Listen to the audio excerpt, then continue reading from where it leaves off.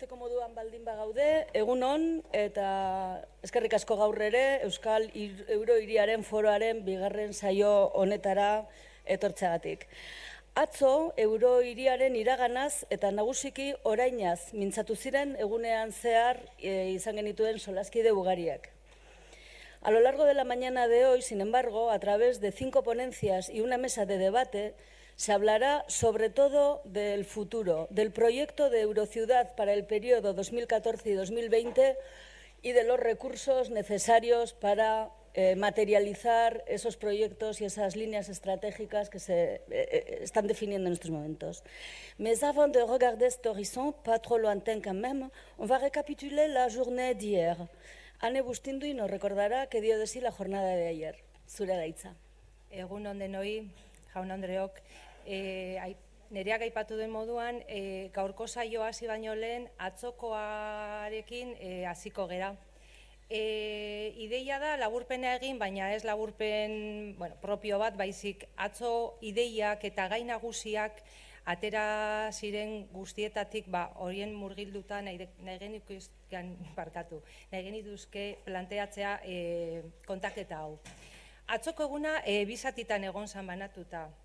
Goizean eragile instituzionalaren ordua izan genuen gure artean.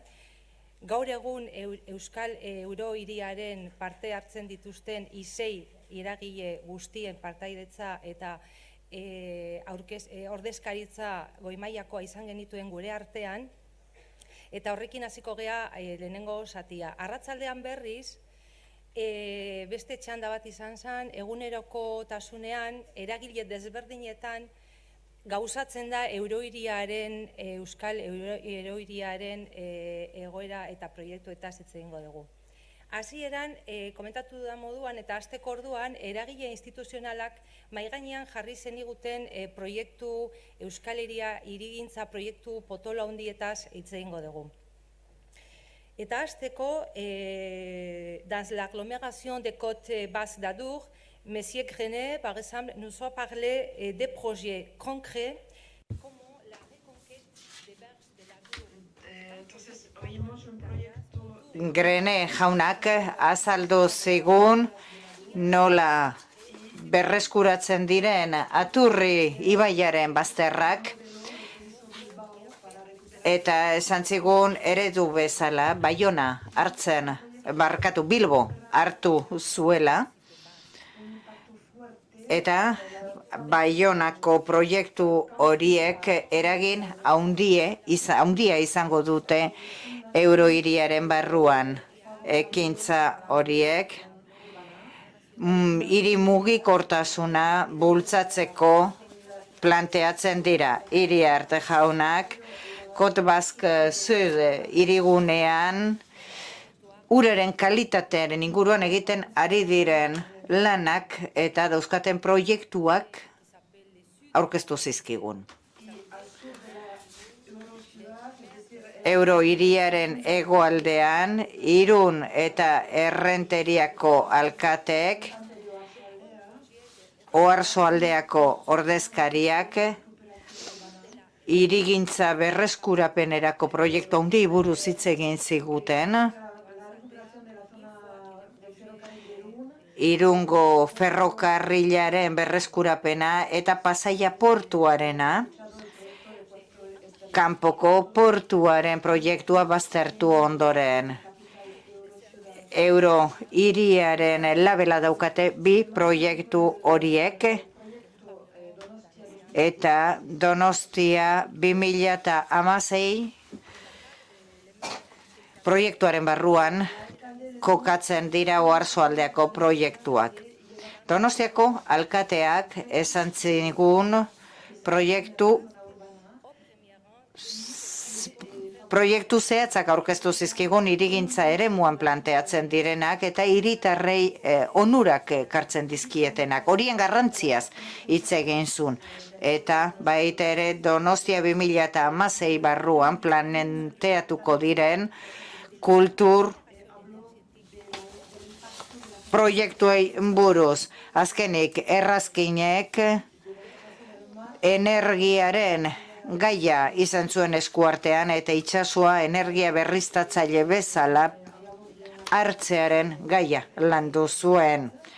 Itsas ertzeko hiri bat izanik, energia berriztatzaileak lantzeko beharraz, edo bide horretatik proiektuak eramateko beharraz hitz egin zigun.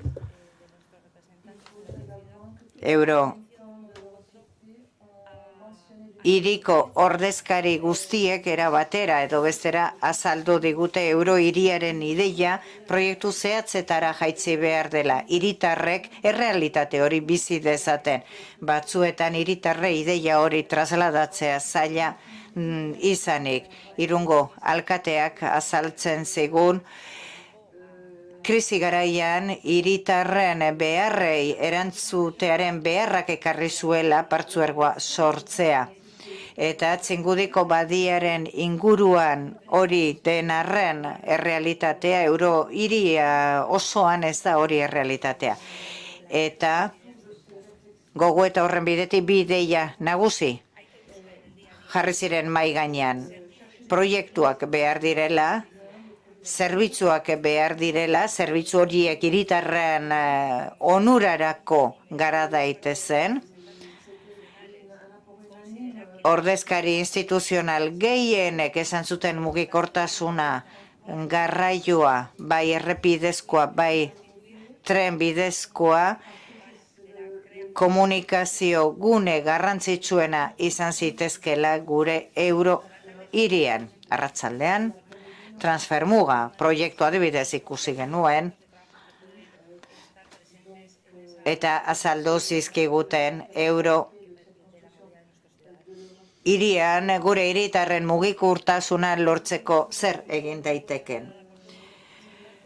Gure ordezkari guztiek azaldu ziguten beste ideia bat izan zen, 20 urte igaro direla, euro hiria abian jarri zenetik, eta gaur eragile instituzional guztiak ja proiektu horren parte direla.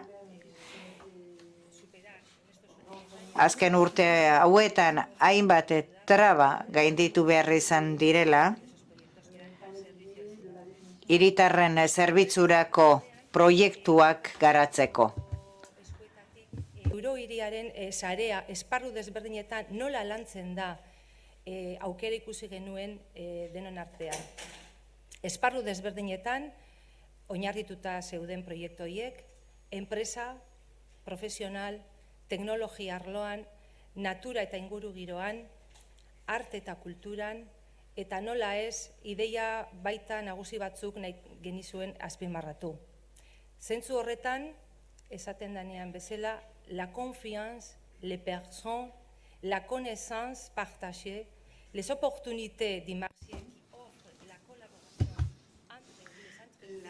collaboration entre Konfiantza enpresarioen arteko lankidetza eta abar dira gairik nagusiena. Euskal Eurohiriaren proiektua eta 11 eragile guzti hauen artean esparru hain desberdinetatik eta mundu hain diferentetatik lortzen ari dugu proiektu hau benetazko gauzatzea.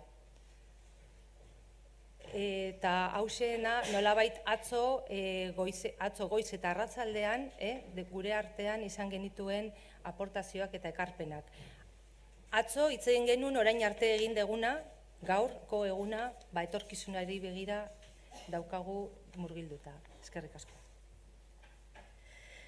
Eskerrik asko eta gaurko abia puntua ez da nola nahikoa. Euskal Eurohiriaren lurraldeko mugaz gaindiko erakunde arteko esparrua izango dugu hizpide. Para hablar del marco institucional transfronterizo del territorio de la Eurociudad, tenemos a 3 representantes de otras tantas instituciones implicadas que son agentes muy activos en este futuro. Il porte la parole du gouvernement basque, Eusko Jaurlaritza, le Conseil régional d'Aquitaine et le Conseil de développement du Pays Basque, Euskal Herriko Garapen Kontseilua. Malheureusement, le représentant du Conseil général des Pyrénées-Atlantiques n'a pas pu nous joindre en raison d'une plénière à Pau. Invito a que ocupen sus asientos a Miquel Antón, director de Asuntos Europeos y secretario general de Acción Exterior del Gobierno Vasco, Las butacas están a su disposición. Mathieu Berger, conseiller région Aquitaine, délégué pour pêche, aquaculture et conchiculture, conseiller municipal a Bayonne, eta azkenik Batitxa Boloki, Euskal Herriko Garapen Kontseiluko zuzendaria. Cada uno tendrá unos 15 o 20 minutos. 15-20 minutu izango ditu bakoitzak proposatutako gaiari buruzko beraien ikuspegia eman dezaten. Eta orain ez dago galdera txandarik, kafe atsedenaldiaren ondoren, egongo den mai inguruan egongo dira galderak. Oso ondo entzuten da, bai. Eskerrik asko eta egunon guztioi, bonjour, como se llama, y buenos días a todos ustedes. Lehenengo eta bat, eskerra honak eman horretik, bakarrik nahi nuke azpimarratu Europako gaietarako zuzendaren ezela, kanpo harremanetako idazkari nagusi, baina idazkaritzan lan egiten dugula, hori bai. Hori esanez, lehenengo eta bat, eskerrak eman, eskerra honenak antolatzailei, benetan, eta eskerrak eman ez baita nahi nuke, zorion du. 200 urte dira, Donostia berbiztu zala, ez dakit, asko konartuko nuke horrako zute bat, horren besteko hiri bat eukitzeko, ez da, eskerrak eta zorionak, urte horren honegatik, eta aldi berean baita Euskal Herriari, 20 urte dira Euskal Herria sortu zela, nik uste dut bentsate datu hona ala, 20 urte iraunduela eta hemen bizirik dagoela. Baita guk ere, Euskadi Akitaneak badaramagu 20 urte martxan. Momentu honetan, fondo Akitan Euskadi fondoa izan dakoa, bihurtu da AECT, Europako lankidetzarako mugaz gaineko elkarte bat, hori da AECT, erderazko siglak erabiliz, eta nik uste dut honek, AECT honek, bentsat ematen digula, aukerasko, gauzak garatzeko eta benetazko mugaz gaindiko politika bat garatzeko. Berraun urte aipatu ditugu, eta bentsate jardunaldi honetako aurkezpenean aipatzen dira gerra napoleonikoak, eta hemen zer bizi izan zen orain dela justu 200 urte ez da. Nik halako detaile gizan nahi nuke esan, orain dela 200 urte gerra napoleonikoarekin sortu zirela nik betzat nire ikuspuntutik gaur egun ezagutzen ditugun estatuak. Horrek estatuak bai, hasi ziren Westfaliako garaian, Westfaliako bake urtean, 1648an okeraz banago, hor sortu zen arkitektura, Europan zehar estatuen arkitektura berri bat. Baina beretan orain dela 200 urte hasi ziren gaur egun ezagutzen ditugun nazioak, ezagutzen moduan ezagutzen ditugun nazioak sortzen. Eta horrek izan ziren gerra napoleonikoen ostean. Gerra napoleonikoak berri modura, berrikuntza modura ekarri zuten ejerzito berriak, hiritarrez sortutako ejerzitoak eta poliki hor hasi ziren sortzen nazio estatuak eta baita gaur ezagutzen ditugun mugak, esango nuke. Hori bentsat apur bat kokatzeko nun gauden. Hori sistema hori ezagutu dugu azkanegoko 200 urtetan. Baina nik uste dut gaur egun gauzak nabarmen aldatzen ari dira. Ez dut esaten mugarik ez daudenik, badagoz eta biztakoak dira. Hor dagoz, 11 oztopo mugartetan, Europan 28 estatu kide dauzkaguz, eta mugakorrak ez dira guztiz desagertu. Merkatu bakarrak, horrek mugak sufritzen ari dira, eta Europar Batasunak bultzatu nahi du, bentsat, merkatu bakar bat eta mugaz gaindiko politika bat merkatu hori lortzeko.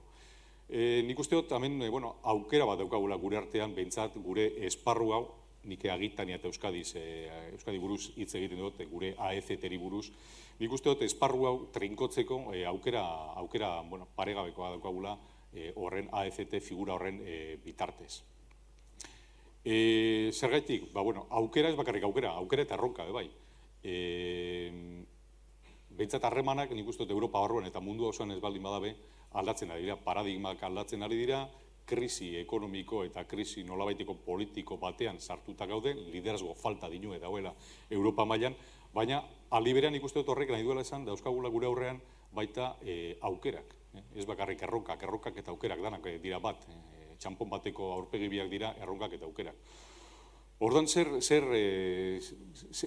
dauko gure aurrean? Nik uste dut daukagula beste aro bat, asko da esatea beste aro bat. Baina bai uste dut, harremanak Europan zehar, merkatu bakarrean zehar aldatuko direla. Nik uste dut klusterizazio baten aurrean gaudela. klusterizazioa ez diote kluster energiako klusterra eta ez dakizen klusterra eta bar ez nabil sektorial hitz egiten. Baina bai uste dut harremanak gaur egun krisi hau, behintzat gainditzen badugu, beste erabatera ezagutzuko ditugula. Eta nire ustez behintzat harremanak izango dira eskualdetik eskualdera. Ez dut esaten eskualde bat ez dakitz Aragoi eta Ginor. Uste dut eskualdeak esaten ditudanean dira guneak, gune ekonomiko eta sozialen artean. Hemen gure ez dakitz ezaugarri bat baldin bada, teknologian trebeak gaela, ero berrikuntzan, edo beste arlo baten trebeak ero behintzate garatuak gaela, nik uste dut horrek emango ditugula etorkizunean aukerak beste gune batzuekin harremanak sortzeko eta indartzeko. Horrean, kontekstu horretan, ni nahi nuke jarri, horrela gauzak horrela izango badira, inok ez daki, baina izan daiteke horrela izatea, nik uste dut AECT-ak ematen digula guri hori trinkotasun hori lortzeko aukera bat. Akitania, Bordele eta nolabait Bilbo arte, horre sortu dezakegu, ero garatu dezakegu, danon artean esparru berri bat, trinko bat. Eta nik uste dut hori dala gure aukera eta gure erronka. Zetaz ari naiz? Bueno, momentu honetan, ez bakarrik gu, baita Euskal Hiria ere, plan estrategiko bat garatzen eta ikertzen ari gara. Nik uste dut plan estrategiko horretan, argik behar ditugu zeintzuk nahi ditugun, zeintzuk ardatz nahi ditugun garatu, baina kontua ez da ardaz bat ala beste bat, horretaz beste egun baten hitz egin dezakegu. Kontua da nola garatuko dugun hori. Eta nik uste dut horre importantea dela denon artean lankidetza bat garatzea. Orduan, hornik printzipio bera biliko nituzke. Euskadi Akitania esparru osoan. Eta dira, bata izango litzateke maila ugariko gobernantza bat erabiltzea, hau da, hemen gara, ez dakit zemat erakunde, agente eta bar, azkenean denon kontua da bentsat ideak sortzea eta proposamenak egitea. Nik uste hori oso importantea da. Orduan, gobernantza hori alde batetik, eta beste batetik baita subsidiariotasuna. Subsidiariotasun printzipioa, badakizu denok, gutxi bagara nahi duena esan, efizienteak izan behar gaela eta bakoitzak egin behar ditula ekintza batzuk maila egokian. Hau da, udaletxe batek albaldin badu ekintza bat, edo plangintza bat aurrera etera bere kabuz, ez du beste erakunde maila baten laguntzarik behar. Hori izango litzateken labur bilduta subsidiariotasun printzipioa aplikatzea. Nik uste dut hori importantea dela baita gure esparru osoan horrelako erabiltzea. Eta hori nahiko ez danean beste erakundeak, beste maila bateko erakundeak elkarkidetza garatzea. Orduan, printzipio bi horrek eta beste hirugarren ardaz bat erabiliko nuke, eta da publiko pribatuen arteko lankidetza bat garatzea. Nik uste dut hori oso importantea dela. Hemen erakundeok, Konsei Regional, Eusko Jaurlaritza, ez gara inor pribatuen laguntzarik gabe. Enpresek, ganberak, hor badeko adibide oso nik uste dut importante bat biartean Gipuzko eta Baionako ganberen arteko lankidetza. Nik uste dut horre guztiak kontutan hartu behar dira eta danon artean egin behar dugula nola baiteko lankidetza bat. Solasaldi, etengabeko solasaldi bat garatu behar dugu, nik uste dut oso importantea dela, behintzat Euroregioan konbentzituta gaude hori importantea dela, eta gu behintzat agente publiko, pribatu, erakunde guztiak, euren behintzat iritsiak onartzeko prest gaude. Ez dakitzen pentsatzen, eta horrek usitzen neukasan gauza guztiak aipatu ditudan ala ez, baina, bai, gero azkaneko puntu bat, nik uste dut Euroregioak beste aukera bat ematen digula. Eta da, Europar fondoak erabiltzeko bentsat nik uste dut tresna bentsat egokienak garela momentu honetan. Orduan, bat egin albaldin badugu bentsat koherentziaz albaldin badugu gure politikak eta formulatu, pentsa dezakegu baita proiektuak eta aurkezteko tresna egokia garen ala ez nik uste baiet, bentan konbentzituta nago. Orduan, labur bilduz, bakarrik esatea, pentsatzen dudala momentu honetan paradigmak aldatzen direla, ez bakarrik Europan, baina gu Europan bizi gara eta bereziki Europan, erronka nabarmena dauzkagula gure aurrean, baina baita aldi berean aukera bihurtu alditugula erronka horrek. Euroregioak, AECT-ak, eta bakarrik erreglamentua, Euroregioaren, AECT-aren erreglamentua irakurtzeri besterik ez dago ikusteko, horrek baditugela ezaugarri batzuk, bintzat, erabilgarriak ero lagungarriak izan daitezkela guri horrek erronkak betetzeko. Beraz, lankidetza, danon arteko lankidetza bat, solas etengabea, gobernantza multinivel bat erabiliz, subsidiarioen printzipioa azkenean garatu, eta publiko-pribatu, bintzat asoziazio bat garatzea nik uste dut horrek dira gakoak. Eskerrik asko eta zuen erantzuen zaine gelitzen naiz. Eskerrik asko. Eskerrik asko, Anton jauna, eta mesedez nire izenean eskatu barkamena Elortza andereari kargutik kentzeagatik. Maintenant, c'est à vous, Monsieur Berger.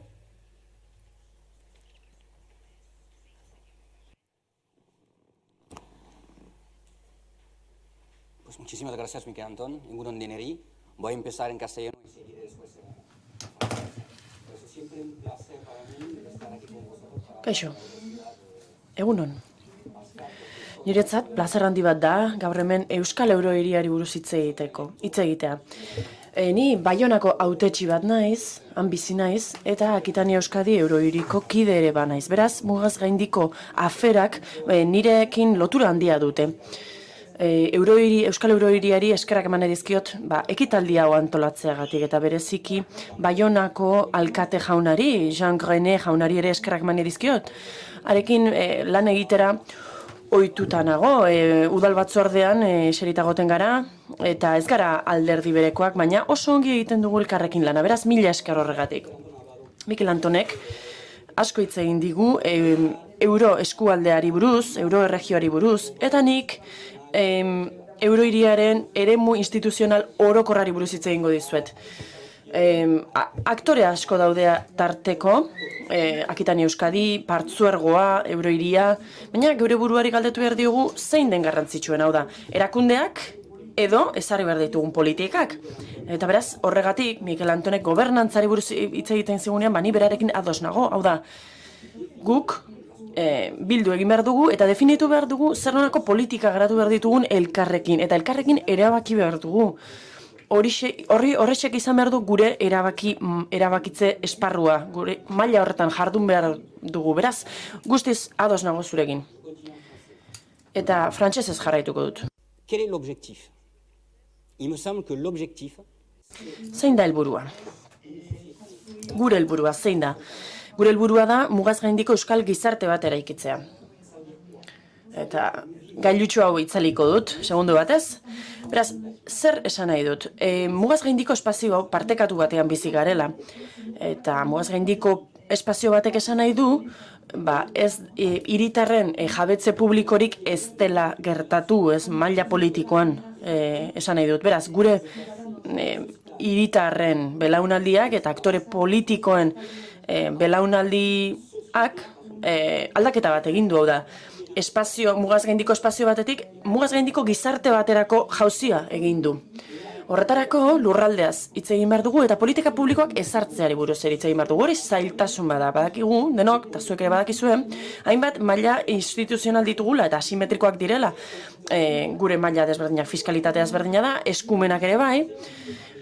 Maila instituzional bera dugu, baina milorri frantsesaz hitz egin ohi dugu, baina milorri espainiarraz ere hitz egin daiteke.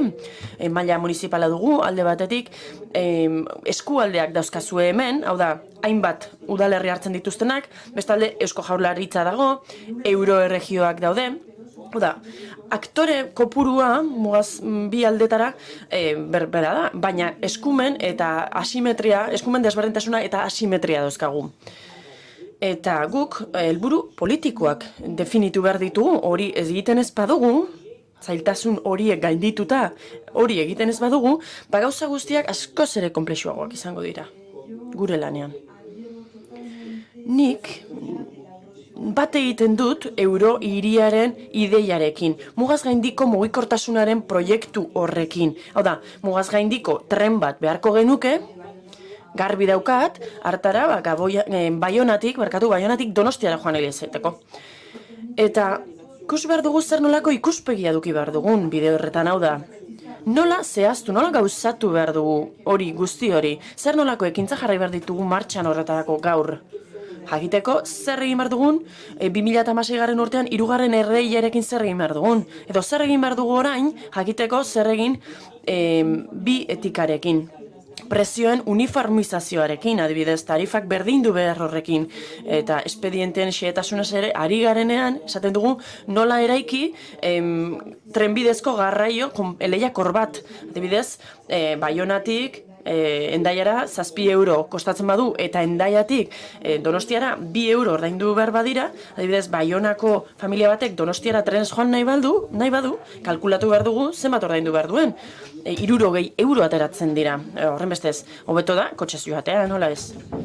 Eta aparkalekuak, Donostiako aparkalekuak disuasorioak dira, oso garestiak dira, baina hala ere, frantsesak Donostiara kotxez etortzen jarraituko dute. Horren bestez, koordinazio lan bat egin behar dugu. Ez dut uste, erakunde bakar batek edo erakunde multzo bakar batek egin behar duenik proiektu hau.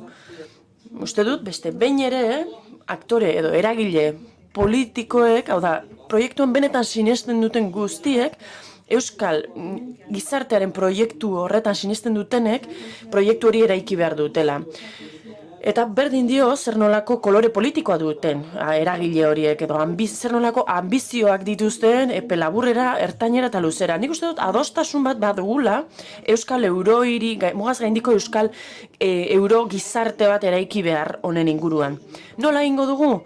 Adibidez, garraio politika jakin bati buruz hitz egin dugu. Eta ni pozik nago, zeren eta halako ekitaldietan parte hartzen dudanean, adibidez gaur, atzo, entzuten dut 3 hizkuntzak erabiltzen ari garela. Nik sentitzen dut, nik bakarrik 2 hitz egiten ditut, menderatzen ditut. Baina, nik ez dut uste ahalmen linguistiko batez hitz egin behar dugunik. Nik uste dut 3 hizkuntzek elkar osatzen dutela gure lurralde honetan.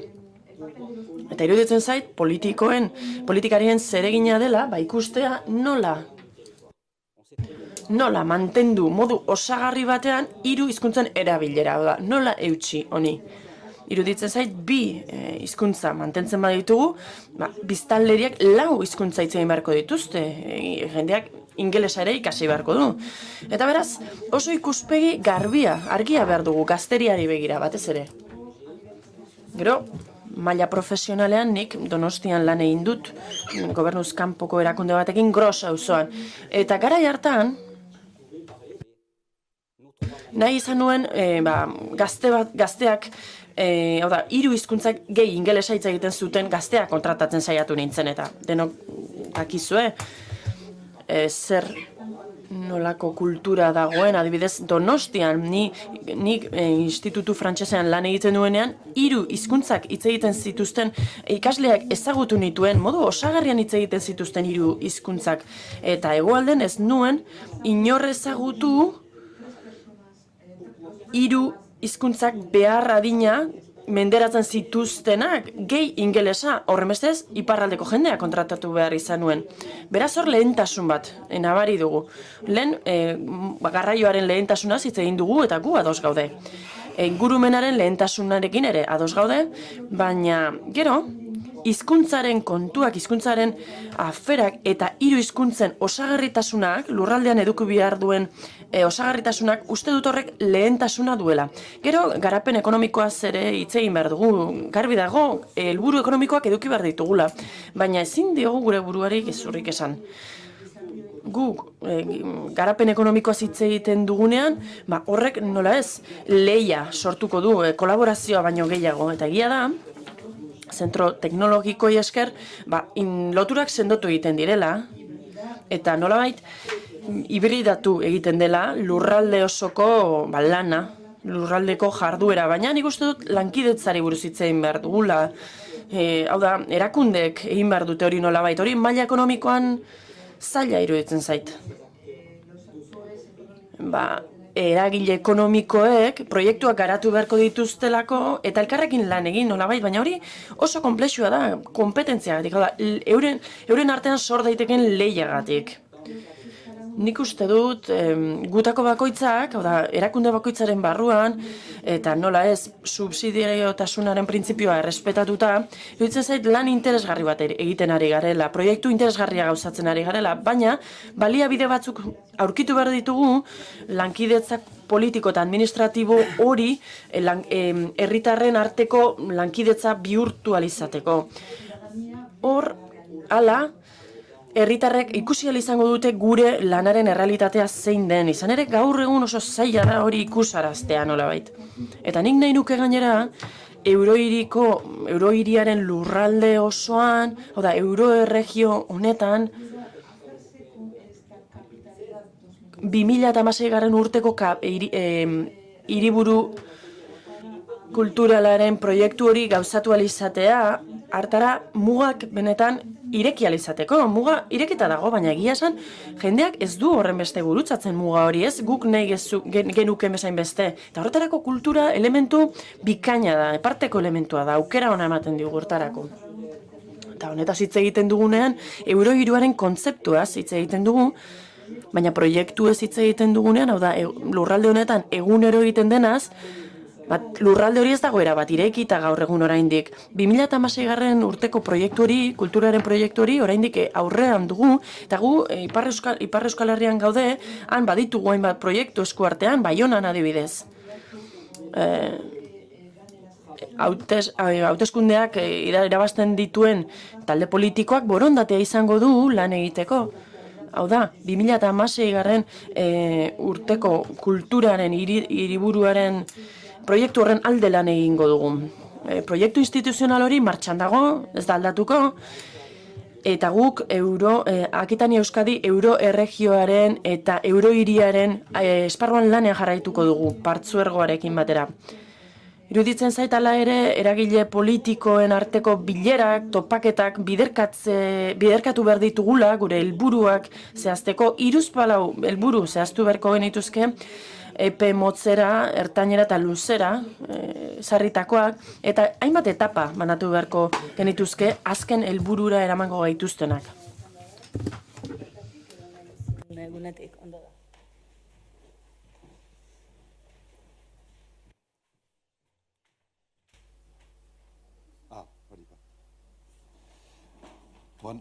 Egunon deneri, eta eskerrik anitz unat komitaturik. Lehenik nahi nuke Jean-Jacques Lasser etortzekoa zen, hautetxeen kontseiluko lehendakaria, eta beste bilera bat izanez pauen, ezin da dina ahal izan egun, eta galdegindat haren partez mezu zonbait pasarazteat egungo gure bileran. Erdaratze eginen dut, bilera. Donc, pour commencer, je vais parler au nom du Conseil des élus du Pays Basque.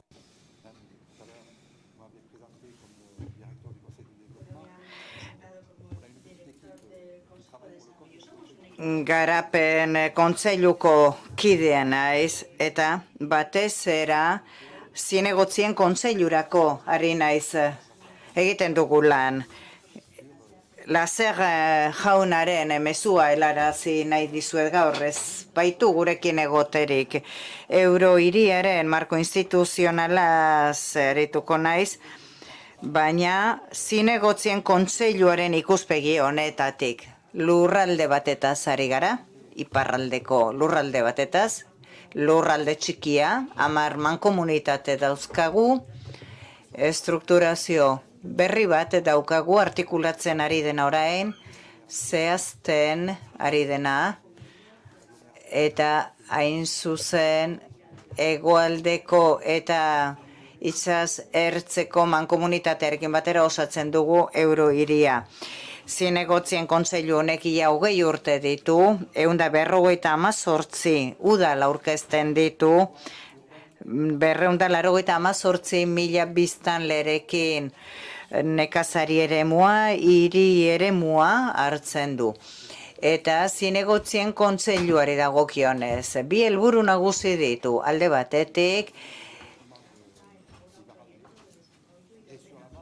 iparraldearen antolamendu eta garapenerako proiektu bat egiten du, eta hortik abiatuta Europarekin, estatuarekin, komunitate autonomo eta probintzieto departamentuarekin era guztietako neurriak hitzartzen ditu Euskal Herriaren garapenerako. 76 kide ditu eta berezitasuna da era guztietako ordezkariak daudela. Alde batetik, mankomunitateen ordezkariak daude.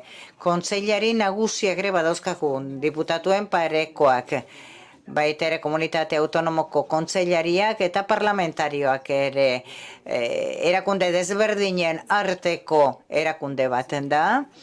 Irabazbide asmorik gabeko elkarte baten da. Estruktura bat lana estuki egiten duena garapenerako kontseiluarekin eta 20 urte inguru ditu erakunde honek eta gizarte zibileko eragile guztiak, eragile maila desberdinetako eragileak daude. Egin beharreko lanei dagokionez,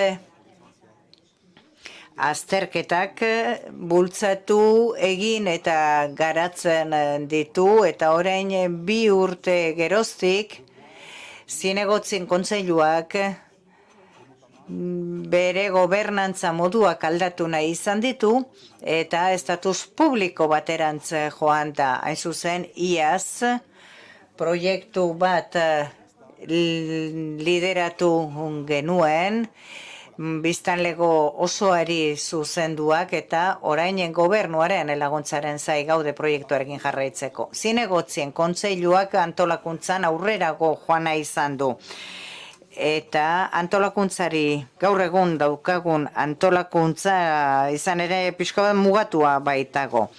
Gogoratu behar dizuet, 20 urte hauetan zer egin ahal izan dugun. 82an hasi ginen, lurraldearen diagnostiko prospektibo batekin, 2010ko Euskal Herria izenburua jarri genion, eta garapenerako kontseiluaren eta hautatuen kontseiluaren bidez ikusi nahi genuen nola garapen proiektu bat garatu egin genuen proiektu bat 87an, eta horrek hitzarmen batera eraman gintuen 2000-2006 arorako 50 ekintza, 200 milioi euro guztira erabili genituen, 57 proiektu ziren, ur zikinen tratamentuan zentratu ginen, politika linguistiko bat ere abian jarri genuen, euskarari zegokionez,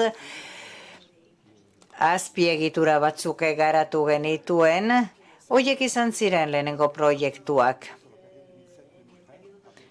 2007-2013an jarduera desberdinak berreskuratu genituen, beste azterketa bat egin genuen, 82an egindako osatzen zuena,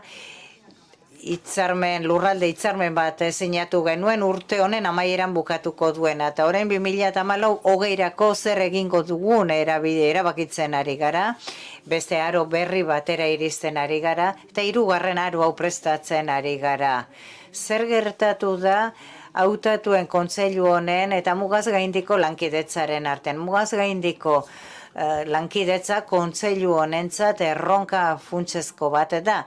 Naiz eta bere gaitasuna oso mugatua dagoen mugaz gaindiko markoan jarduteko. Ez daukagu eskuduntzarik lurralde horren barruan jarduteko, baina egia da 2007an parte hartu genuela mugaz gaindiko konferentzia atlantikoa sortzeko eraguztietako erakundekin, eta konferentzia horrek sorrarazi nahi zuen maila bat zeinek antzeman zitzaken ze arazo ari ziren oztopatzen mugaz gaindiko garapena eta mugaz gaindiko harremanak egunerokotasunean, eta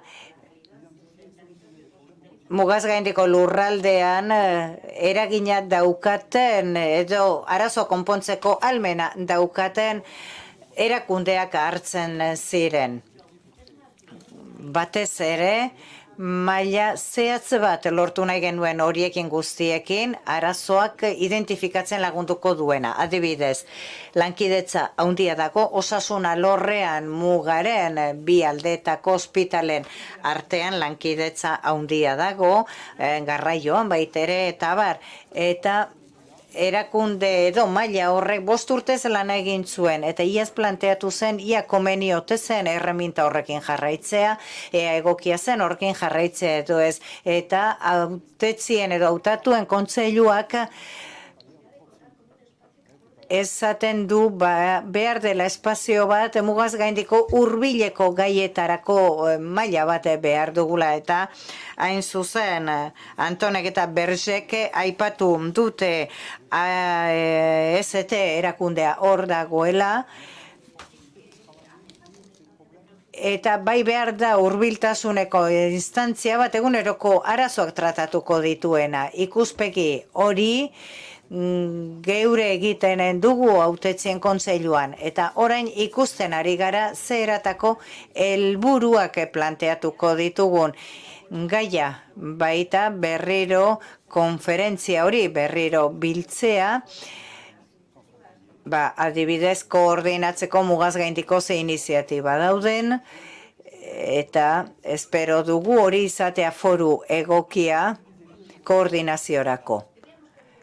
Ikus dezagun, hautetzien kontseiluak zeharreman duen euro hiriarekin foro honen bidez, atzo aziteko foro honen bidez, euro hiriak erabaki du bere helburua izango dela biltzea eragile guztiak, lurralde honetan jarduten duten eragile guztiak eta plan estrategiko operatibo bat garatzea guztien hartzea. Europako proiektuak orain preparatzen ari garenak aprobetsatuz, mugaz gaindiko zenbait proiektu abian jartzea. Bestalde hautetzien kontseiluak garapen kontseiluaren laguntzarekin lurralde hitzarmena, etorkizuneko hitzarmen hori abian jarri nahi dugu estatuarekin, komunitate autonomoarekin eta probintziarekin egingo dugu, eta estuki lanean mankomunitatekin, eta hain zuzen behar dugu kontratu hitzarmen hori erakunde multzo horretatik sortzea, eta noski baita ere gaur egun dauden bi bilkura gunekin, bi mankomunitatekin alegia, dauzkagun bi mankomunitatekin. Beraz, koherentzia bat behar dugu ekintza politiko desberdinen artean iparraldean, eta dauden bi mankomunitateen bitartez eta hautetzien kontseilukoak dira. Bi horiek baitera artikulazio batera irizte euro hiriarekin mankomunitate horiek euro hirikoak direlako. Beraz, proiektuen osagarritasun bat bilatu behar dugu. Iruditzen zaigu, euro hiria hartu behar duela lurralde zabalako bat, eta bildu behar dituela biztanle guztiak. Mapa hartzen baldin badugu ikusten dugu lurralde hau lau polo haundiren erdiko gunean dagoela. Gune bakoitzak milioi bat dugu. Toulouse, Bordele, Zaragoza eta Bilbo. Eta gure eremua justu erdian dago. Beraz, seguruenik paper funtsezko bat edukiko dugu lau polo haundi horien inguruan. Beraz, lurralde eskala honetan pentsatu behar dugu, eta estrategia handi nahi bat behar dugu, indarrean jarriko ditugun garapen ereduei dagokionez. Gainera, iruditzen zaigu 3 arrisku handi daudela eta konpondu beharko ditugula. Alde batetik, desberdintasun sozial eta territorial guztiak sortu daitezkenak iparraldean, lan handia egin dugu desberdintasunei dagokionez. Desberdintasun sozial eta aparte ikusi dugu lurraldeen arteko desberdintasunak ere badaudela. Adibidez, irabazietan edo potentzialitate fiskalean eta ikusi dugu aukera handiak daudela zentzu horretan. Beraz, interesgarria litzateke etorkizun batean ez daitezen gehiagora joan lortzea. Iparraldean hemen baina nabariakoak dira, baitere hainbat tentsio nabariak dira. Lurraren okupazioa etxe bizitzetarako. Urteak daramatzagu, esaten oreka bat bilatu behar dugula lurraren erabilerari dagokionez konturatzen gara, politika asko martxan jartzen ari diren arren, oso politika dinamikoak jarduera ekoizleen alde, lurra, etxe bizitzetako lurraren okupaziorako joera horiek hor daude, beraz, sortu ibilbidea aldatu beharko dugu eta zergatik ez lurralden arteko hurrengo hitzarmenean azpimarratu beharko ditugu modu desberdinak lagunduko ditenak jarduera ekoizleak. Ikerketa, berrikuntza beharren ditugu eta erronka hori hor dago, zai daukagu, baina badaukagu hirugarren maila bat, eta horiek dira ingurumenarekin lotutako arrisku guztiak. Konturatu gara, bioaniztasunean pobretze bat dagoela, paisaia, ura, baliabideak gero eta euskorrakoak dira, eta beraz iruditzen zaigu gure lurraldearen erronketako bat, eta horri deitzen diogu guk lurraldearen kapitala, alegia, horri esker etortzen da jende guztia, lurraldearen erakargarritasuna da hori, eta kapital hori ezaugarri horiek guztiek osatzen dute. Kapital hori arriskuan dago, beraz, azpimarratu beharko dugu behin gehiagotan hori horrela dela, eta bainatzeko uren egoera zeintzen atzo azaldu zen, hori oso garrantzitsua da guretzat, adibidez, eta konponbide bat bilatu behar dugu aldaketa klimatikorako, energien erabilerarako erronka funtsezkoak dira. Eta momentuz, ez dakigu nola antolatu ahalko garen eta nola jardun ahalko dugun, baina ingurumeneko erronkak funtsezkoak izango dira etorkizunean, eta eurohirian eta hautetzien kontseilua dira foro egokiak arrisku horientzat konponbideak bilatzeko, baina badira lankidetzarako beste eremu batzuk ere, hizkuntzen eremua alorra egin da lehen, ikusi dugu euskararen presentzia eta erabilera nola indartu, eta badago Eusko Jaurlaritzaren eta euskararen kontseiluaren artean garbi dago eurohiriaren lurraldean, periferia osora zabalduko dugu lurralde hori, eta konturatzen gara pulmoia metropoli mugaz gaindikoa izango dela, bere funtzio urbanoekin, oraindik garatu beharko ditugunak, baina honek arrisku bat dauka, eta arriskua da atzean uztekoa barruko lurralde guztiak. Beraz, ikusi behar dugu. Nola lagundu ez bakarrik metropoliari, garatu bai, baina ahaztu gabe nekazari eremu guztia.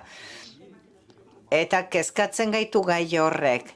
Nekazari eremua metropoliari lotuta eraman behar dugu, eta zona urbano eta nekazari eremuaren arteko oreka bat bilatu beharko dugu.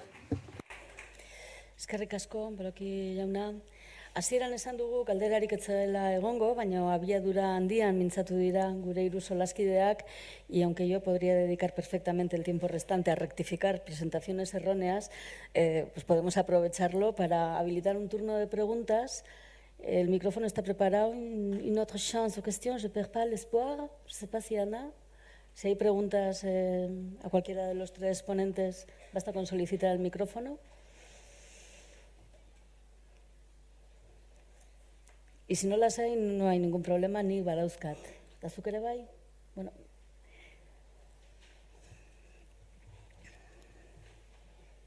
Erantxo da aurrena.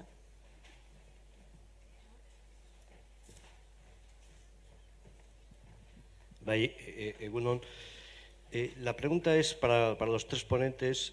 Galdera bat, 3 hizlarientzako. Nola ikusten duzue gobernantzaren artikulazioa eskualde honetan? Hau da, nola bila ditzakegu osagarritasun horiek erakundeen artean ere? Hau da, erakunde publiko eta pribatuen artean. Harreman horiek zailak izaten baitira. Hori iruditzen zait dela erronka bat, guretzat. Hau da, gero hitz egingo dugu horretaz, alkateekin. Baina nola ikusten duzue? Bueno, pues, empiezo yo, me indica el pie. Bueno, neu hasiko naiz. Nola ikusten dugu gobernantza? Galdera ona da. Azken batean, zer daukagu hemen? Lurralde zabal bat, Akitania, Euskal Autonomia Erkidego hartzen duena, eta nor daki, behar bada, noizbait, Nafarroa ere hortxe egongo da, ezakit. Lehen egon zen. Nola hartu gobernantza, nola landu halako lurralde zabal batean? 2 printzipio izan behar ditugu, alde batetik subsidiariotasuna, eta beste alde batetik lankidetza alor publiko eta pribaturen artekoa, iruditzen zait, behar bada hitz simpleak ematen dute, baina oso garrantzitsuak dira. Nik 2 forma ikusten ditut, bereziki batetik, forma ideala, modu ideala, baina oso komplexua lortzeko, gaur egun. Eta da, gobernantza formala. AST-ak ematen du horretarako bidea. AST-ak ematen du aukera, adibidez, parte hartzerako erreglamenduaren aldetik, esan nahi dut. Eta parte hartze hori ez aktore pribatuena bakarrik, baizik eta helburuak ere ezartzeko, kohesio ekonomiko eta soziala lortzeko, eta hor estatuak adibidez parte hartu ala izango luke, estatu zentralak nolabait izateko, baina hortik hasita beste dozein erakunde maila, beste dozein erakunde instantziak parte hartu ala izango luke. Eskualde mailan, mankomunitate mailan eta bar. Hori horretarako aukera badago, eta beste euroregio batzuetan egiten dute horixe. Gobernantza modu hori aurrera eramaten dute. Adibidez, de la Casas jaunak aipatu ala izango digu, horri buruz zerbait. Eta beraz, gobernantza horren oinarria subsidiariotasuna izango litzateke. Hau da, organo batzuek parte hartu ala izango lukete, erakundek, eta bar. Hori konplexua da, baina aukera hori badago, eta aztertzen dugu aukera bat da guretzat. Epe laburrera begira, nik uste dut gehiago, aipatuko nuke, eltengabeko elkarrizketa bat daukagu, eta hor, eurohiriaren inguruan proposamenak daude, eta hor plan estrategiko bat prestatzen ari da eurohiria, eta hor jasotzen dira ingurumenarekin eta mugikortasunarekin lotutako gai nagusiak. Hor, mugaz gaindiko beste hainbat elkartek ere parte hartzen dute, eta beharrezkoa izango litzateke, etengabeko elkarrizketa baten gainean, hainbat gai jorratzen hastea. Adibidez, lurralde honetan dauden hirien arteko espazioa nola landu. Nik uste dut transfer muga, Mathieu Bergek aipatu digun proiektua, horren adibide dela. Hau da, gobernantza informal baten adibide da. Hor, tartean hainbat aktore sartzen ditu, eta euroregioaren mailara iristen den gobernantza bat da. Askoz ere gehiago luzan daiteke, baina horiek dira, gutxi gora beran ikusten dituen aukerak, ahalik eta praktikoanak izan behar dugula, eta etengabeko elkarrizketa albidetu behar dugula, hau da, proposamenak bota, ideia jaso, eta bar. Zerbait gehitzea harremanik, horixe bera ikusten dut, hau da, gobernantza instituzionala oso zaila da tolatzen. Baina, guztiok elkarretu behar dugu, informazio maila berberarekin, eta guretzat, gure lurralderako nahi dugun irudia eskaini behar dugu. Nik lehen erakunden arteko asimetria aipatu dut, eta izan ere horrek arazoak ekartzen ditu. Beraz, nik proiektukako gobernantza bat proposatuko nuke, hau da, zein da helburua eta nola antolatuko dugu gobernantza horretarako. Adibidez, transfermuga proiekturako. Proiektu horrek ez du ematen soluzioa edo irtenbidea gauza jakin baterako, baina eragile guztiekin elkartu gara mugaz gaindiko mugikortasuna aztertzeko. Adibidez, Hondarribiako eta Hendaiako alkateak, eta Gipuzkoa Foru Aldundiko ordezkariak, eta gu politikariok elkartu gara teknikariekin, gai hori balio esteko. Eta guk hainbat eta hainbat gauza entzun ditugu. Astelehen goizean adibidez, Baionako eskualdeko lehendakariarekin bilera bat daukat, emaitzak aurkezteko. Gero, gobernantza maila bakoitzen antolatu egin behar da. Mugaz gaindiko mugikortasuna hitz egiten dugunean, ez gara ari bakarrik mugikortasun horretaz, Donostia eta Baionaren arteko mugikortasunaz. Badago, eskualde txingudi eskualde barrenean ere badago hor mugikortasun bat, mugaz gaindikoa. Eta Donibane Loitzun eta Irun artean ere gauza bera gertatzen da. Eta Baiona eta Donostian artean. Baina operadore asko daude, asko. Zerbitzu urbanoak dira, herri arteko zerbitzuak ere bai, eta trenbide zerbitzua ere badago. Eta horietako kasu bakoitzean, aktoreak edo eragileak desberdina dira. Gutxienez, errealitatea behintzat aurkeztu behar dugu. Bakoitzak bere lurraldean, eragile bakoitzak bere ikuspegia du. Mugaz gaindiko mugikortasunaren inguruan. Gaur egun hori horrela da, beraz. Zein da gure helburua? Epe laburrera, epe ertainera eta epe luzera. Elkarrekin planteatu behar ditugu helburu horiek. Gaur egun dauzkagun baliabideekin, zeren eta deno dakigu oso garai latzak ari garela bizitzen maila ekonomikoan eta aurrekontuak oso baxua direla. Horren bestez, helburua euroiriko trena bada, eta niri iruditzen zait hori horrela dela. Iruditzen zait euroiriak hori behar duela. Ikusi beharko dugu nola eraiki berehala behar ditugun baldintzak. Hau da, gutako bakoitzak bere mailan, nor bere mailan zer nolako erabakiak hartu behar dituen,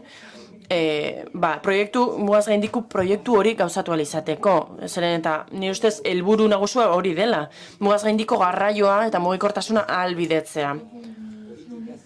Eta politika linguistikoa garatzea erabakitzen dugunean, osongi, egingo dugu, euskarari buruz hitz egingo dugu, baina hori baino lehenago, lehen estatu zentralaren ikuspegia zegoen, eta hitz egin dugu, lehen pertsona bat askok 3 hizkuntzak hitz egiten dituztela, eta baina horrek ez du gehiago funtzionatzen. Beste behin esango dut, gure helburua zein den ikusi behar dugu, euroiriko gazteek 3 hizkuntzak hitz egin behar dituzte, gehi ingelesa. Hau da, mundu global honetan lan egin izateko. Beraz hori izan daiteke helburu ambiziotsu bat. Baina ikusi behar dugu zein izan behar den gure helburua eta gure artean koordinatu egin behar dugu, hori aurrera eraman ahal izateko. Baina guztiok eseri behar dugu eta maila formalean hori erabakitzea oso zaila iruditzen zait egia esateko. Beraz, maila politikoan erabaki behar dugu nor bere maila instituzionalean gauzak nola egin, hori da egin behar duguna.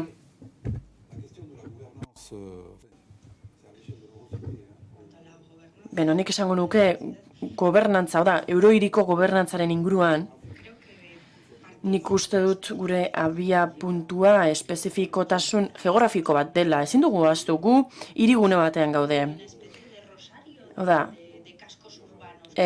Alde zahar multzo moduko bat daukagu, eta horiek hartzen dute gure lurraldea nola bait. Hau ez da hiri klasiko bat, erdigune batekin, auzoekin, periferiarekin, artikulazio modu hau ez dugu beste lekuetan topatzen. Eta multzo hori, hiri eta herri multzo horren ondorioz, erabakiak herri horietako bakoitzean hartzen dira. Eta beraz oso zaila da, erabaki gune askorekin gobernantza ezartzea. Horren bestez, nire ondokoekin ados nago, hau da, epe luzera zer egin nahi dugun, horren arabera erabaki beharko dugu gobernantza. Hau da, zein da gure ambizio politikoa, zer egin nahi dugu lurralde honekin. Eta konfigurazio hori kontuan hartuta, 600.000 biztanle ditugula, nola imaginatzen dugu, nola lagunduko diogu herritarrari, nola antolatuko ditugu gure ospitalak, nola kudeatuko dugu mugikortasuna, urak, zaborrak, horiek dira gaiak. Eta horiei esker, etorkizuneko hiritarrek, beren bizitza modu atsegin batean bizial izango dute. Orain kontua da jakitea nola eraiki ikuspegi hori. Hau da, gure hiritarrentzako nahi duguna, eta gobernantza horren araberakoa izango da.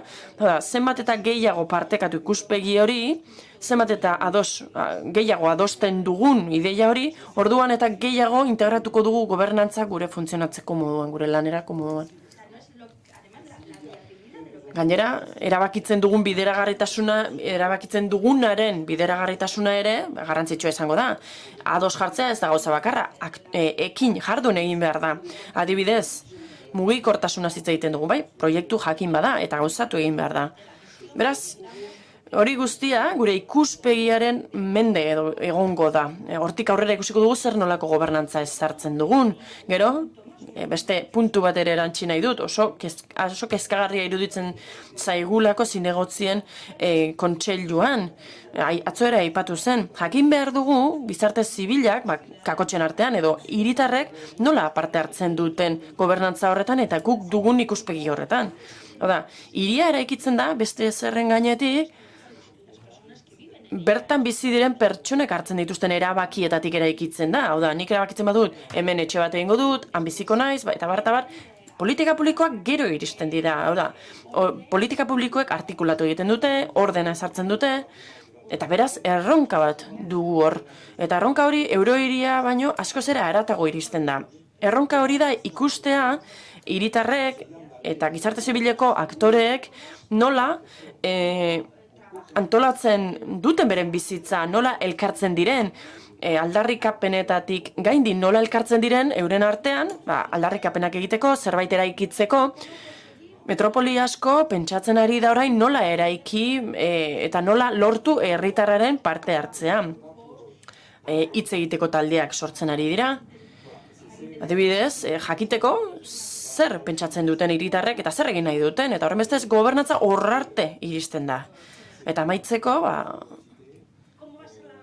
esango dut, nolakoa izango da eurohiriko gobernantza? Guk nahi dugunaren araberakoa izango da, eta ikusten, eta segun eta nola integratzen dugun eurohiria periferiako lurraldeekin, hori ere garrantzitsua izango da. Eta amaitzeko, lehengo ondorio berberera iritsiko naiz. Ikusi behar dugu zer nolako gobernantza ezarriko dugun herri eta hiri desberdin horien artean. Hau da, kostaldeko eta barnealdea izan ere askoz ere ruralagoa da eta bukatu egingo dut. Es poco habitual terminar con 8 minutos de antelación. Ez da ohikoa 8 minutu lehenago amaitzea, baina goizeko bigarren zatiko programa oso kargatua da. Beraz, horren bestez, nahi baduzue kafea lasai hartuko dugu, eta eskertuko nizueke 11 puntuan etorriko bazinate. Eta denok preste egongo bagina. De vous à 11h. Je dirais pas que c'est impératif, mais c'est très convenable de commencer à 11h car le programme est très cherché. Merci.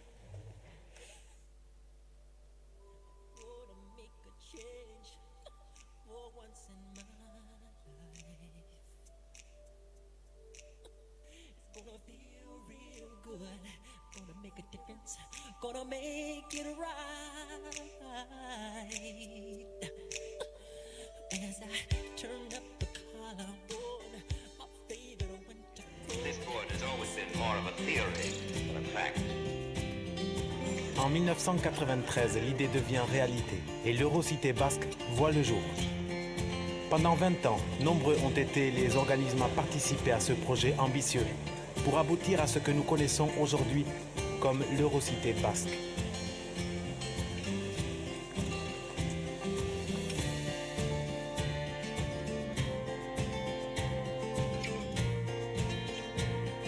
Une Eurocité de 3 cultures différentes.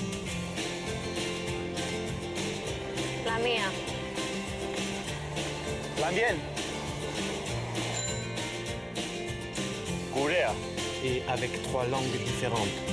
El mío. La mienne.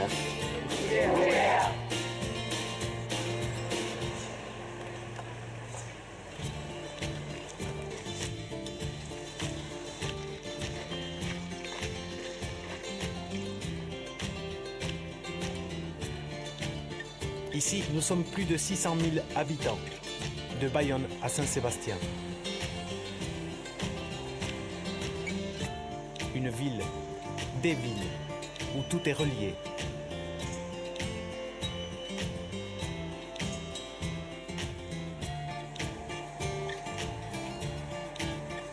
Où chacun trouve sa place.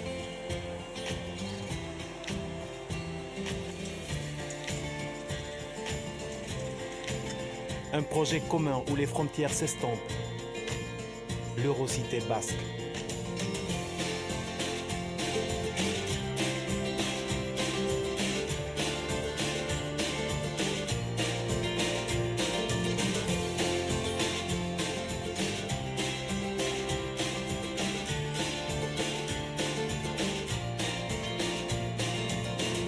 Une cité en pleine évolution, équipée d'infrastructures et de voies de communication qui assurent un service à plus d'1 million de personnes tous les jours. Un corridor urbain de plus de 50 km reliant tous les citoyens. Des personnes, hommes, femmes et enfants partageant un projet commun. Une cité multiculturelle avec des centaines de projets sociaux et un patrimoine culturel dont nous bénéficions tous. Nous partageons nos idées et renforçons nos liens sur la base d'une identité commune, le basque. Une façon de comprendre le territoire qui repose sur la conservation et le respect de l'environnement.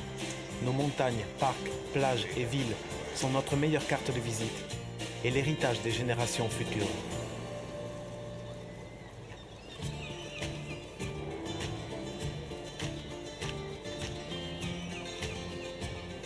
Pour nous qui habitons ici, l'Eurocité basque est déjà notre réalité.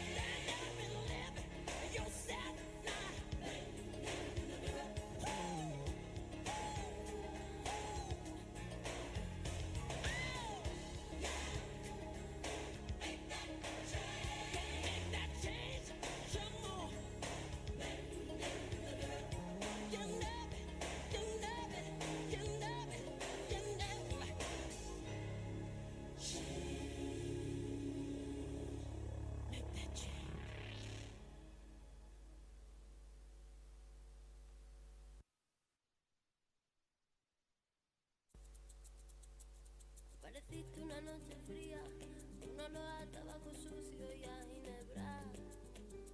El miedo ya me recorría mientras cruzaba los deditos tras la puerta. Tu carita de niño guapo se la ha ido comiendo el tiempo por tu vena. Y tu inseguridad machita se refleja cada día en mi lagrimita. Una vez más no, por favor, que estoy cansada y no puedo con el corazón. Una vez más no, mi amor, por favor, no grites que los niños duermen. Una vez más no, por favor, que estoy cansada y no puedo con el corazón. Una vez más no, mi amor, por favor, no grites que los niños duermen. Voy a volverme como el fuego, voy a quemar tu puño de acero y del morado de mis mejillas saldrá el valor pa' cobrarme las heridas. Malo, malo, malo eres, no se daña quien se quiere, no. Tonto, tonto, tonto eres, no te pienses mejor que las mujeres. Malo, malo, malo eres, no se daña quien se quiere, no. Tonto, tonto, tonto eres, no te pienses mejor que las mujeres. El día es gris cuando tú estás y el sol vuelve a salir. Cuando te vas y la penita de mi corazón yo me la tengo que tragar con el fogón. Mi carita de niña linda se ha ido envejeciendo en el silencio. Cada vez que me dices puta, se hace tu cerebro más pequeño. Una vez más, no, por favor, que estoy cansada y no puedo con el corazón. Una vez más, no, mi amor, por favor, no grites, que los niños duermen. Una vez más, no, por favor, que estoy cansada y no puedo con el corazón. Una vez más, no, mi amor, por favor, no grites, que los niños duermen. Voy a volverme como el fuego, voy a quemar tu puño de acero y del morado de mi mejilla saldrá el balón para cobrarme las heridas. Malo, malo, malo es.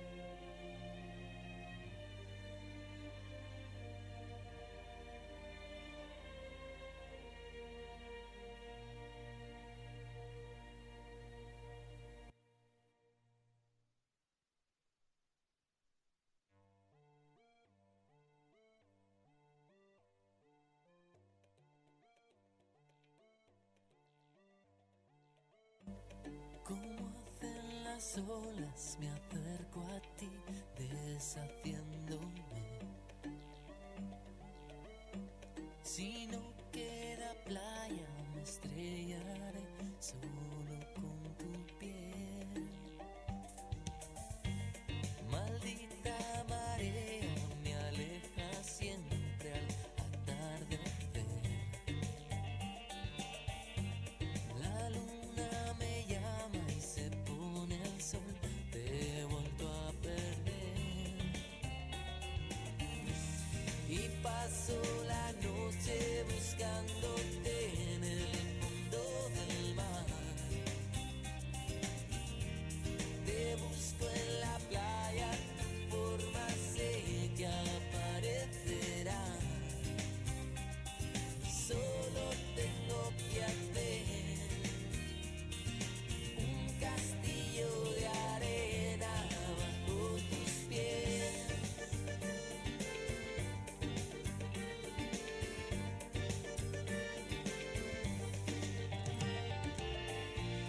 A veces te siento al tumbarme al sol y sigues mis huellas cuando me voy. Merece la pena buscarte, merece la pena esperar.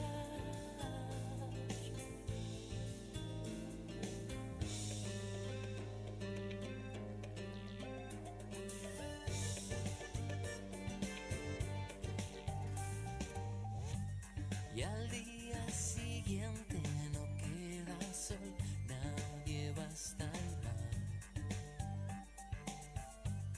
Las olas se aburren buscándote, no aparecerás. Un barco me cuenta que se acabó el verano ayer. Me voy de la playa, ahora solo sé desaparecer. Y paso la noche buscándote en el fondo del mar. Te busco en la playa, tu forma sé que aparecerá. Solo tengo que hacer un castillo de arena bajo tus pies.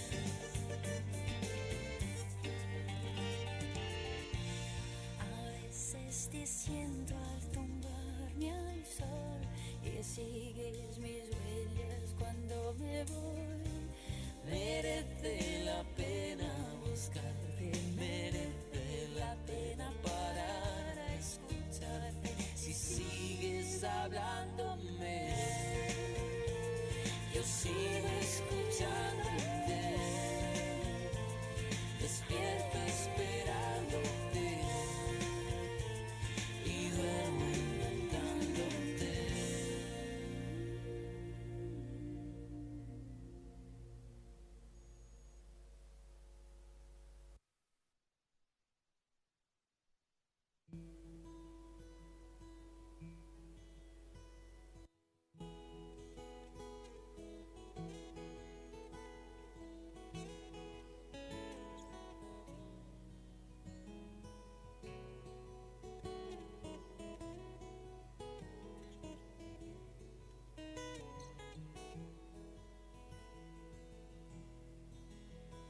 Fue en un pueblo con mar, una noche después de un concierto. Tú reinabas detrás de la barra del único bar que vimos abierto. Cántame una canción al oído, te sirvo y no pagas. Solo canto si tú me demuestras que es verde la luz de tus ojos de gata.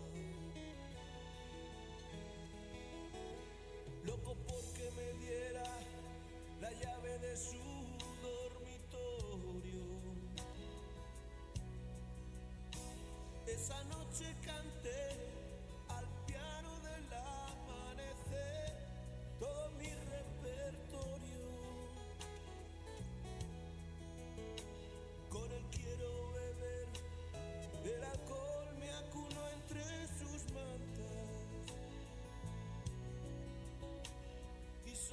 sus ojos de gata, pero no recordé que de mí algo esperaba.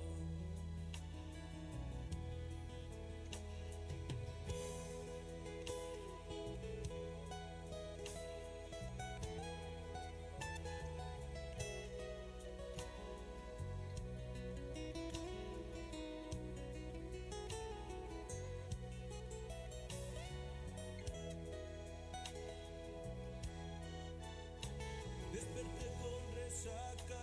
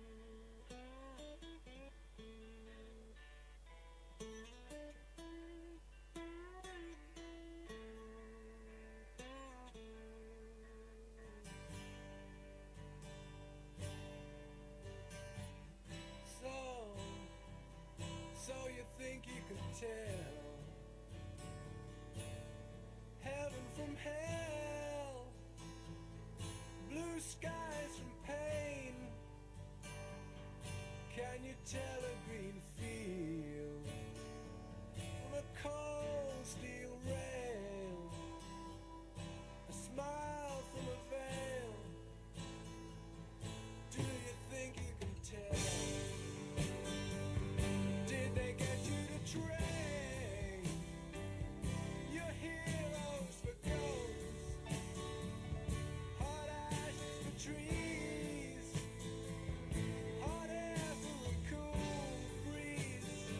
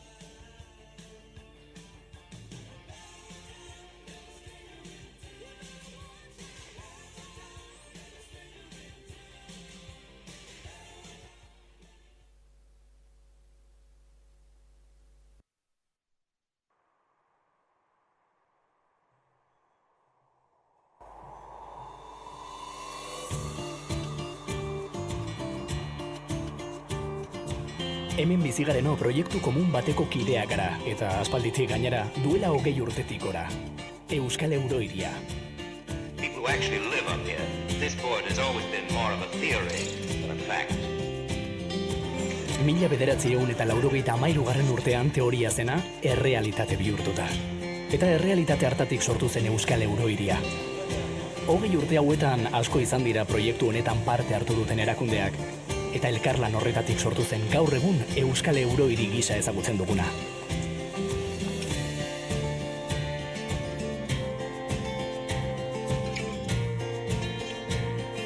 Hiru kultura desberdinez osatutako Eurohiria.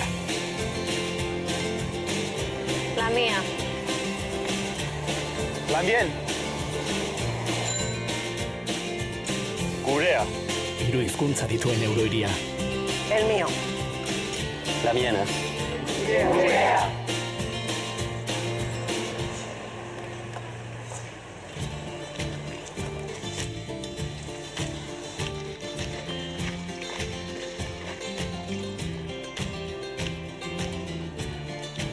Seireun mila pertsonatik gora bizi gara bertan, Baiona eta Donostia artean.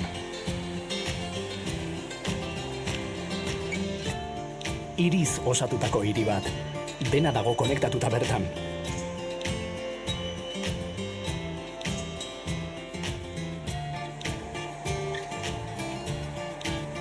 Ez da inor kanpoan geratzen, denek dute beren lekua hemen.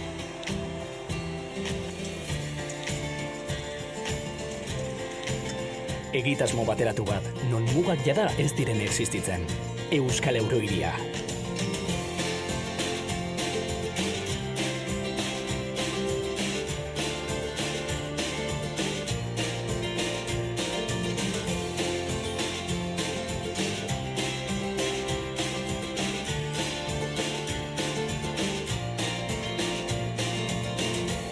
Etengabeko garapena duen hiria.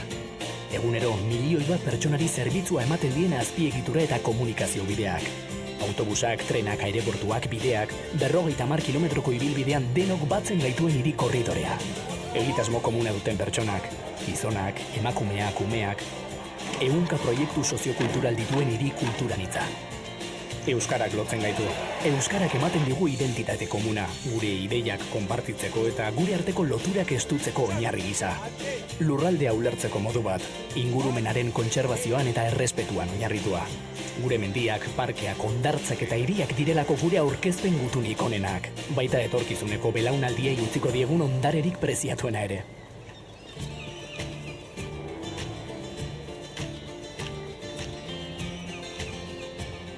Hemen bizigaren ontzako, Euskal Eurohiria errealitate bizia da.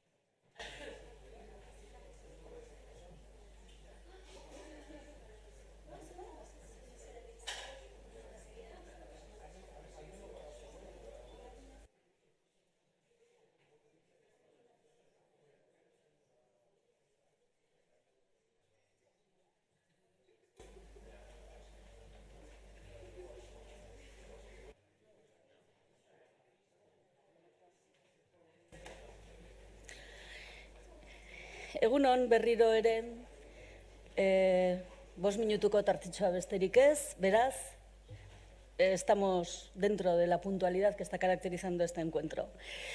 Eurohiria hurbilen arteko lankidetzarako eta bizikidetzarako esparrua bada ere, hitzaren euro osagarriak garrantzi handia du. Batetik, eremu zabalago bat eta ikuspegi jakin bat islatzen du. Baina bestetik, proiektu hauek guztiak aurrera ateratzeko behar diren baliabideak ere badakartza gogora. Para abordar un tema tan crucial como las posibilidades que ofrece el marco europeo a la hora de desarrollar los proyectos de los que estamos hablando aquí estos 2 días, contamos con 2 profundos conocedores de la materia. Inicialmente hablará sobre la programación de los fondos europeos y los retos y oportunidades a aprovechar José Antonio Ruiz de Casas, diplomático español, experto en fondos europeos que desarrolla su labor como Program Manager en la Unidad de Cooperación de la Dirección General de Política Regional y Urbana de la Comisión Europea. Como todos han visto en sus programas, está prevista también la intervención del señor Alain Lamassoure, una persona profundamente vinculada a todas las instancias administrativas que tienen que ver con la Eurociudad, que está haciendo un gran esfuerzo por llegar y reunirse con nosotros. Monsieur Lamassoure, il sera là dans quelques minutes, il a fait un grand effort, alors on va l'attendre, mais quand même on va commencer avec monsieur, excusez-moi, parce que José Antonio Ruiz de Casas. Tiene la palabra. Buenos días. Je vais m'exprimer en espagnol parce que c'est ma langue maternelle. Gazteleraz hitz egingo dut, nire ama hizkuntza delako. Egunon, euskaraz agurtu nahi izan zaituztet, eta baita frantsesez ere. Agur bat guztioi. Mesedez, atea izteko eskatuko nizuek,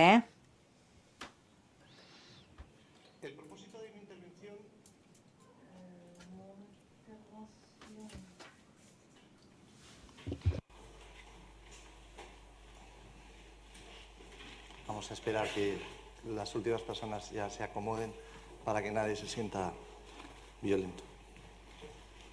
No sé si me quedó un mal hábito antes de ser diplomático pasé unos años en la universidad dando clases.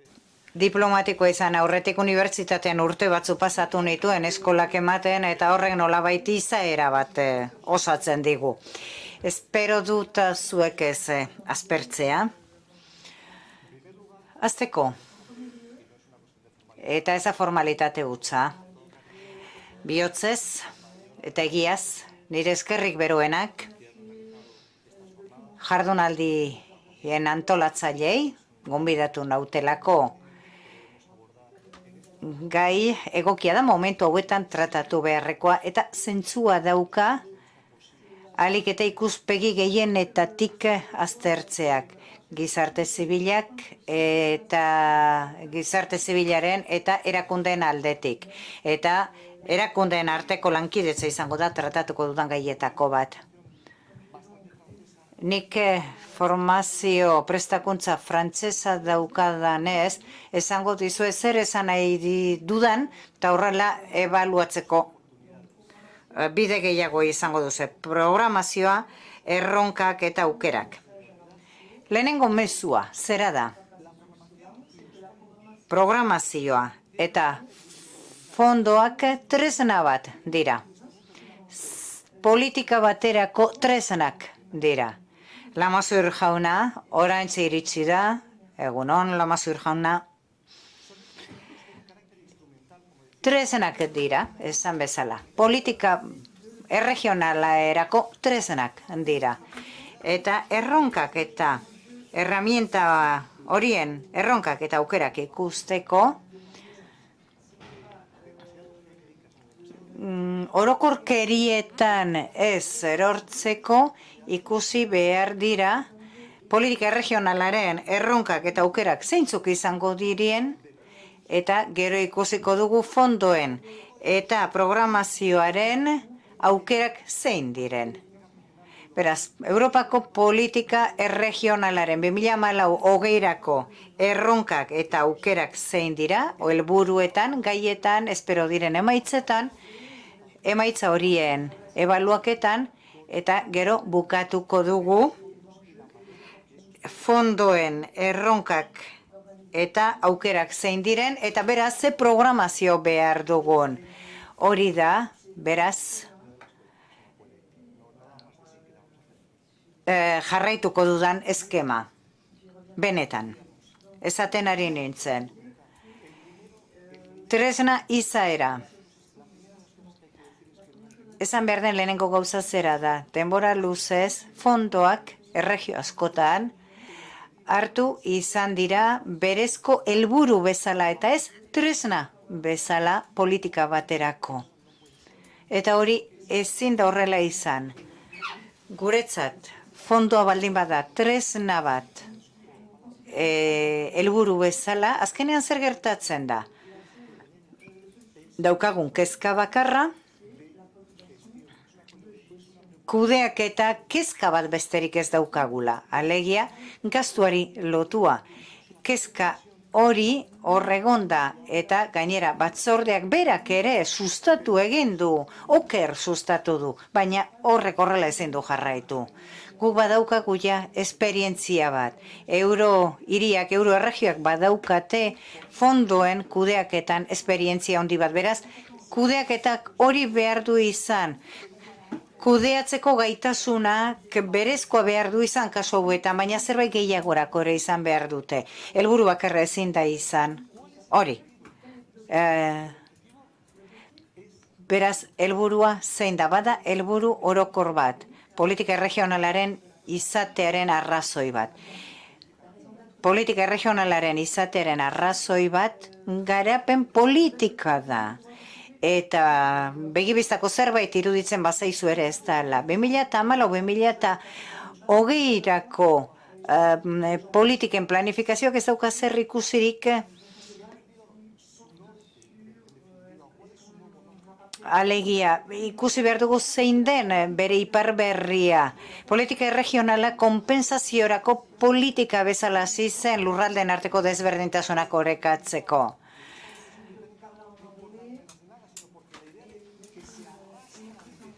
Esaten da,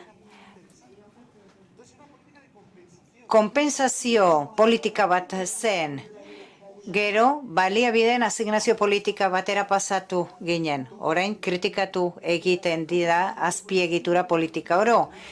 Modan dago, lurralde artikulatzen duten elementu fizikoek zentzurik ez daukatela esaten da. Kontuz, modekin, lurralde baten artikulazioa ezin baita izan elementu bat albo batera utzi daitekena, gure kezken fijazio bakarra ezin da hori izan. Gorputz osasuntzu bat ez baldin badaukat ezin naiz mugitu, eta hori potolo batek esaten dizue. Lurralde artikulatu bat ez baldin badaukagu, ezingo da hasi. Baina orain pauso bat ematen da aruntzago. Europa 2020 estrategia daukagu orain. Eta politika regionala bere mekanismo funtsezkoa da. Garapenerako elementu funtsezkoa da. Eta garapen egiteak zer esan nahi du? Politika horren helburuak zeintzuk dira, oso garbi dago.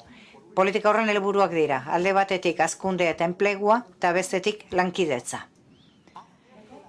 Beraz, lankidetza helburu bihurtzea eta hazkunde eta enpleguarekin erlazionatzeak zer esan nahi du? Honetatik gauza interesgarri batzuk atera daitezke eta hemen mezu batzuk bota dira eta horietaz baliatuko naiz, batzutan kritikoak ere izan dira. Batematek esaten zuen, ez lehiakortasunaren dinamika olioa eta ura bezala dira lankidetzaren dinamikarekiko. Eta ez. Ez da egia, ez kontzeptualki eta ez politikoki ere. Lankidetza lehiakortasun tresna baten da. Lehiakortasuna lehiakortasun inguruneetan, eta hori teorikoek oso ondi garatu dute, ingurune horietan esaten da. Kontua ez da merkatua zatikatzea. Mundu globalizatu batean, kontua ez da merkatu bat zatikatzea. Lehiakortasun bezala, exigentzia handiago bat eduki behar dugula ulertzen dugu. Berrikuntzaren kontzeptu hori kudeaketari, prozesuari ere aplikatzea. Beraz, lehiakortasunaren dimentsioak ez du zatitzea esan nahi. Eta lankidetza ez da lehiakortasunaren alde ona. Alderdi asko ditu lehiakortasunak. Lehiakortasuna politika agresiboekin, inposaketa politikekin erlazionatzen dugu ados, baina ez da hori. Integratu mua izan nahi duen merkatu batean lehiakortasuna ez da hori. Europa hogeian lehiakortasuna beste ideia batean kokatzen da. Barne merkatuekin erlazionatzen da, eta momentu batzuk barru horretara itzuliko gara. Beraz, helburuak, lankidetza, erronkak eta aukerak, lankidetza izatea zerbait lehiakorra, emaitzak bilatuko dituena, eta lehiakortasuna ez berez, edo lankidetza ez helburu bat berean, baizik garapen politika bezala ikusita. Eta aukerak, lehiakortasunerako ez dezagun abandonatu lankidetzaren ideia alderantziz, zeren eragileen arteko zenbat eta koordinazio hobeagoa, batez ere 300.000 biztanle dauzkagunean, Europak ahalmen ekonomiko izugarria handia eta gero eta biztanleko gutxiagorekin ari denean, lankidetza lehiakortasunaren alderdi gakoetako bat da. Erronkak eta aukerak gaietan 2014-2020 eperako mezurik handienak dijoaz gaien konzentrazioaren alderdi horretatik. Eta hautetxe askorentzat hori zen nola murrizten zaigu askatasuna, nola berdinduko gaituzte, nola lotu daitezke komisario regionalak berak esatea, askatu egin behar da.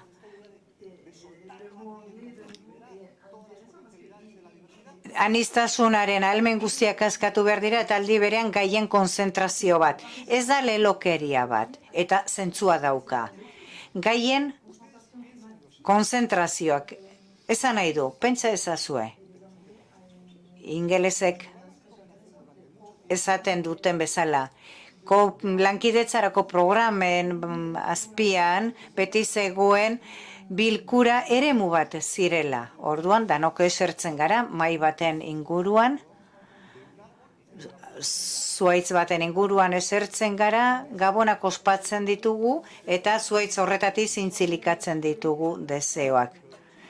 Ikusiko zenituzten askotan, hori, gabon zuaitza, eta bakoitzak bere proiektua zintzilikatzen du hor.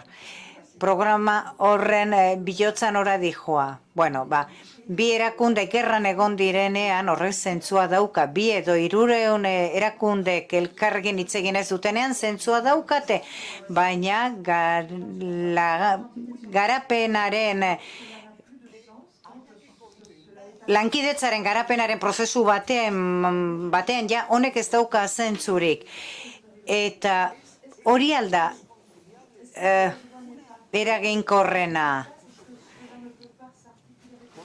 Beraz, gaien konzentrazioa, gainera akordio baten emaitza da, ez dezagun ahaztu, komisioak izan balu bezala, hau egin behar duzue. Ez, akordio baten emaitza da.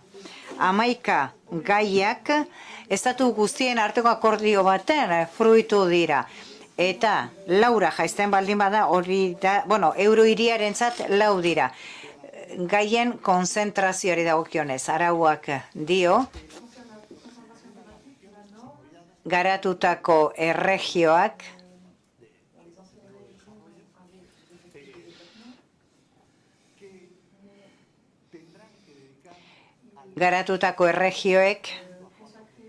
€80 lau helburutara bideratu beharko dutela. Alegia berrikuntza, enpresa txiki eta ertainak, eraginkortasun energetikoa eta energia berriztatzaileak.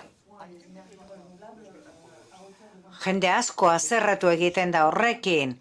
Noski, erronka bat da konzentratzea, maximizatzeko, ez bakarrik eskalako ekonomia, baina baita sinergiak ere.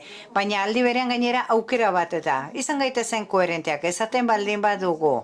Islari eta koren batek esan duenean, badauzkagula arrisku nazio gaindikoak ingurumenaren alorrean. Arriskuen prebentzioan, adibidez, erosioaren gatik, uholden kontrola, itxasoa dela, tratamentu haman komun bat beharko dugu. Naiz eta Frantziako gure lagunen razionalitatea gustatu. Beraiek izan zirelako errespetu guztiarekin politikara eraman zutenak erekin napoleonikoa non administrazioaren zeil bakoitza templu greziar bat zenean, estruktura horrek ja ez du balio. Politika horizontalak behar ditugu orain, elkar eragingo dutenak berrikuntzaren eta ingurumenaren artean adibidez, ingurumenaren eta energia berriztatzaileen artean adibidez. Pentsa dezagon, adibide bat, beste zona batekoa, beste zonetako adibideak erabiltzea gustatzen zait. Nola ez dugu degradatuko duna naturalen zona bat, zona horretatik ibilgailua pasatzen baldin badira. Azpiegituren proiektuak ingurumenean eragina dauka.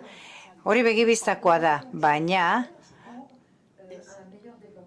duna hori, espazio natural hori babesteko politikak eragin berdina edo handiagoa dauka. Politikak ikuspegi horretatik ikusi behar dira. Baina, badago beste gauza oso garrantzitsu bat ere. Zuek, euro hiriek 20 urte dramatzala. Hitz egin duzue, horri buruz hitz egin duzue. Konzentrazio bat da. Aukera bat. Ze arazo daukagu programa eta proiektuetan. Ohiko susmagarriak deitzen dute. Ohiko susmagarria, pentsa ze interesgarria. Alegia, proiektuen lizitazioetara beti berdinak aurkezten dira, beti berdinak, eta jende ez da iristen horietara. Badago hitz bat, kapitalizazioa. Eta kapitalizazio aukera ez da zerbait berria desberdina egitea berria izateagatik. Baizik, nik 20 urteko esperientzia baldin badaukat eta proiektu batzuk ongi atera bat zaizki, beste batzu gaizki, ni jakingo dut zer atera zaidan ongi.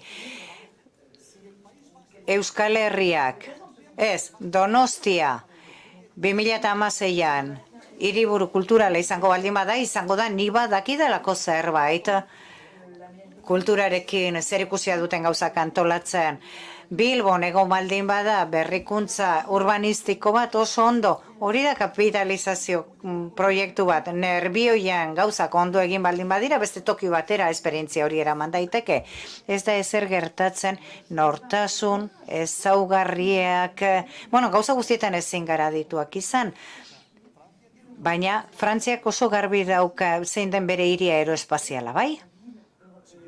Nik esaten baldin badizuet, Espainian ze hiritan dauden urdaiazpikotan aditu gehien Bilbo baldin bada, Espainian urdaiazpiko gehien jaten den tokia delako, baina ez dirudi hori denik ematen duen irudia, baina berrikuntzaren zutabetan, gaikerrekin, berrikuntza zentro guztiekin, deusturen potentziarekin, nola ez daukagu Europan berrikuntza irudio hobeagoa, hori aditue bakarrik daukate, klasterizazio prozesuak, Citroen, nork eraman zuen Citroenen metodoa, automozioko bigarren mailako industrien eredua, kopiatu dutenak, baita multinazionik indartsuena ere. Nork eraman zuen hori Citroenera? Euskal Herritik atera zen hori?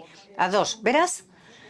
Gaien konzentrazioa. Arazoa, bai, baina aukera izugarriak. 3. gaia. Erronka eta aukerak emaitzei dagokionez. Hemen berriro alderdi bikoitz bat daukagu. Nola esan dezakegu lankidetzak ez duela emaitzarik ematen? Nik mai batean erakunde hainbat eseriko banituzke hizkuntza berdina hitz egiten ez dutena lurralde desberdinetatik datozenak, enplegu sorreran ezin ditut hortik emaitza berdinak lortu edo programa erregionaletatik ematea lortzen ditudan emaitzak. Noski ez, zinork ez gauza bera eskatzen, baina 20 urteko esperientziaren ondoren lankidetza ezin da izan emaitza bakarra. Emaitzak zer esan nahi du? Emaitzak esan nahi du aldaketa, emaitzak esan nahi du eragin bat hiritarren bizitzan. Begira berriro, zentzu honetan. Ingeles asko ari dira politikak egiten. Outputa eta emaitzak. Outputa da irteten dena input batetik. Nik diru bat sartzen dut, emaitza bat lortzen dut. Hainbat kilometro trenbide egin ditudanak, hainbat kilometro autobia egin ditudanak, baina emaitza zein da? Zen neurritan autobia hoiek esker hiritar batek murrizten du bere lanera joateko denbora. Azterketa zoragarriak daude. Adibidez, Estrasburgen konurbazioa. Gaur goizen konurbazioa norbaitek aipatu du. Denbora hori nola murriztu daiteke. Nafarroan egiten ari baldin badira bide gorri bat mugaz gaindiko izaera duna, zen neurritan bide gorri horrek Dakar berarekin jarduera turistikoetan zeragin taukazema bizita daude, nola erabiltzen da, nola ezagutzera ematen da, zeragin dauka. Jaun Andreak, adibide zehatzak, Nantesen, Europako fondoak zer egin ahal izan da? Garraio publikorako distantzia 300 metro baino gutxiagora jaitsi da. Eta horrela, hiritarrek garraio publikoa erabiltzeko aukerak zerbitzu publikoaren erraztasunengatik gehitu egin dira erraztasun horiek. Baina pentsatzen dugu emaitzak bakarrik hiritarraren egunerokotasunari eragiten diola. Guk Berlin hartzen badugu. Baldin badauzkagu erakunde batzuk esaten ari direnak. Eraginkortasuna energetikorako kontratu bat egingo dugu erekin publikoetarako 20 urteko esperientzia daukate. Eta beraik lizitazio bat egin partez. Eta lehenengo dirua jarri partez egiten dute, kontratatzen dute egiten duen enpresa bat, eta esaten dute nik egingo dudan aurrezte energetikoarekin finanziatzen dut hori, pribatu publikoaren arteko lankidetza sustatzen dut, ez nahi zorpetzen, eragin baten daukat nire gastuan eta gainera eredu bihurtzen naiz. Eta hori esaten dut, gu ari garelako eraginkortasun energetikoaren ziurtagiri bat eta hitz egiten ari garela, baina ziurtagiri bada, baina ez da oraindik emaitza bat. Tarifikazio mekanismoak. Jendeak askotan esaten du eraginkortasun energetiko eskuduntza regionala, nazionala da. Ez, tasak municipalak izan daitezke. Tarifikazioa municipala izan daiteke. Eta zer daukati dauzkagu tarifikazio irizpideak, berdinak, zaharrak bizi diren toki batean, non zaharrak izateagatik kalefazio berogailu gehiago behar duten, edo beste toki batzutan ezin da izan, batzuk etxetan bizi dira, beste batzuk ez, hor aurrezte energetiko badago, baina norbaitek buruari erakin behar dio, eta barkatu, arrunkeria honegatik. Norbaitek eseri egin behar du. Emaitzak bilatzeako erakundek eta biztanleek sustatu egin behar dute. Eta ez da berria. Europa osoan daude adibideak. Azkenik, ebaluaketa daukagu. Proiektuak eta ebaluaketa. Ebaluaketa, orain erronka bat eta aukera bat da.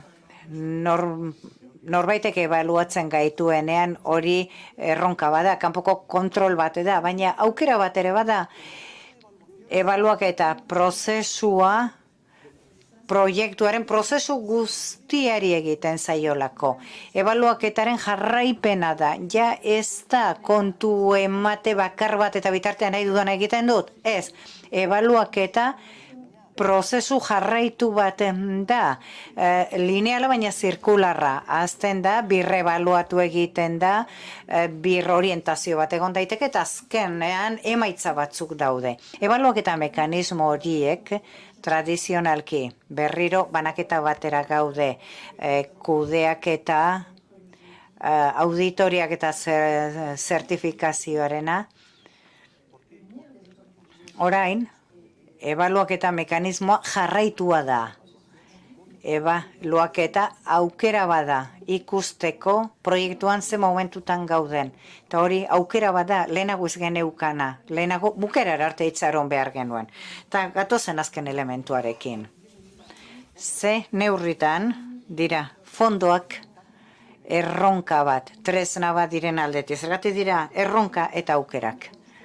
Fondoen konplexutasuna ukaezina da. Simplifikazio ahaleginak, esan dizuet, kudeak eta zertifikazio autoritateak. Zertifikazioa oso zaila da, ados, baina baditu zenbait elementu aukerak direnak. Alegia, zama burokratikoa, erronka bat eta traba bat da, baina finantziazio aukera berriak aukera bat dira, bai. Lehenengo gauza, bi kapitulo handi, multifondoak eta helburuen lerrokatzea, multifondoak. Nik programa full multifondo bat egin baldin badezaket, naiz eta oso konplexua izan. Horrek esan nahi du, behingoagatik eta badira mekanismo instituzionalak, Fondo Sozial Europarraren 42% FEDER fondo hori horren orabide aldatu egin behar da. Hizkuntza horrek zer esan nahi du. Nik esku hartze bat eginko badut ere urbano batean, auzo batean gabezi urbanistiko jakin batzuk dituena. Baina non bizi den biztanlego bat kaltetua, ni fondo soziala eta FEDER fondoak kombinatu ditzaket. Adibide paradigmatiko bat. Agintari Frantziarrek 2017 eraginkortasun energetikorako politika batzuk garatu dituzte, HLM-en, eraikin batzutan zeinak baliabide gutxiko jendea bizi den eta aurreztu diete beraien argindarraren fakturaren ia 20%. Eragin sozialeko fondoak eta eraginkortasuna energetikoa. Hori programa regional batean egiteko kombinatu daitezke Fondo Sozial Europearrak eta FEDER fondoak. Kombinatu daitezke. Lamazu jaunaren aurrean ez dut fondoetaz hitz egingo. Bera aditu badelako horretan, baina fondo anitzen ideia hori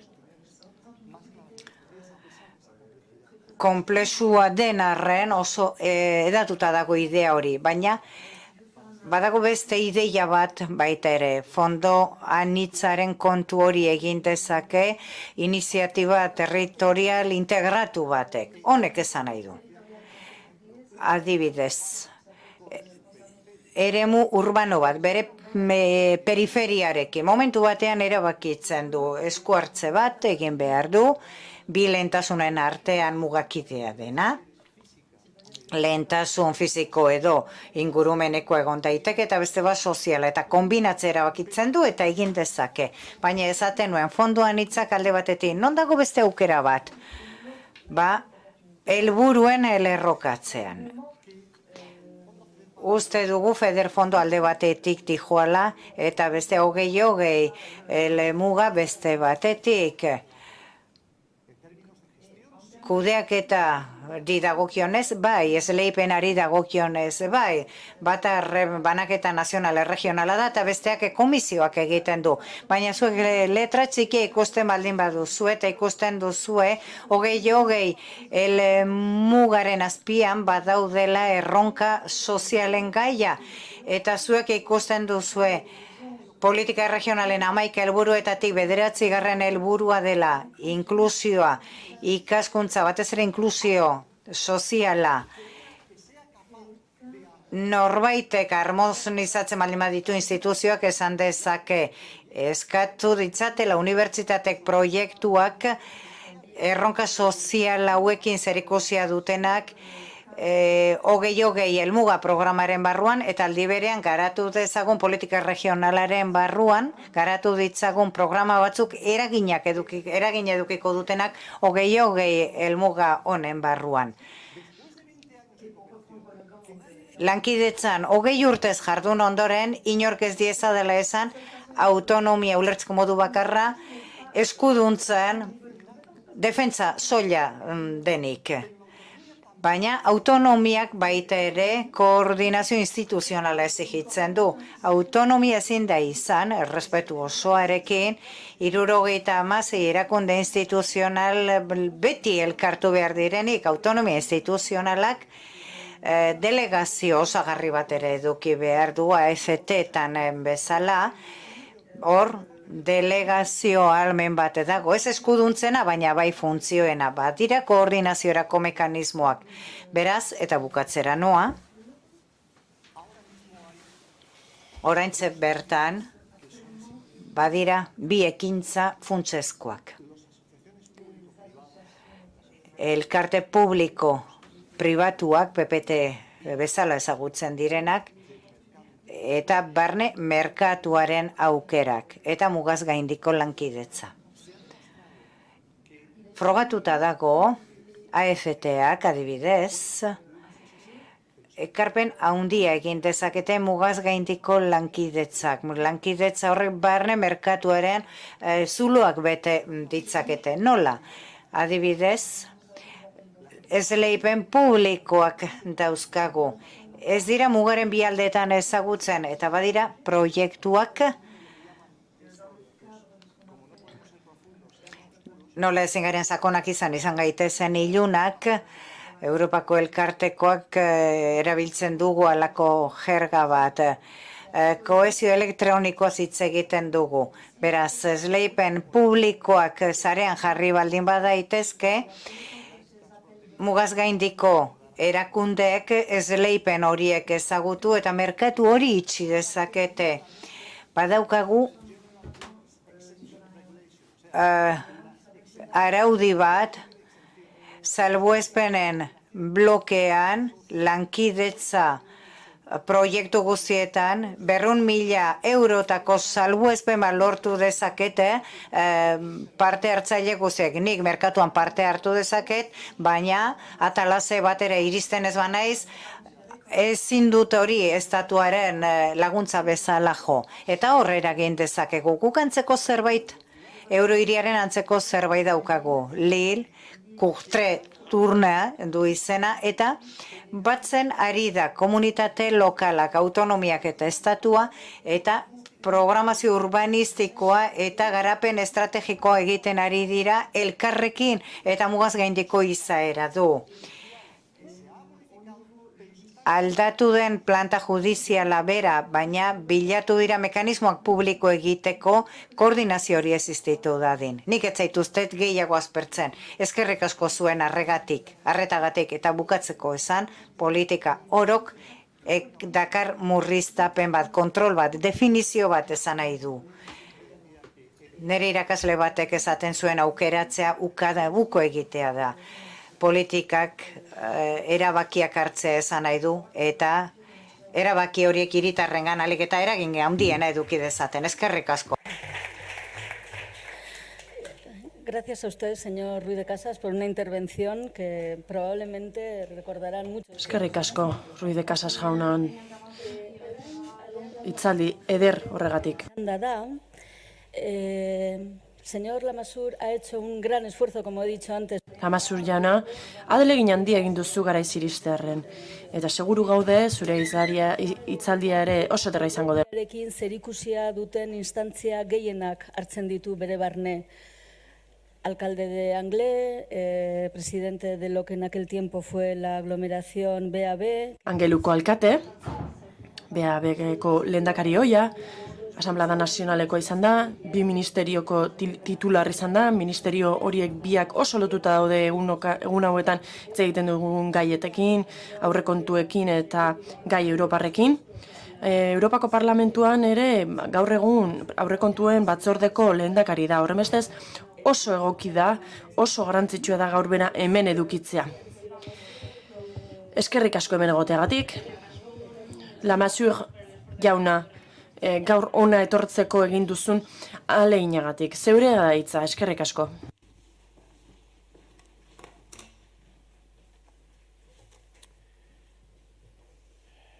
Monsieur le Président de l'Eurocité. Eurohiriko presidente jauna, jaun Andreok, lagun maiteok, lehenik eta behin, agurtu nahi ditut, gaur hemen dauden, lagundu duten eta parte hartu duten, eta Eurohiriaren gaur egungo zuzendaritzan parte hartzen duten pertsona guztiek. Posten naiz ikusteaz, zertan bihurtu den Eurohiri hau. Eta Donostiako arduradunak agurtu nahi nituzke, Gipuzkoako arduradunak ere bai, eta udaletako arduradunak ere agurtu nahi ditut. Gipuzkoako udaletako arduradunak. Izan ere, gurekin bat egin dute Eurohirian eta iparraldean ditugun bazkide berriei. Hau da, Euskal Herriaren hegoaldean, Hego Euskal Herrian batu zaizkigunak. Nola ez, Kot Bask eta Adur, Atxurri, zonaldeko gure bazkideak ere bai, gaur hemen dugu Genet jauna. Beraz, oso pozik nago, zuekin egoteaz, eta oso pozik nago hemen parte hartzera gonbidatu nauzuelako.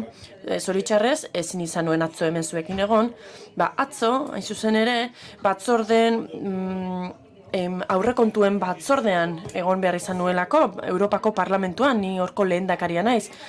Han bozkatu zen atzo datozen 7 hilabetetarako aurrekontu esparrua hain zuzen ere. Eta hilabete askotan zehar negoziatzen aritu izan gara. Hilabete guk egutegi batean ditugu markatuta gure eginkizunak, eta horren bestez gaur hemen nik berme batzuk eman ahal izango dizkizuet, hau da, mugaz gaindiko lankidetza eta Interreg bitartezko hainbat mugaz gaindiko lankidetza proiektu 2014 urtean finantzatu ahal izango dira, eta 2014 urtetik hasita urrengo 6 urtetan zehar ere bai.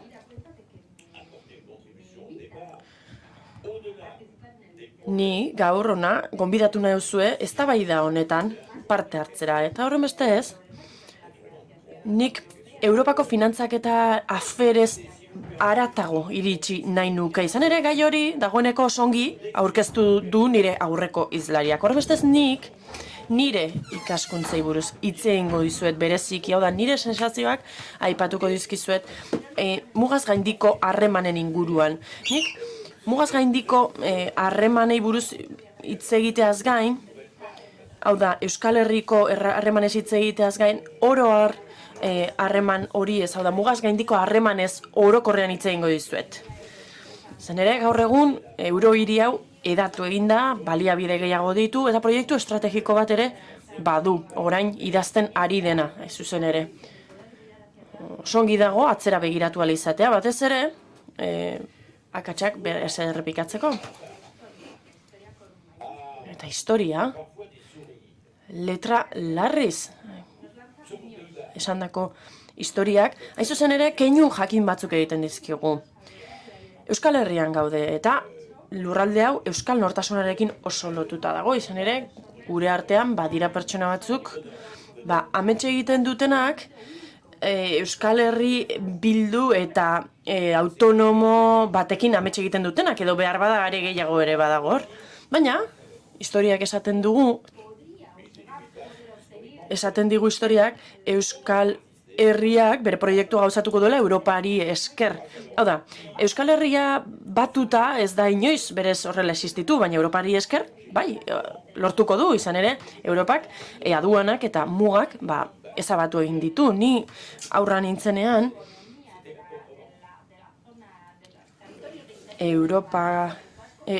Euskal Euskal Herriko barnealdeko lurraldeetan kontrabandoa egoten zen, eta gauzak pasaz ziren lurralde batetik bezera. Hori desagertu egin da gaur egun. Eta gainera, kendu dira, baita ere, nortasun kontrolak ere, bai, lehen biriatun gelditu egin behar zeten genuen, paperak erakutsi, maleterua ireki, hori guztia iragana da. Eta hirugarren elementua, txanpona da, txanpon bera daukagu denok. Beraz, oro har, zuzenbide komunitario bat dugu, eta horrek bateratu egin ditu arauak, eta horri esker, arauak aitortu edo rekonozitu izan dira. Europar Batasuneko diruak, adibidez, hainbat programaren bitartez, Interreg beste, diru horrek bada eman dio eduki bat lankidetzari, eduki zehatz bat. Eta Espainia, Europar Batasunean sartu zenean, eta hortik aurrera egin dituen etapei esker, lortu dugu, azken batean, zer nola sortu diren harremanak. Hau da, bidasoaz bi aldetara dauden harremanak, 80ko hamarkadan zeuden harremanak, ez ziren gaur egungoak bezalakoak. Eta horrela, hainbat bizionario da intzindari izan dira historia horretan adibidez, Gano jauna bera. Hor, lankidetza hitzarmen bat sinatu zen, 93. urtean hain zuzen ere. Beraz, garai hartan erokeria bezala ulertzen zen, ez dakit nola esaten den hori gaztelaniaz edo euskaraz, esaten du hizlariak, erokeria bat, erokeria moduko bat zela garai hartan. Bi erakunde dira, eta ez dute gauza ondiri partekatzen, edo garai hartan bentsat ala zen, eskumenak ere guztiz desberdinak ziren. Batetik, Baiona Biarritz eta bestalde batetik Gipuzkoako provintzia zeuden. Eta garai hartan, ez zegoen ez da muga konpartiturik ere, baina proiektu bat, proiektu partekatu bat, edo bi aldeetako zinegotziek behintzat, hautetxiek bazuten proiektu bateratu bat, eta hor diagnostiko eta borondate politiko partekatu bat eduki zuten edo erakutsi zuten garai hartan. Lehen akordioa sinatu zuten, eta hala, eurohiria sortu zuten, eta hortik aurrera, Zudupe jaunak eta nik neu, eurohiria eraikitzen hasi ginen, eta lekuko ura jaso genuen. Zer nolako diagnostiko partekatua egin zuten garai hartan. Harremanak lehertu zirenean, hau da, 80ko hamarkadatik aurrera, guk ikusi genuen, datozen 20 urte, hau da, esan genuen 20 urte pasatu dira, denbora gehiago beharko dugu. Esaten genuen, datozen 20 urteotan, eguneroko bizitza partekaturako espazio bat sortuko da, bere kabuz sortuko da, modu espontaneo batean, eta Donostiaraino iritsiko da. Beraz, guk hautetxiok, esan genuen, ikusle izan gaitezke, ikusle hutsak, eta fenomeno horri gelditu gaitezke, edo bestela, antolatu egin dezakegu, hau da, fenomeno hori artikulatu egin dezakegu batez ere, kontuan hartuta gure hiritarrek zer nolako bizikalitatea behar duten, eta lurralderako zer nolako ongizatea eta beraztasuna nahi dugu, noski, gu bigarren aukera hori egin genuen. Eta hortik aurrera, hortik abiatuta, guk beste kezka bat ere baginuen buruan. Askoz ere politikoagoa, politika letra larriz esaten dut gainera. Kezka politiko bat geneukan, hau da, Euskal Herriaren funtsarekin lotua garai hartan, guk garaio atzean utzi dugu aspaldi, baina garai, hau da, 80ko hamarkadardian, 85. urtean, 86 urte inguru hartan, tragedia asko gertatzen ziren, hor hildakoak zeuden. Eta guk hartu genuen aukera politikoa, hau da, batetik BABek eta Gipuzkoako Foru Aldundiak bestaldetik, garai hartan PSOE eta PNV-ren arteko aliantza batek gobernatzen zuen, eta hariek esan zuten, gure herritarrei frogatu behar diegu gu gai garela lankidetza, era guztietako lankidetza garatzeko, eta gai garela martxan jartzeko partekatutako proiektuak, gai garela loturak ezartzeko bidasoaren bi aldeen artean, eta inoiz indarkeriara jo gabe. Eta alde batera utzita, garai hartan zeuden arazo instituzional guztiak. Guk ez genuen ikuspegi berbera arazo instituzionalen inguruan, baina aldiz, borondate berbera geneukan denok gure lurraldeetan bakea garatzeko, eta bakean lurraldea garatzeko, eta borondatea genuen proiektu amankomunak bultzatzeko, laguntza instituzionalaren zain egon gabe. Eta horrelaxe jarri genuen abian Eurohiria. Horrelaxe jarri genituen abian lehen ekintzak, lehen lanak. Proiektu amankomun batekin eta ikuspegi urbano partekatu batekin nahi zuzen ere. Ikuspegi estrategikoari dagokionez, lehen liburu zuri bat jarri genuen martxan 3 ardatzekin. 3 ardatz nagusi zituen. Eta 3 ardatz horiek artikulatu dute eta oraindik ere artikulatzen dute gaur egun ere harremana. Batetik, ahalmenak erabiltzea. Hau da, garraiorako adibidez dauden ahalmenak baliatzea eta irtenbide bat aurkitzen saiatzea hemendik Baionaraino egon daitezken garraio arazoetarako trafikoaz hitz egiten ari gara, baina horrez gain hau da, ari gara aipatzen lurralde edo espazio horretan egiten diren joan etorri ez. Garai hartan tren bat edaz ere hitz egiten genuen, Eurohiri osorako, gaur egun berriz ere hasi gara aztertzen gai hori, eta prentsan ere ikusi dugu gai hori. Eta tren batez gain, Europarragoa izango zen trenbide bat ere nahi genuen, lurralde osorako, eta bar.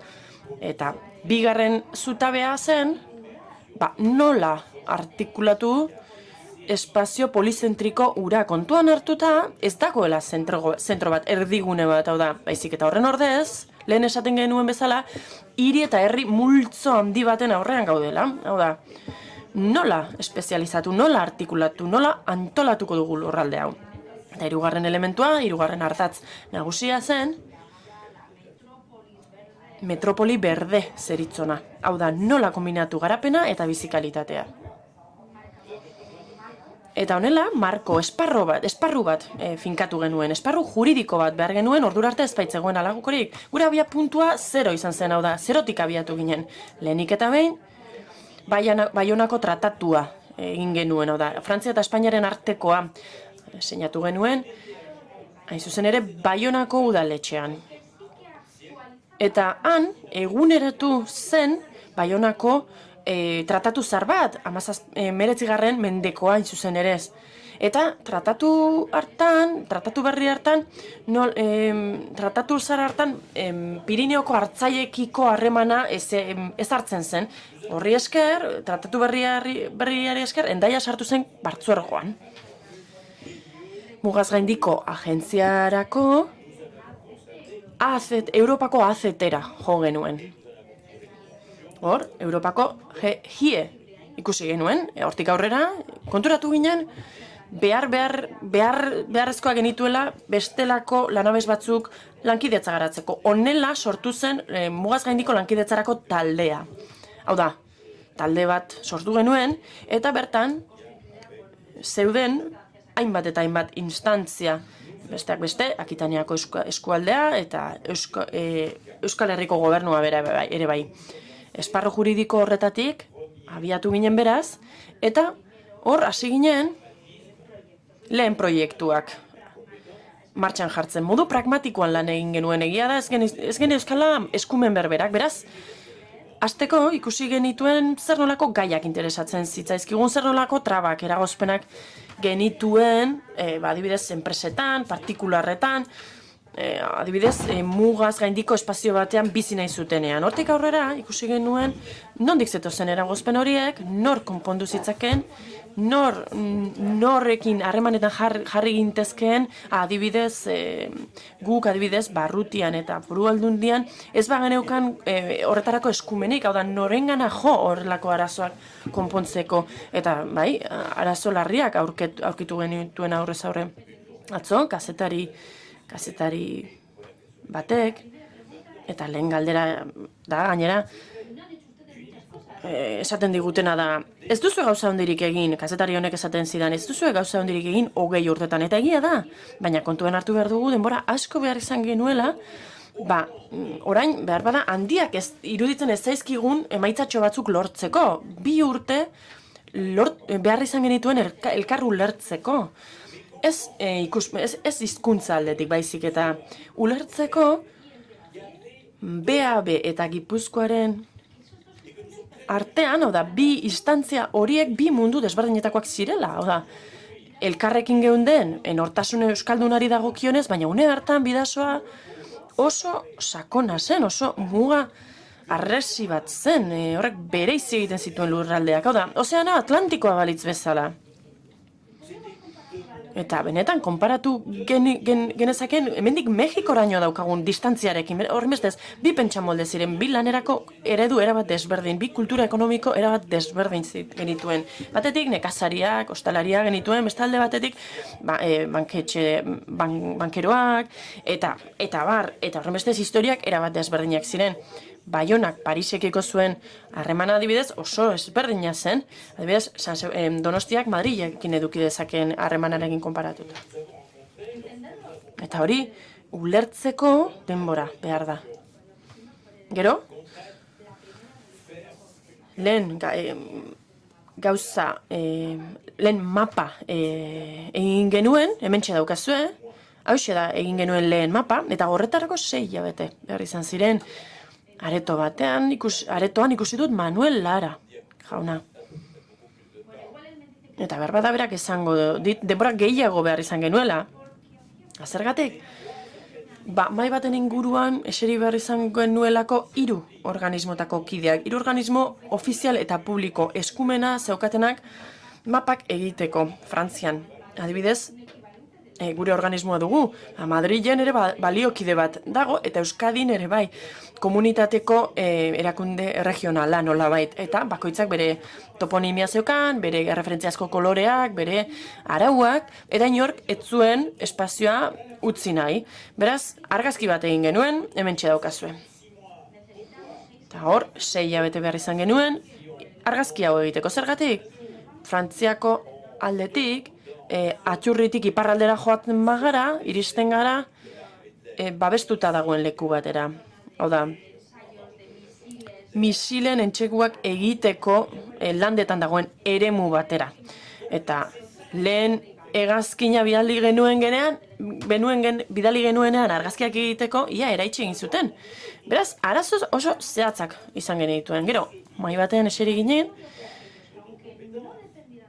hau da, gure eskumenena menpe espazegoen ere, afera hau, partenariatuak egiteko aukerak genituen guztiok eseri ginen elkarrekin, eta batzuetan, topatzen genituen pertsona batzuk, horretarako interesik ez zutenak, partenariaturik nahi ez zuten pertsonak, baina, harreman bikain bat sortu genuen, Baionako ospitaleko zuzendariaren eta Donostiako ospitaleko zuzendariaren artean, eta konturatu ziren, bikote izateko jaioak zirela, muna hartan, Baionako ospitalean, Donostiako ospitalean instalazio kirurgiko bat zegoen, kardiakoa zuzen ere.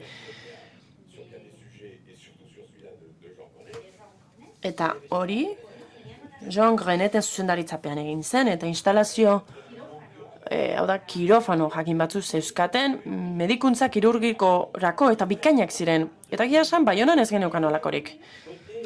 Baina aldiz, ez genuen, hau da, hegoaldean ez zegoen amatasunerako ohe nahikoa, eta guk aldiz gehiegi geneuzkan, hau da, soberakin bat geneukan hor, amatasuneko ohe gehiegi, eta gainera ez geneukan, Donibane Loitzunen ez geneukan instalazio oso honik. Beraz, hor gauza bat egin genuen, Bordelera bidali ordez, gure gaixoak, askotan bidean hiltzen baiziren, Donostiara bidaltzen hasi ginen, eta aurrak, oda, hegoaldeko aurrak, jaioko dira, erabaki genuen, Donibane Loitzunen jaioko zirela. Eta hor, erabaki genuen, Donibane Loitzune, lurraldez gaindiko espazioa zela nolabait, eta horixe adostu genuen, zuzendarien artean horixe adostu zuten, eta politikariek ere bai. Baina, zuzendariak ospitaletako zuzendariak adostu zuten hori, baina politikarien artean etzegoen adostasunik. Osasuneko arduradun nagusiak garai hartan esan zuen ez dago horretarako aukerarik. Baionako ospitalea barruti konkretu batean dago eta ezin du horrelakorik esan, hau da. 7. sektorean atenditu behar dira bertako gaixo guztiak eta gaixotasun koronarioak dituztenak ezin dute Donostiara joan. Guk esan genien hori erokeria zela. Baina esan ziguten, ez Donostiara baizik, ez Donostiara bakarrik, ezin dute Toulousera joan ere, baizik eta 7. eremuan sartuta gelditu behar dute. Eta hegoaldean ere, harresi berberak aurkitu genituen. Beraz, nik harreman hartan, eskarmentu handi hartu nuen, Mugazaindiko harreman hartan, eta hor, Gafaga jaunaren gobernua iritsi zen. Eta Lileko hiriguneko presidente ere gobernuan egon zen, presidente jauna ere gobernuan egon zen garai hartan. Hark eskatu zuen, nik lantzea Lil handiaren estatus ura lantzen. Askok ezagutuko duzu, Frantziako hirigune handi bat da, ura, eta gaur egun gainditzen ari da, egungo muga, da, Genevan gertatzen den bezala, beste espazio batzuk hartzen ari da hirigunea. Han bizi diren, Lilen bizi diren biztanleen erena, berez, Belgikako lurretan bizi da. Gubin ere gauza bera gertatzen da, Lilen bezala. Gubeko kale nagusian, autoz pasatzen direnean, konturatzen dira, batzutan, bapatean, izenak, berak, aldatu egiten dira, flamenkoz idatzita gertzen dira, matrikulak ere bai, eta honela ikusten dute, honela bat konturatzen da, Belgikara iritsi dela. Eta, beraz, komunitate urbano batez ari gara, eta bi herrialdeen artean dagoena, kasu hori horrelakoa da. Zailtasuna zein da? Belgikako aldetik bi eskualde ditugu, balde batetik flamenkoak eta bestetik baloiak. Tourne, adibidez, hiri bat da, handago eta baloia da, eta Courtrai aldiz flamenkoa da. Gu saiatu ginen, garai hartan, zinegotziak, hautetsiak, hau da, bi herrialdetako hautetsiak biltzen, hau da, Lilen inguruko hautetsiak biltzen, eta konturatu ginen, baloiak eta flamenkoak ez zutela elkarrekin hitz egiten, ez zutela hitzik egiten, hau da, batzuek flamenkoz hitz egiten dute, eta besteak frantsesez hitz egiten dute. Eskolan bi hizkuntzak ikasten dituzte, baina eskola uzten dutenetik aurrera, egiten dute, elkar ulertuko ez balira bezala jokatzen dute. Eta horren bestez, ezin izan genuen negoziatu, eta ezin izan genuen landu Lileko estatua. Beraz, azkenean, lortu genuen, baina gu frantsesok hangen delako, gu bitartekari izan ginen une hartan, eta zergatik kontatzen dizuet hau guztia.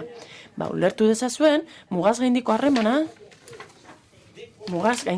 harremanetan, arazo jakin batzuk aurketzen ditugula. Arazo horiek, behar bada, ridikuluak ematen dute, baina irtenbidea aurkitu behar zaie, batez ere aurrera egin nahi baldin badugu. Nire hitzaldiaren hasieran, hasieran Europaz hitz egin dizuet. Europak aldatu egin ditu Mugaz gaindiko harreman guztiak. Arazo batzuk konpondu ditu, aipatu dizkizuet, baina Europari esker beste arazo batzuk ere Europaren ondorioak agertu egin zaizkigu. Horren beste ez tarteko egoera batean gaude. Beste momentu batzuetan, muga, gerrarako lekua izaten zen, hau da, bataila fronteretan gertatzen zen mugetan. Eta izan ere, Pirinioak ere horren lekuko dira, gaur egun ere oraindik Hondarribian eta beste leku batzuetan, ospatzen jarraitzen dute, bataila jakin batzuetan irabazi izana. Beraz hori iragana da. Baina gaur egun ere arrastoak ikusten ditugu. Ikusten duguna da, muga jakin batzuk bi komunitateen arteko topaleku direla, bi herrialderen arteko topaleku. Eta muga horiek bihurtuko dira hain zuzen asmakuntzarako espazio. Hau da, sorkuntza kultural ekonomikorako espazioak izango dira. Eta hemen, gaur dugun egoera, edo gaur dugun harreman mota, hau da, egoera honetan denoi eragiten, denongan du eragina. Hau da, ez dago oztoporik leku batetik bestera joateko, bi lurraldeen artean, eta laburtu beharko banu esango nuke, ez gaudela, ez diegula bizkarrik ematen mugari, edo iparraldeko edo hegoaldeko bizi lagunei ez diegula bizkarrik ematen, baina oraindik ez dugu lortu elkarrekin erreakzionatzea, eta gauzak elkarrekin antolatzea. Urrats horixe geratzen zaigu emateko datozen 20 urteotan.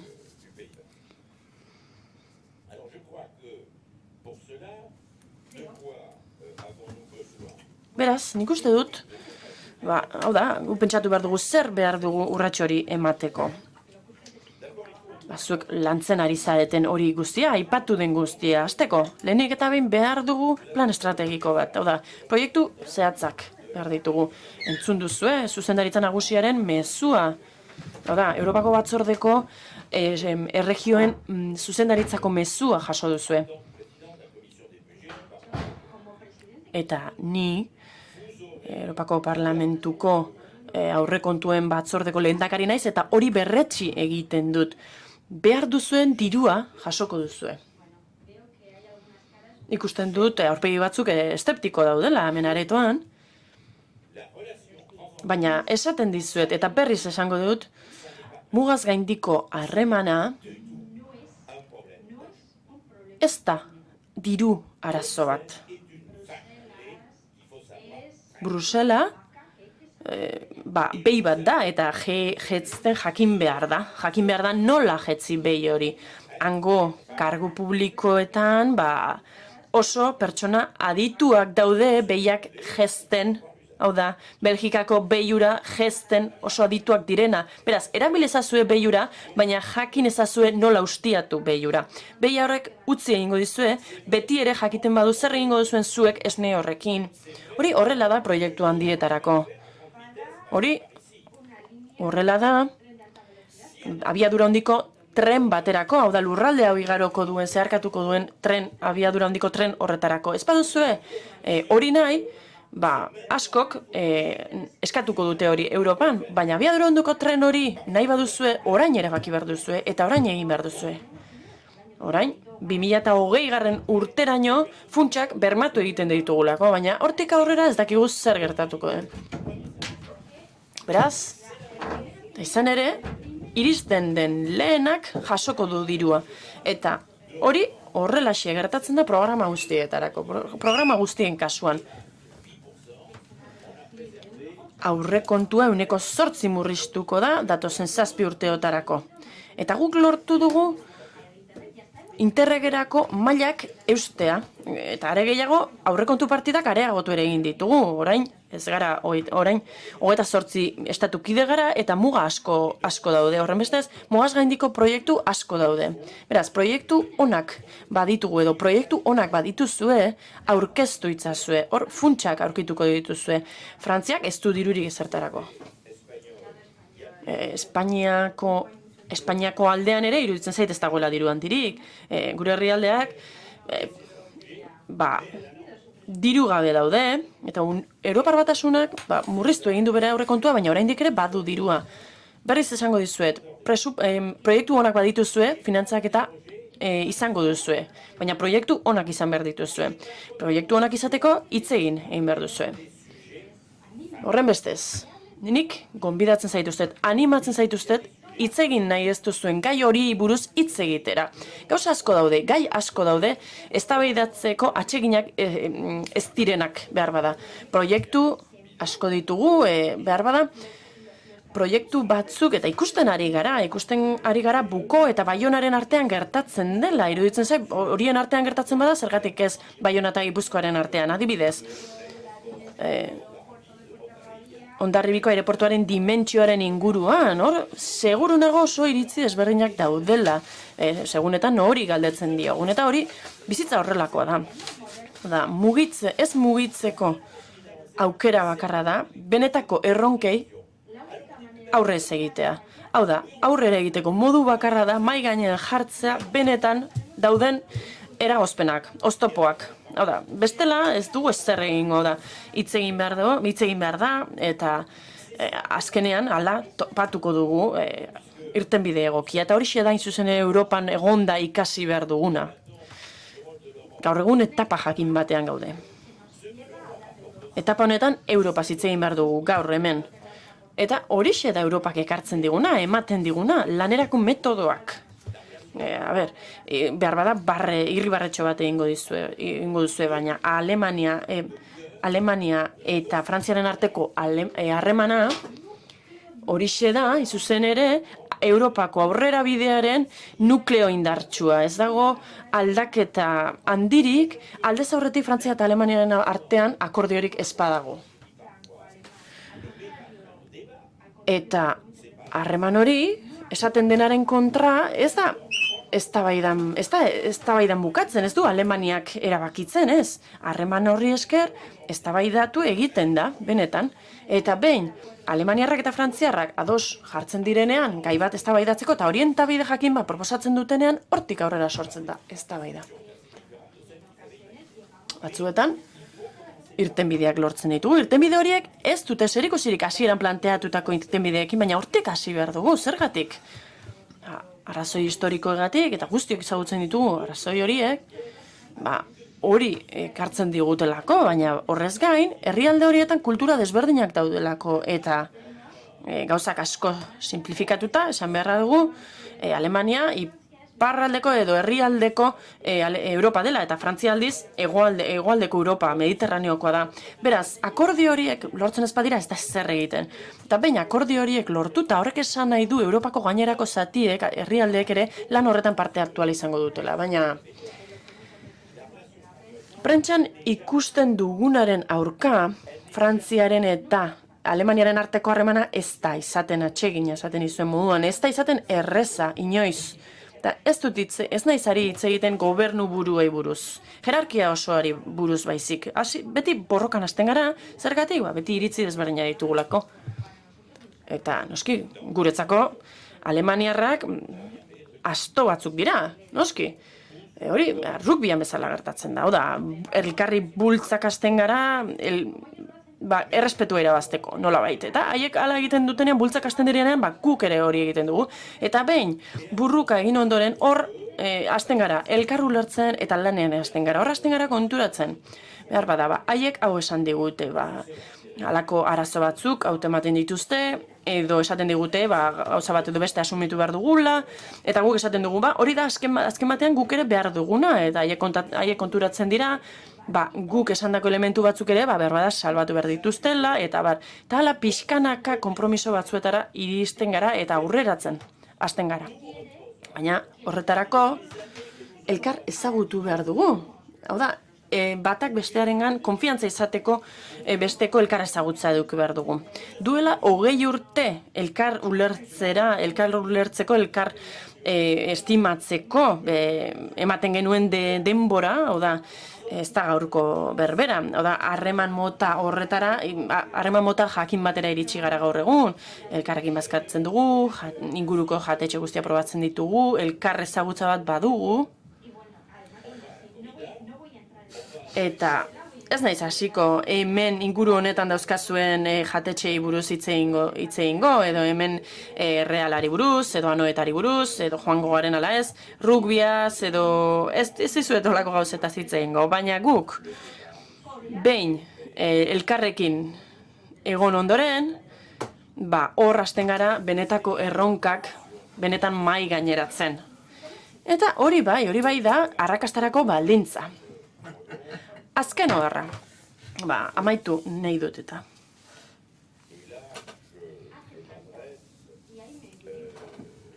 Beharrezkoa da, eta orain, ari naiz, eta orain zuzentzen natzaio eurohiriko bazkideei, baina horrez gain Frantziako lurralde erakundeetako ordezkariei bereziki nik gomendio bat edo aholku txiki bat eman nahi diet. Beharrezkoa da mugaz gaindiko lankidetza antolatzea gutxienez Pirineoetako tarte honetan eta mendebaldeko inguruan gertatzen ari den guztirako askoz ere modu koordinatuagoan antolatu behar dugu. Orain egiten dugunaren aldean. Duela 20 urte aitzindari ginen, baina gaur egun denok ari dira lanean mugaz gaindiko eremuan eta maila askotan gainera. Eta horren bestez, 2005 urtean, Ibarretxe lehendakariarekin eta Muñoa jaunari esker, eta gero hainbat urtetan zehar negoziatu genuen, garai hartan Madrilek ere ados egon behar zuelako, eta Parisek ere ados egon behar zuen, iparraldeko eta hegoaldeko estatuek elkarrekin hitz egin behar zuten, garai hartako testu ingurua ahaztu gabe horrek bakizu ezer zekarren Pariserako eta Madrilerako, beraz, garai hartan organo bat sortu genuen euro erregioen konferentzia hain zuzen ere, eta haren helburu funtsezkoa zen mai baten inguruan elkartzea buruzagi guztiak. Hau da, mugaren alde batean zein bestean zerezana izango zutenak, edo finantzaketa bat eman izango zutenak, zerbait onartu behar zutenak, edo inguruan zebiltzan proiektu guztien inguruan zerezana zuten ordezkariak. Hegoaldean, 2 pertsona beti aurkitzen ginuen beti Gipuzkoako ahaldun nagusia eta lehendakari jauna. Baina iparraldean, antolakuntza frantziarra, konplexuagoa da, zabalagoa, erakunde gehiago dituzte, hau da, komatxoa jar daitezke hor, baina deszentralizazioa oraindik ere ez da gauzatu erabat, ibilbide luzea gelditzen zaio. Eta horren bestez, Frantziako aldean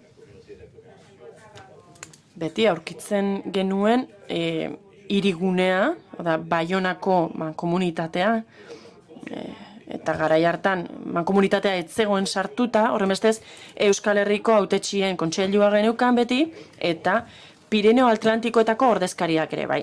Bestalde, eskualdeko, Akitaniako ordezkariak ere bai. Eta, nek proposatu nuen, eta Madrid eta Paris ere bertan egon zitezen, konbidatu genituen delegazio buru gisa arduradun nagusiak. Hau da, gobernadore zibilaren baliokide zirenak garai hartan.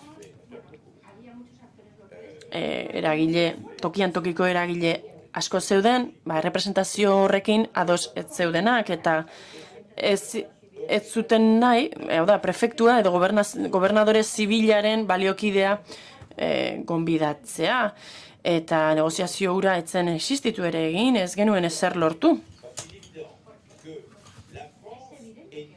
Baina, noski, ikusten badugu Frantzian nola antolatzen den, guk zerbait lortu nahi badugu zuek proposatutako proiektuekin, lortu beharko dugu akordio bat probintziarekin, eskualdearekin, Parisekin, eta bar, eta bar.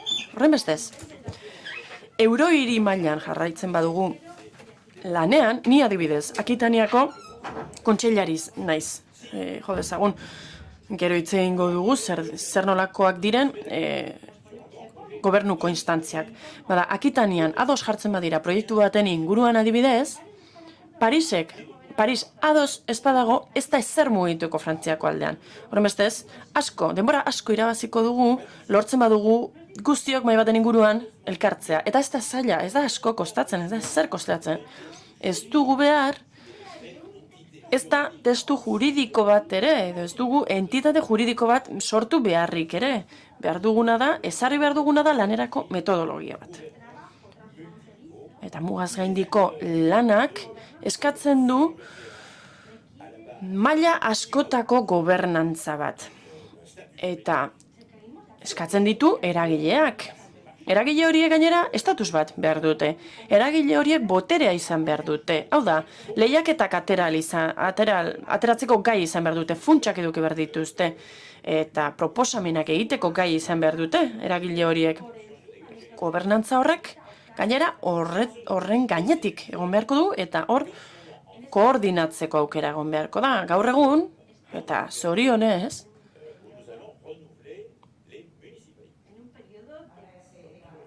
gaur egun, udal hauteskundeen aurreko garai batean gaude. Eta martxoaren amaieran guk gure alkateen bozka emango dugu horren bestez, Grene jaunak eta nik ez daukagu arazorik hitz egiteko. Jakinda, Grene jauna ez dela aurkeztuko Baionako hautagai gisa. Eta nik aukeratu dut Europako lanpostu bat, horren bestez, ni ez naiz aurkeztuko udal hauteskundetara. Horren bestez, daukagu inolako arazorik, biok hitz egiteko. Hori, suerte handia da euroirirako. Baiti ere, udal hauteskundetako, hau da, Frantziak udal hauteskundetako hautagaiek sartzen badute, zer nolako ikuspegia duten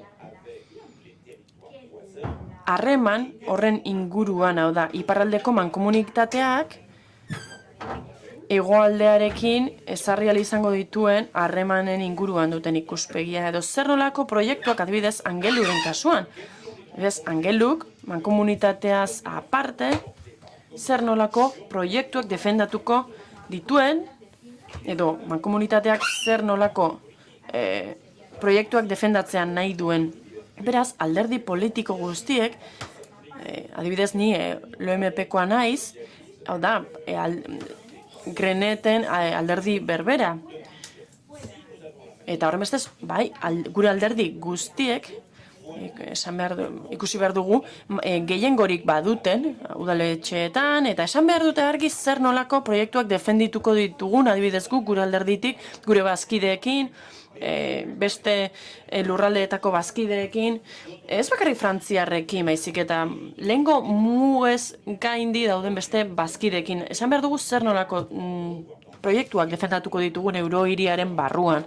Hemendiko 30 urtera horrela, berriz ere elkartuko gara eta esango dugu osongi, eurohiria existitzen da, eskerrik asko.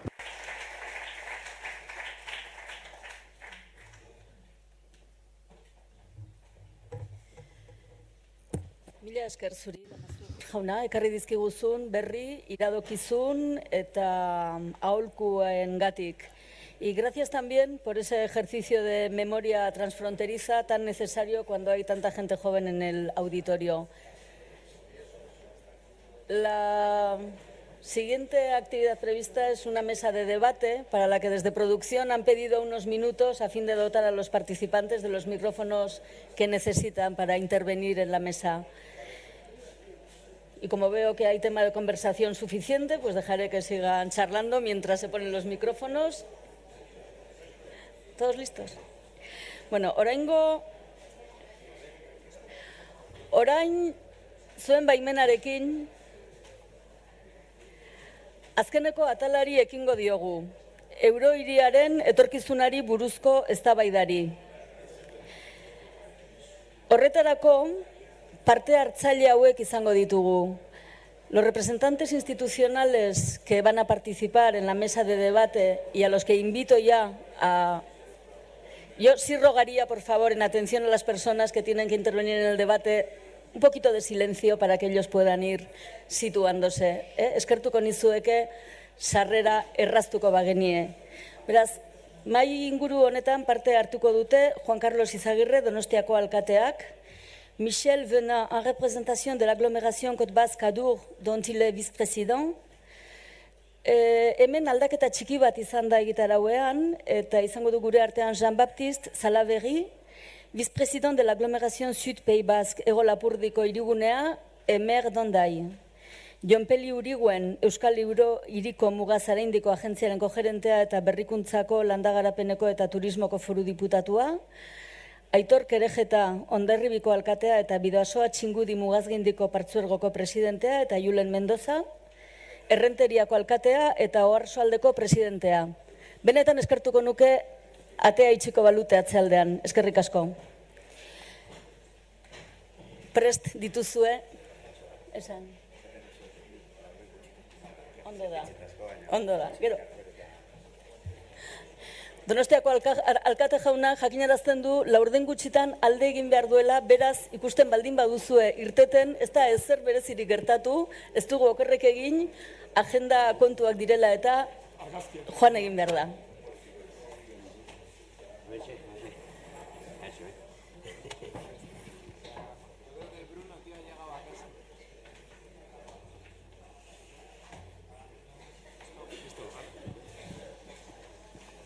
Bueno.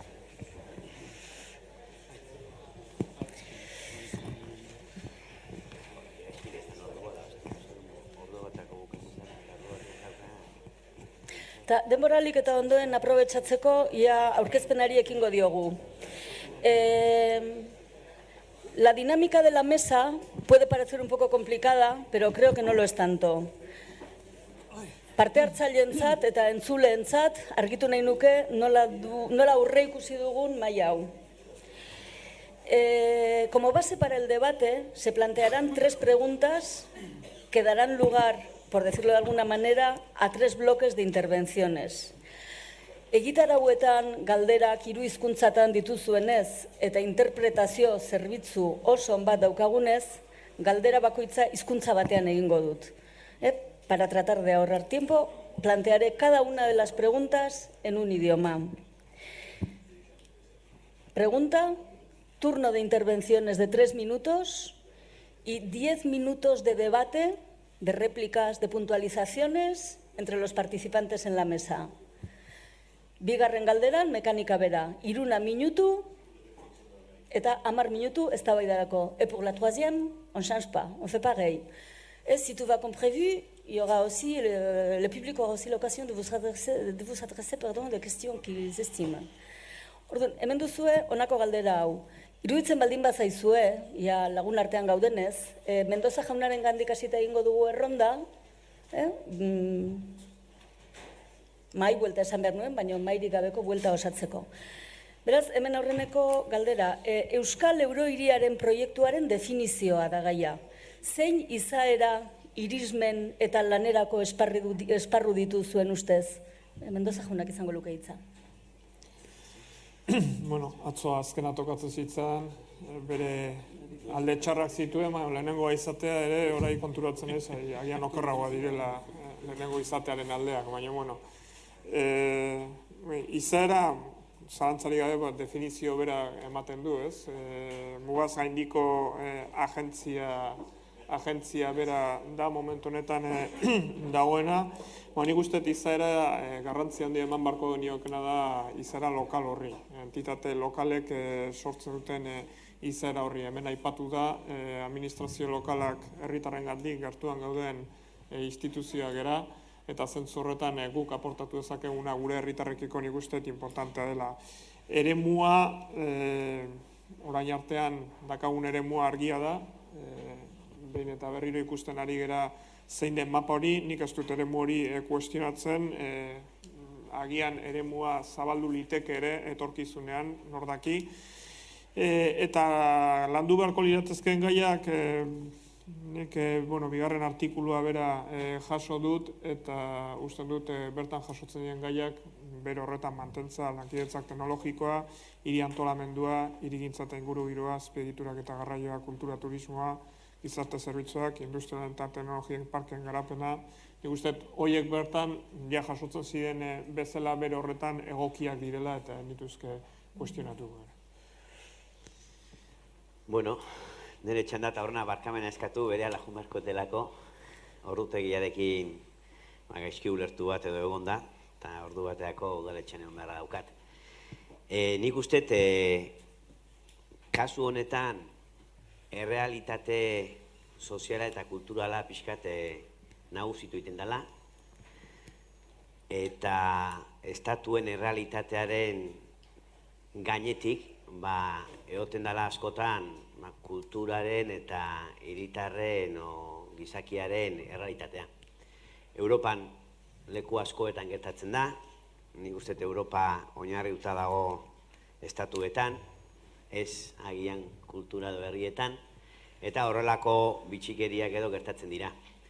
Nik uste eurohiriaretaz hitz egiten deunean dagoela errealitate bat, hizkuntza berrina daukau ego eta iparraldean, kultura berrinakoa gea, eta gainera sortu dira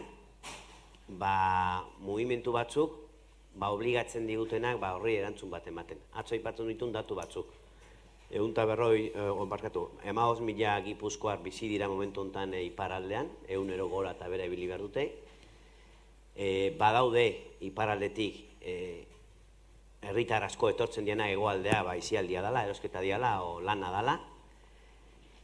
Turismo aldetik etortzen dienak Donostia bizitatzea askotan Euskal Herria bizitatu nahi dute, orduan nahi eta nahi ez iparraldea joan merezetzen dute, eta alderantziz ere gertatzen dela esango nuke. Eta horiek dana sortzen dituzte arazo batzuk, eta nik uste agintarien obligazioa dela herritarren arazoei soluzioak ematea. Eta nik hor kokatzen dut eurohiriarena. Azken finean, eskatzen digu herriak soluzioa ematea egunero generatzen dien arazoiei. Eta batez ere, nik 2-3 gai aipatu dira batzuk, zentratuko nituzke. Mugimentua, mobilidadea, azken finean mugikortasunaren arazoa danok aipatzen dugu beti, eta askotan, urte askotan nik uste lotu dugu mugikortasuna abiadura handiko trenakin bakarrik, eta nik ez dituzte hortara mugatu behar dugunik, nik uste egunerokotasunean Baionatik onaino etortzeko errestasuna gehiago beharko liateke, beste ozein hirietan gertatzen den bezala. Ni uste kultura eta euskera aldetik eta zeregin asko daukagula, turismo aldetik zeregina asko daukau eta berehala, eta badaude beste gauza batzuk ere martxan daudela, enpresa aldetik eta ingurumen aldetik, eta denak oso interesantiak. Baina, eta hemen aipatu da leno, egila da askotan egin dialan ekintzak bi erakunden artekuak, baino koordinazioi gabe, eta nik eurohiriarien hartzen diot baloroie importantena da, egin dezakeula instituzio guztiekin eta herritarrei esplikatuz, dana koordinatu eta dituzten arazoi horiek erantzunak eman, baino dana globalizatuz eta kontutan hartuta dauden guztiak. Igual, usatu nire gehiagik, barkatu. 3 minutua pasadiagien. Barkatu.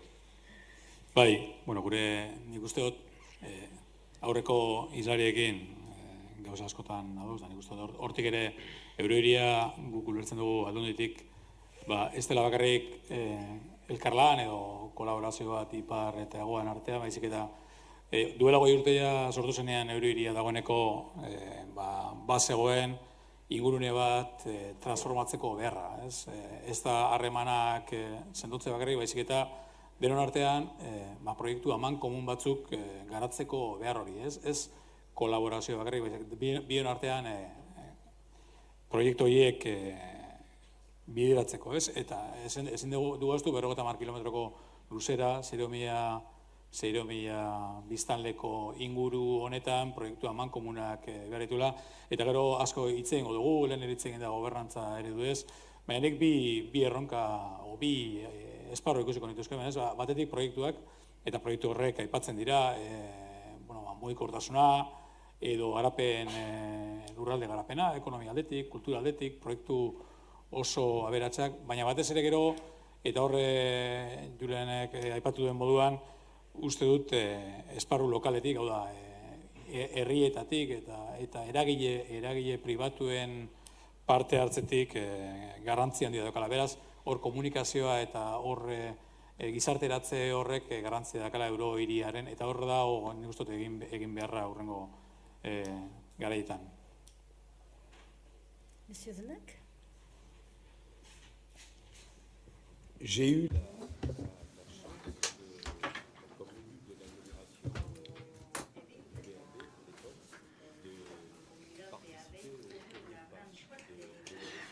abekeko zinegotzi bezala Eurohiriaren lehenengo pausoak ezagutzeko zorte eduki nuen garraioaren inguruan, jardun genuen ingurumenaren inguruan baita ere, niretzat Eurohiria oso bizkor sortu zen beharrezko zerbait bezala. Tratatzen genuen guztia, aztertzen genituen gai guztietan konturatzen ginen ados geundela, mugaren alde batean eta bestean gai berak ikusten genituen garrantzizkoak bezala. Beraz, bazegoen gai multzo bat tratatu beharrekoa.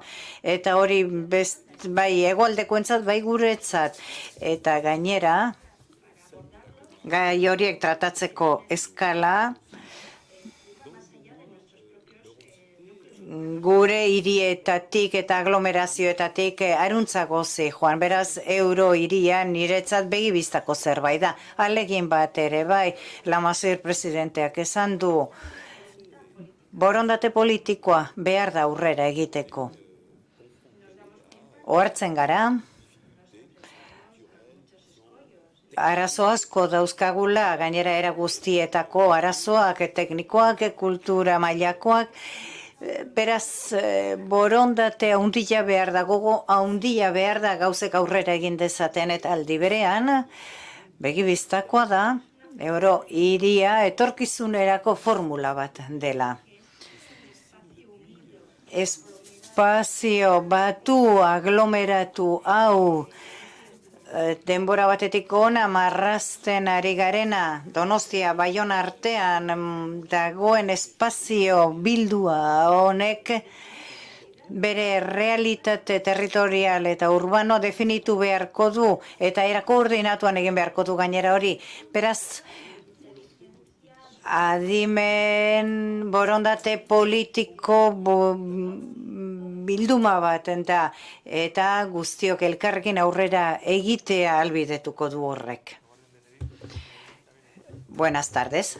En primer lugar decir que Gukonea etortzea 3 minututan horrelako galderain konkreturi erantzutea basaia egiten zaidala, zen ikustu dut ja biguneta hauetan bai teorikoak eta bai praktikan iaia denetaz hitz egin dugu, ez?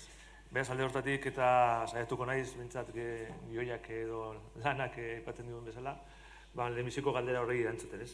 Eta esango dizuet, denbora, guk nik Hondarribian bizi naiz, eta beraz, mugaren historia oso gertutik bizi izan dugula txikitatik, eta, gure lanean jartzen ziguten hemen erantzun behar genuela, edo Euskal Eurohiriaren definizio bat egin behar genuela, ez? Eta esango dizuet ez zaidela batera erresa izan. Ez dut erresa izan zentratzea ideia eta zer den Euskal Eurohiria erantzuteko momentuan. Eta esango dizuet galdera horri erantzuten 3 reflexio sortu zaizkidala. Eta 3 reflexio horiek labur esango dizuet lehenbiziko izan dela ziurtasun bat. Nik uste dut hortan denak ados jarri gaintezkela esaten dugunean Eurohiria lurralde zati badela. Aquí hemos hablado los 2 días de la aglomeración urbana.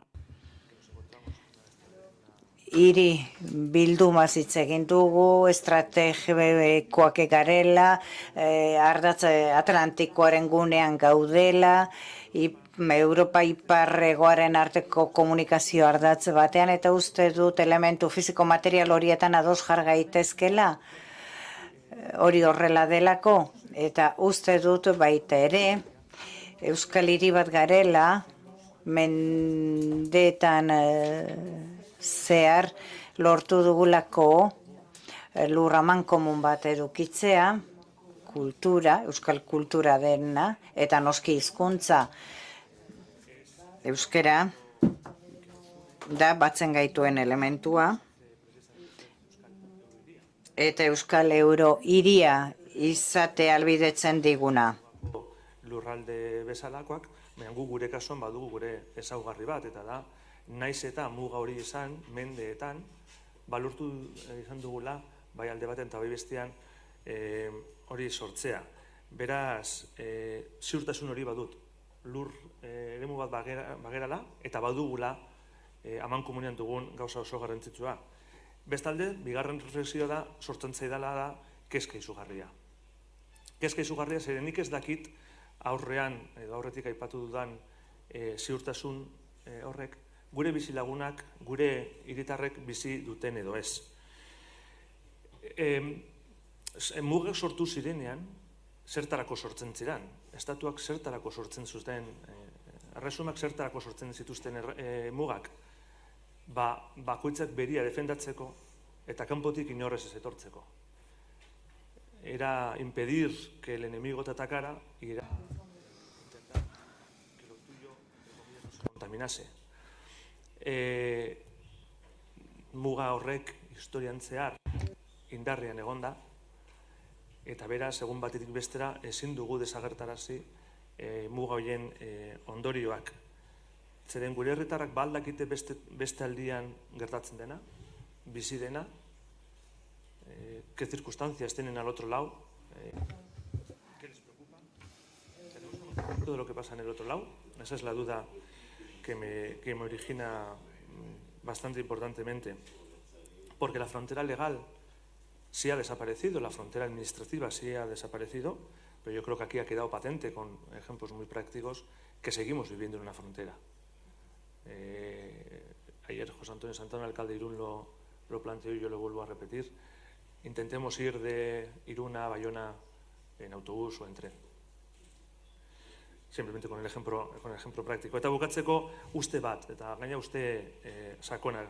Kapasak balin bagera, gure herritarrak behar dutena, eta edo eskatzen ari direna, definitzen, eta ondo identifikatzen, bai izango dugula aukera bat, eta aukera hori lortuko dugu, edo gauzatuko dugu, beti ere gure arteko antolakuntza eta lan egiteko era, koordinatuta balin badago, eta ondo antolatuta balin badago. Gero ustut, bigarren galdera gobernazaren inguruna badago, eta hor, sakonduko du pixkat, hirugarren kezka. Kasualitateak nahi izan du, mugakide hurbilenekoa izate ondoan, Hendaiako alkate jauna, beraz. Egunon deneri. Je représente ici monsieur le président de l'agglomération Sud-Pays Basque. Nik ez dut partzuergo bezala hitz egiten. Gaur azkenik konturatzen gara, pasatuko garela diskurtsoetatik ekintza zehatzetara, behar ditugun ekintzetara. Era honetako foruetan parte hartzen urteak daramatzagu, egia da, 40 urtetik gora daramatza dela mugan lanean, mugaren bi aldetan lanean, eta uste dut diskursoak amaitzeko garaia dela, eta martxan jartzekoa. Erabaki dugun guztia aplikatzeko garaia da. Zergatik berri izan dugu hainbeste denbora? Euro hiria Baiona eta Donostia artean egiten zen zerbait zen, eta baziren hor zenbait zulo. Zuloak jarraikortasuna izatea galerazten zutenak, baina hori amaitu da.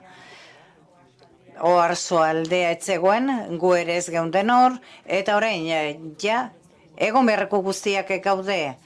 Beraz, bakarrik geratzen zaigu, alkandoraren maukak jaso eta lanari ekitea, ingurumenaren gaia, mugikortasuna, Eusko Hiriaren barruan, ekonomia, hizkuntza noski, uste dut beharrezko osagarri guztiak dauzkagula portura iristeko. Eta eskerrak eman berak izan duen eskuartzeagatik eta Donostiako udalak egin duen harreragatik ere eskerrak. Izagirre jaunari. Aurreneko erronda honetan adostasun maila izugarria izan da. Nik ez dakit, nabarduren unea izan da, je sais pas si c'est le moment de nuance, si...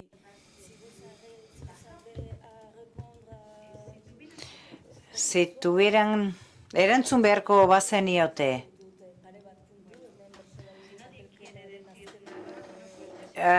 Bueno, entzulen aldetik ez errez. Edo bat-bateko eztabaidagairik egongo ez balitz. Ez? Bota. Ez, adostasun ia erabatekoak ez, baino funtsezko planteamenduetan horrenbesteko adostasuna ikustea debate mailetan ez da ohikoa izaten, baino pentsatuz nunbait egongo direla ñabardura garrantzitsuak, nik jakin nahi nuke edo botako nuke eztabaidarako honako gai hau. Gauza haundietan, ideia haundietan, planteamendu haundietan, planteamendu ideologikoetan esate baterako egon daitezke adostasun funtsezko hau ez kolokan jarri, baizik eta landu beharra adierazten duten elementuak, edo gauza txikietan, dans ce petit rien qui a souligné Monsieur Lamassoure, qui finalement ne sont jamais si petits. Edo gauza txikietan. Adostasun itxurazkoa ez, bistako adostasun hori urratu dezaketen elementuak. Nik behintzat ez dakit gauza handiak edo txikiak diren. Baina guk adibidez, Irunen Daia eta Hondarribik aspaldidanik elkarlanean gabiltza. Besteak beste errealitate bat zelako, ez? Gure herritarrek alde batetik bestera naturaltasun osoz pasatzen direlako. Baina nik uste dut hiru herrien artean lortu genuen adostasun eta lehenbiziko adostasuna eta beharrezko zena adostasuna zen konbikzioa. Eta konfiantza. Egia da, bi estatu desberdinetan gabiltzala, muga gure hiru herrien erdi-erdian dugula, bai Irun eta bai Hondarribik historikoki kolore politiko desberdinak gobernatu izan dutela, baina bagenun konfiantza bat. Eta berrio diot, ez dut uste Eurohiriaren arazoa denik proiektu handiak edo txikiak izan.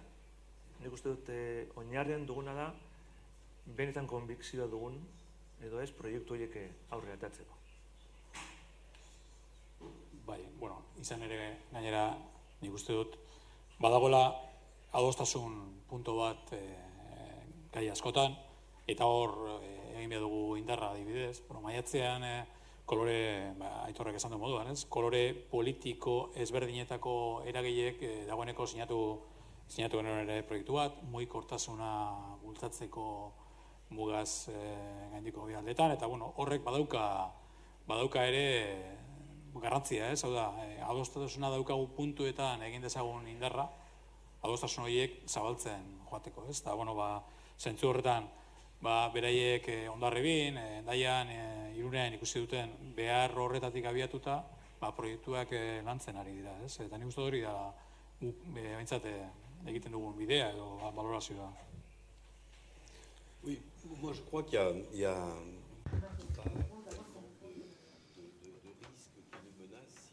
Badira, hainbat arrisku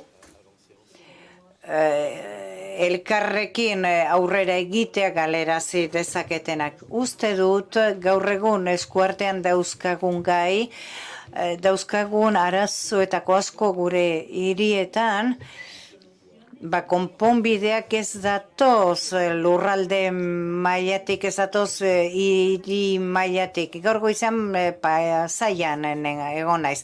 Tecnalia asti bizitatu dut. Orain bertan hainbat azterketa egiten ari dira, itsas azterketak.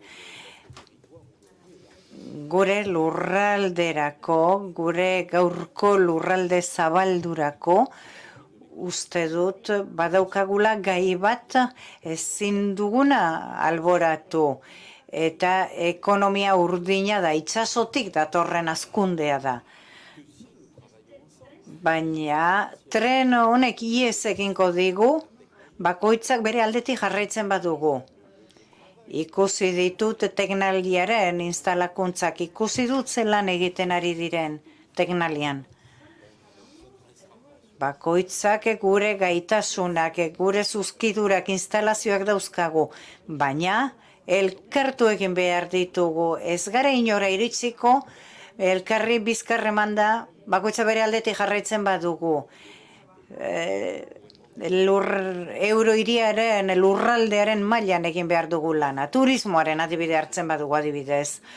Nahi badugu eduki turismo bat ez erresidentziala, ez bilabeterako datorrena, baizik gazte bukaerero datorrena, orain dela gutxi hitz egiten duen turismorako ikerketarako zentroko zuzendariarekin Miramonen dago, eta ni dauzkadan arazo berdinak aipatzen zizkidan. Turismo residenzialak ito egingo gaitu. Lortu behar dugu erakartzea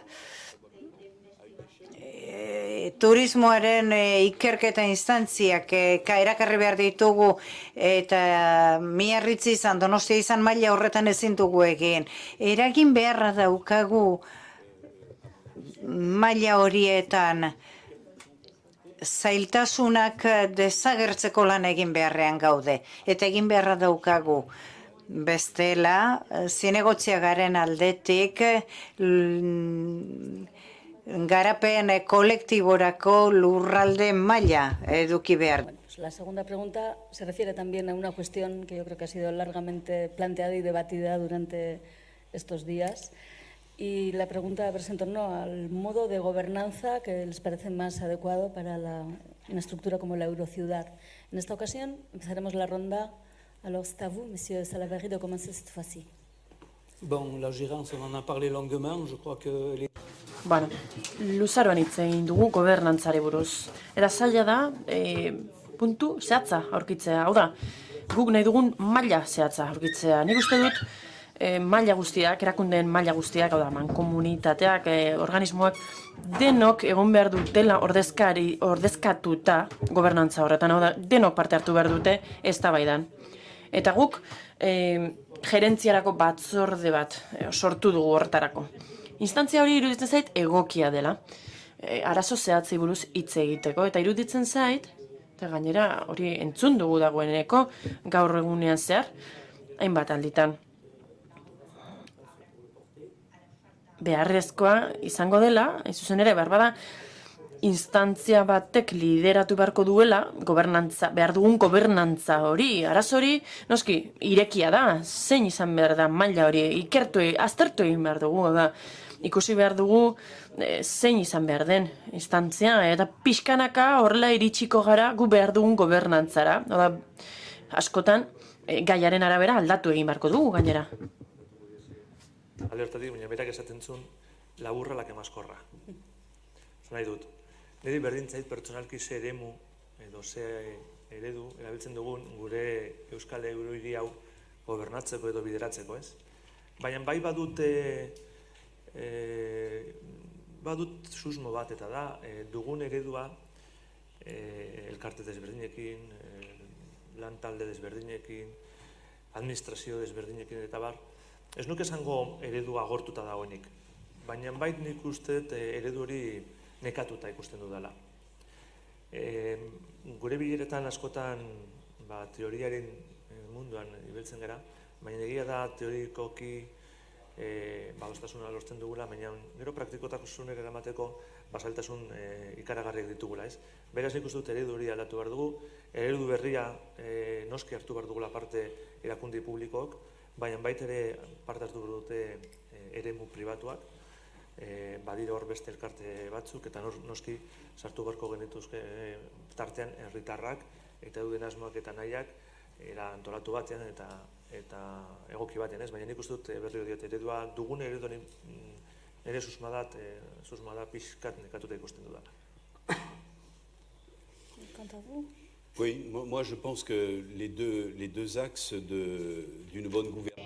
Nik uste dut bi ardatz daudela, gobernantzaren ikuspegitik bi ardatz daudela, eta hor, alik eta eragile gehien eduki behar ditugula parte hartzen, Lamazur jaunak aipatu digu eskumen erregionalen inguruko batzar bat egon dela, eta eztabaidaren puntu horretara iritsita, nire iruditu zait hori lanabes egoki bat zela.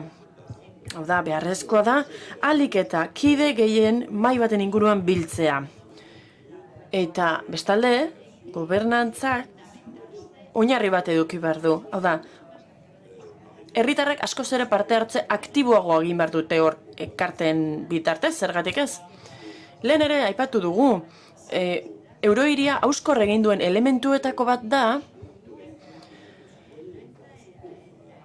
ez dela sartzen, hau da, ideia horiek eta herritarrek eurohiria ikusteko modua ez dela barneratu, ez da sartu herritarren buruetan, herritarrek ez dute kontuan hartzen eta kontuan hartu behar dute.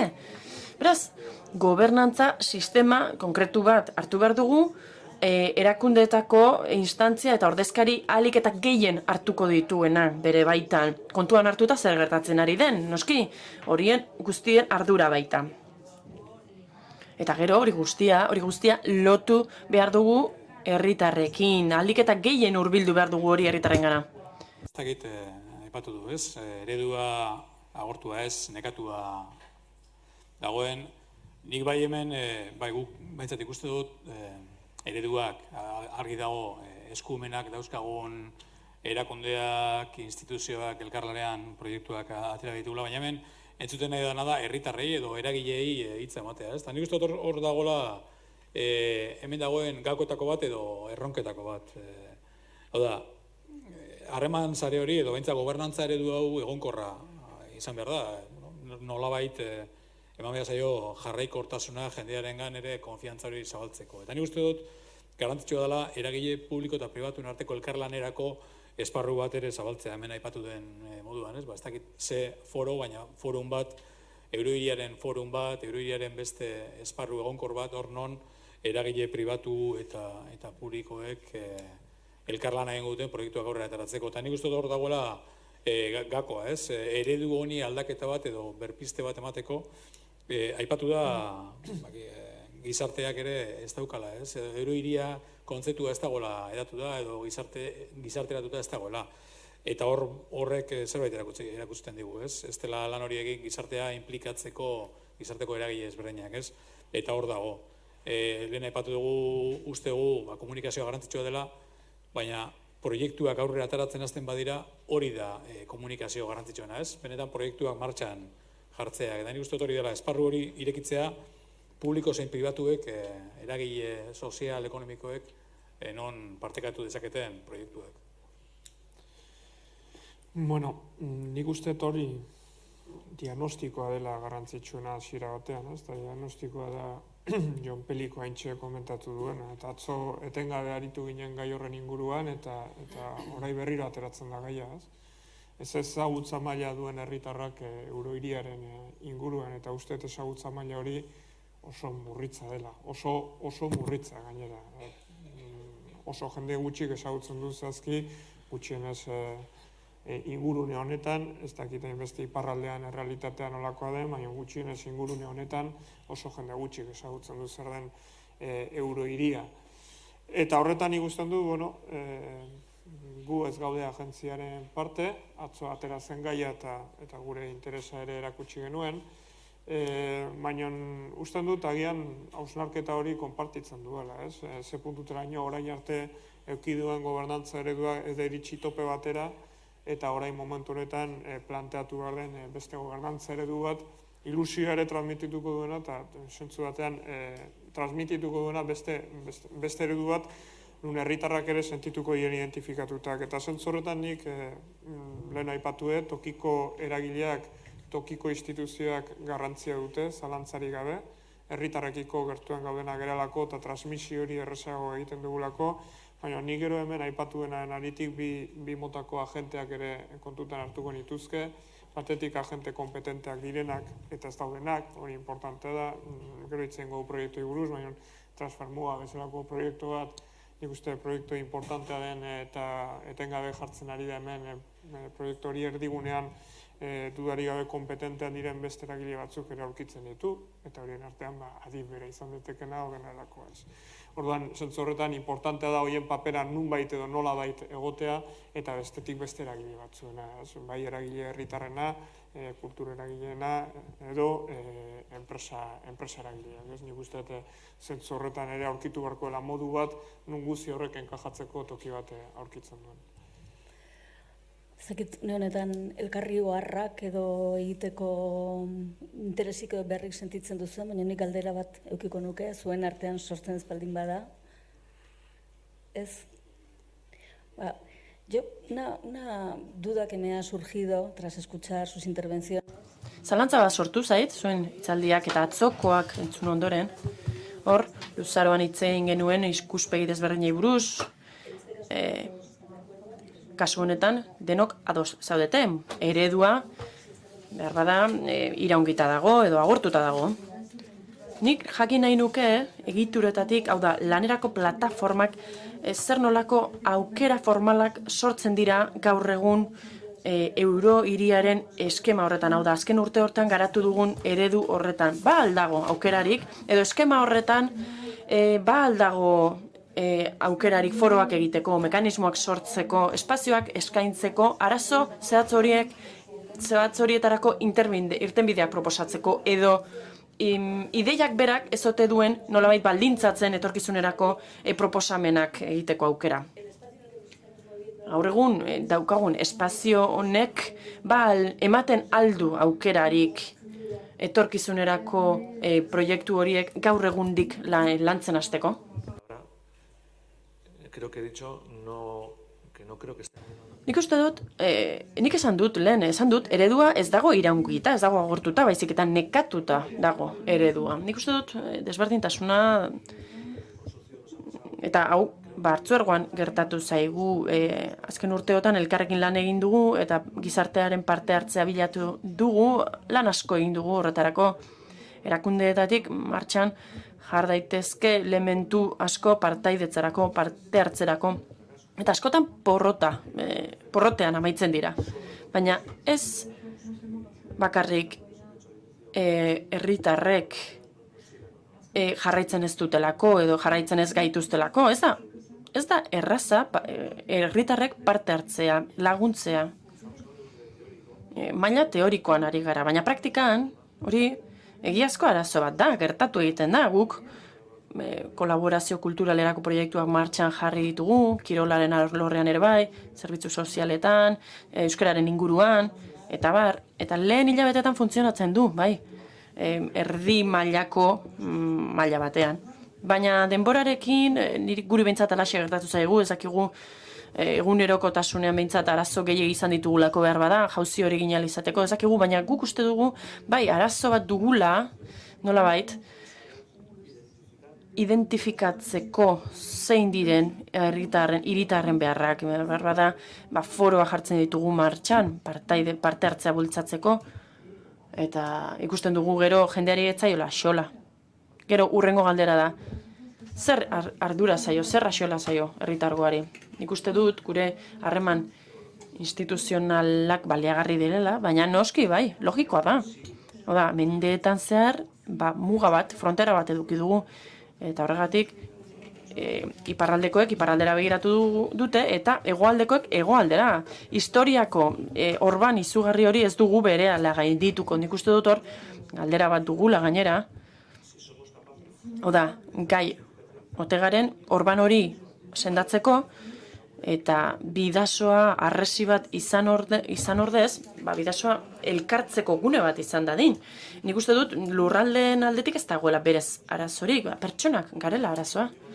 Eta hizkuntzak ere ez dakarrenelako arazorik. Arazoa pertsonak gara. Hau da, gai algara benetan, gai izango algara kolaboraziotik, hau da, teoriazko kolaborazio batetik jauzi egin eta egiazko elkarlan batera igarotzeko. Nik uste dut horixe izango dela hiritarren eskakizuna, baina asko zer praktikoago izan behar dugu. Bi gauza esango ditut. Bi gauzak atzeratu dituzte lanak, lehenik eta behin. Lehen, gauza, mugaz gaindiko espazio ez hitz egiten genuen, eta hor jendeak ikusi nahi zuen zenbat diru aterako dut, zenbat diru eskuratuko dut niretzat. Ikuste dut ikuspegi horrek asko nahaztu gaituela. Jende asko hasi da, mugaz gaindiko proiektuak eta egiten, zertarako diru laguntzak eskuratzeko. Nik uste dut hori dela lehen arazoa. Denok ulertu dugu hori alde batera utzi behar dugula. Proiektuak sortu behar ditugula, finantzaketa eskuratu baino lehenago.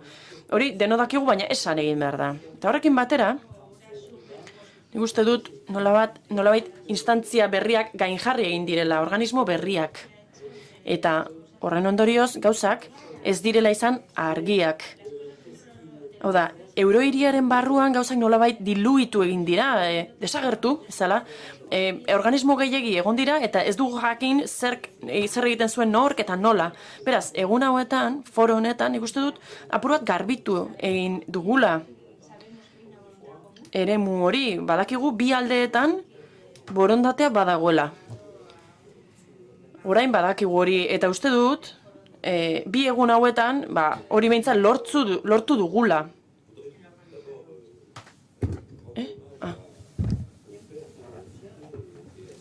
Bai, nik omenaldi bat egin nahi diet eurohiriaren guraso nagusiei, hau da.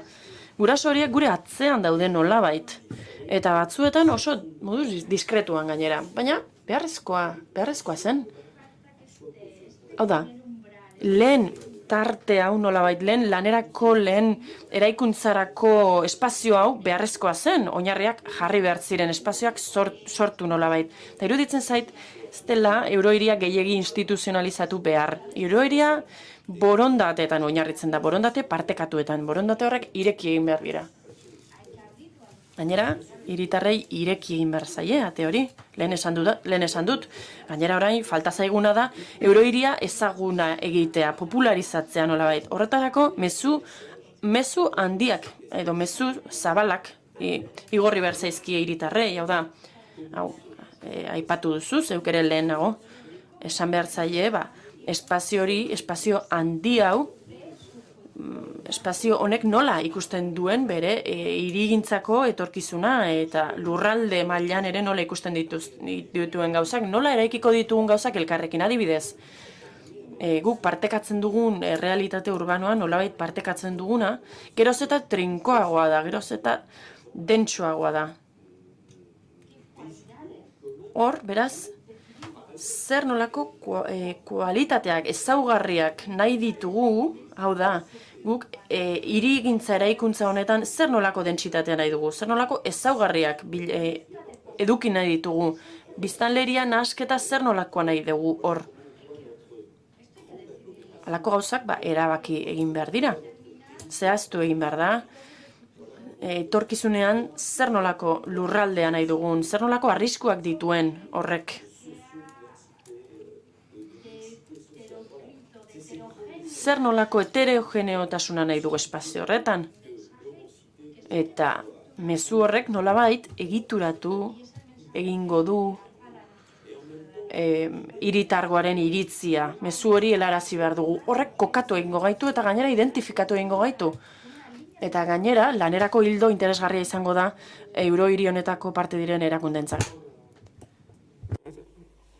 Agian zuleno galdetu duzunean zeintzu diziren elementu horiek desberdintzen gintuztenak, ez? Nola da posible horrelako akordio bat ikustea edo sintonia bat izatea eta segurazki hori da aztertu beharko genukena eta plan estrategikoa egiten denean aztertu beharko litzateken zerbait, baina nik bai iruditzen zedana da hor impulso puntu bat behar dela entitate bakar baten bitartez. Zer nahi dut esan honekin? Hemen administrazio asko daude tartean, eta administrazio bakoitzak bere lana egiten du, bere tokian egiten du, eta barrez, zalantzak ditu nik, eta hor, agian denbora gehiago daramazuenok, ezagutza handiagoa izango zute, zalantzak ditu nik, badagoen norbait etengabe pentsatzen ari dena eurohiriaren marko horretan. Adibide bat jarriko dut, hemen aipatzen da lurralde antolaketaren inguruan ere, bere estatutetan jarrita dago lurralde antolaketaren inguruan ere arituko litzatekela eurohiria bera ere. Guk momentu honetan eta gure eskualde ingurune honetan, aitorren hemen dago, baina PTP instrumento bat daukagu,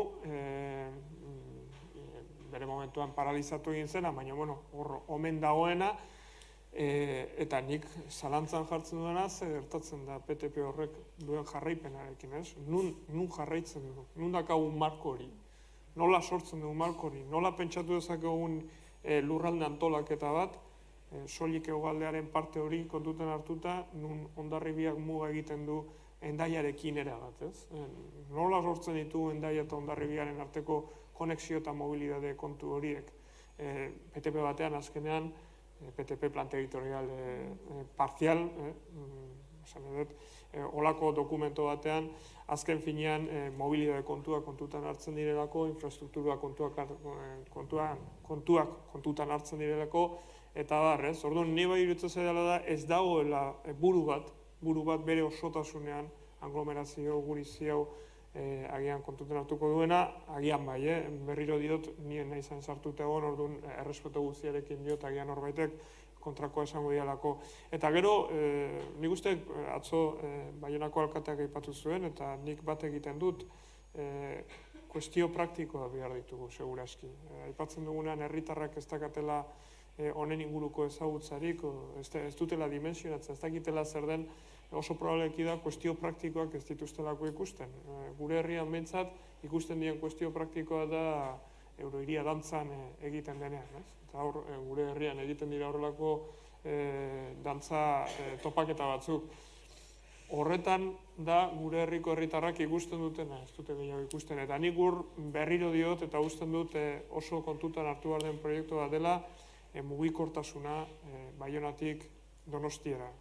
Usten dut adibide praktikoena hori izango dela, hori lortuko bagenu mugikortasun efektibo hori, denbora laburrean, uste dut horretan ja herritarrak praktikoki emaitza oso positiboak ikusiko lituzkela. Eta hori esaten denean, esatu dut Errenteriatik Hendaiara atzo aipatu nuen bezala. Ez uste dut, adibiderik praktikoena hori dela. Bai, ni ez nahi sartu galdera horren argi eta zuzen planteatzera, baina oso ondo igarri bizkidazu intentzioak. Azken batean hori zan galdera. Ez dakit tanda honetan, no sé si en este bloque hay alguna otra aportación que hacer, o podemos pasar al tercero. On reprend déjà la troisième question. Han destacado, guztiok azpimarratu duzue, zein garrantzitsua dan momentu hau, plan estrategikoaren atarian, programazio aro berri baten atarian. C'est pour cela que je crois que la troisième question Hirugarren galdera, erretorikatik urrutira dago, praktikan, zein dira Euskal Euro hiriaren markoan eraiki beharreko proiektuak. Esan duzu Euro hiria dinamizatu behar dela. Ze proiektu beraz jarri behar dira martxan Lamassoure jaunak esan duenaren bidetik? Lana bikoiztu. Honi proiektu bat aipatu dut eta ez dut berriro aipatuko transfermuga niretzako klabea den proiektu bat. Baina baita ere usten da komunikazio sostenible bat ezinbestekoa dela. Hor nola lortzen dugun herri desberdin arteko komunikazio mota hori lortza eta pertsona arteko mobilidade emankor hori lortza. Aipatu dut eta nahi berriro sartuko. Uste lurralde antolaketan hausnarketa bateratuak egin behar ditugula. Eta oso garrantzitsua dela. Ez da mundua, gure mundua ez da bukatzen Hondarribi edo Irunen, baizik eta jarraitzen du. Eta uste dute edozein hausnarketa mugatzen dena territorio horretara, non gero ingurumeneko arazo berdinak sortuko diren hemen egiten ditugun gauzekin Hendaian bertan edo alderantziz, lurralde antolaketari dagokionean uste buru bat behar degula eta estrategia mako bat behar degula. Nik zalantzari gabe eta tokatzen zaidanaren partetik portua jarriko nuke ere proiektuen artean. Pasaiako badian portu bat dakagu, Baionak portu bat daka, nik uste dut hor esparru interesante bat egon daitekela lantzeko eta kolaborazioak lortzeko. Gur regenerazio fase bat burutu nahi dugu, uste dut Baionak berak ere, eta uste dut hor sortu daitezkela konexio interesanteak eta segurazki landu beharreko gaia izan beharko litzatekena. Eta bukatzen dut azken batekin, eta uste ez dakit nola deitu, ez dakit horrela izan behar du, figura hori izan behar du, baina klaster modukoak, klaster teknologikoak izan daitezkenak, edo enpresarialak, edo turistikoak, edo kulturalak, ez? Hor harremanak badaude, nik atzo proiektu bat aipatu nuen, ekonomia kreatibarekin bi proiektu zerikusia dutenak, mugaz bestera aldera konexio osonak lortu ditzazkenak, eta lan bateratu batek askoz emaitza hobeagoak eman ditzazkenak. Nik uste dut hor, saiatu beharko ginak ere eremu horretan, aktibitate ekonomikoko eremu horretan, horrelako klaster, o antolakunde, o dena delako batzuk lortzen.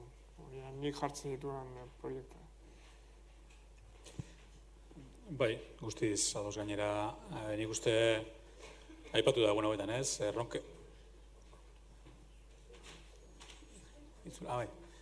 Azkenengo honetako, egun hauetan hitz egin den moduan, erronketako bat, erronka nagusia kohesioa da eta gizarteratzea, ez? Ezagutza o implikazioa, gizartea dogan implikazioa eurohiria honetan. Proiektu konkretuetan badude, hitz egin da, ez? Mugikortasuna garrantzitsua da, eta nik uste dut proiektu konkretuen gauzatzea behar dela, gizarteratzeko, sozializatzeko eta eurohiria kontzeptua jendarteratzeko.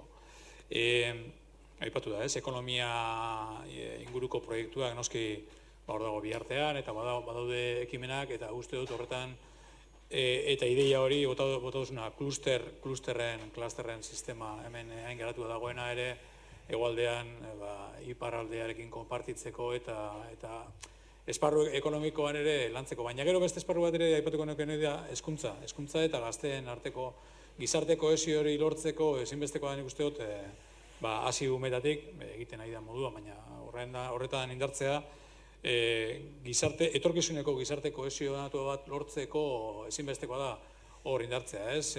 Bai hizkuntza aldetik, bai eurohirian kontzeptu aldetik, kontzeptualizazio hori barneratu dezaten gizarteak. Eta hor dago erronka, nik uste dut orduan. Horretarako zer dago ere bai, aurreteko puntuetan aipatu den guztia, gobernantza eredua. Gobernantza ereduak teorizatu dezakegu eta kontzeptualizazio oso ona izan dezake instituzionaletik proiektuak eta batzea, baina gizarteak ez badu barneratzen eurohiria, azkenean proiektuak ez dira haina azkar joan. Orduan, hor dago nik uste dut proiektu garrantzitsua benetan hori elkarlana publiko-pribatu horretan asmatzea eta dauden eragile kultural, ekonomiko guztien artean proiektuak aurrera ateratzea eta batez ere hori, ez? Lurralde moduan kohesio hori sortzea. Eta hori egiten da mugikortasunetik, egiten da kulturatik, egiten da ekonomiatik, eta nik uste dut hor daudela lanketa esparruak. Lehenik eta behin barkaidazu ezala parta, baina larrialdi tekniko bat izan dugu, konpondu dena. Excusez-moi de vous avoir laissé comme ça, de vous avoir quitté, mais c'était une urgence technologique. Alors, monsieur Vindat. Oui, moi je pense que... Bai, uste dut.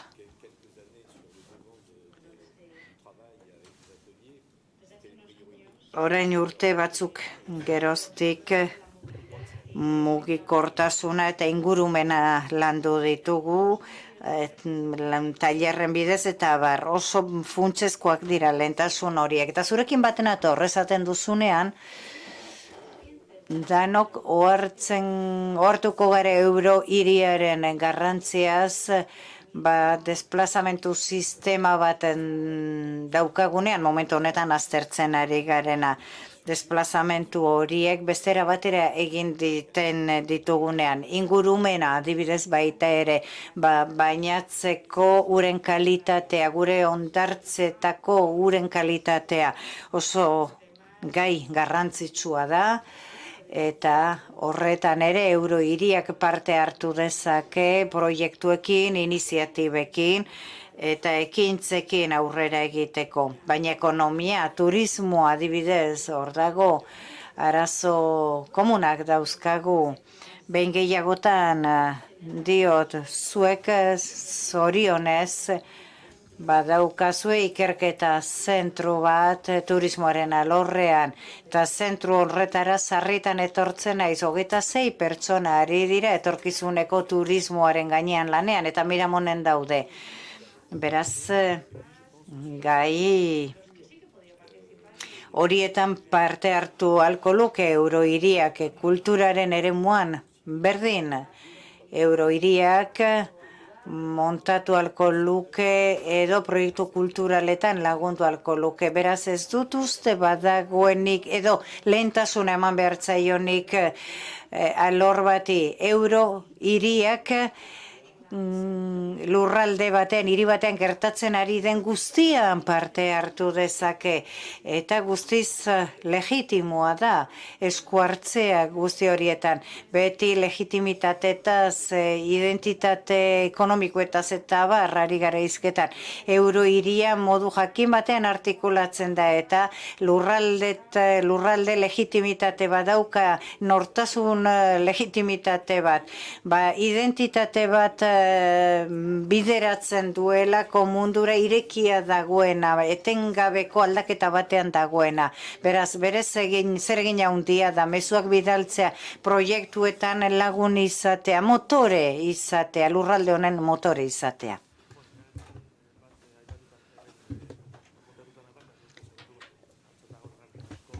Mugikortasunen inguruan, baina egia da, nik uste erronka bezala bat dugula, eta ez epe luzera, baizik eta epe motzean konpondu beharreko erronka bat.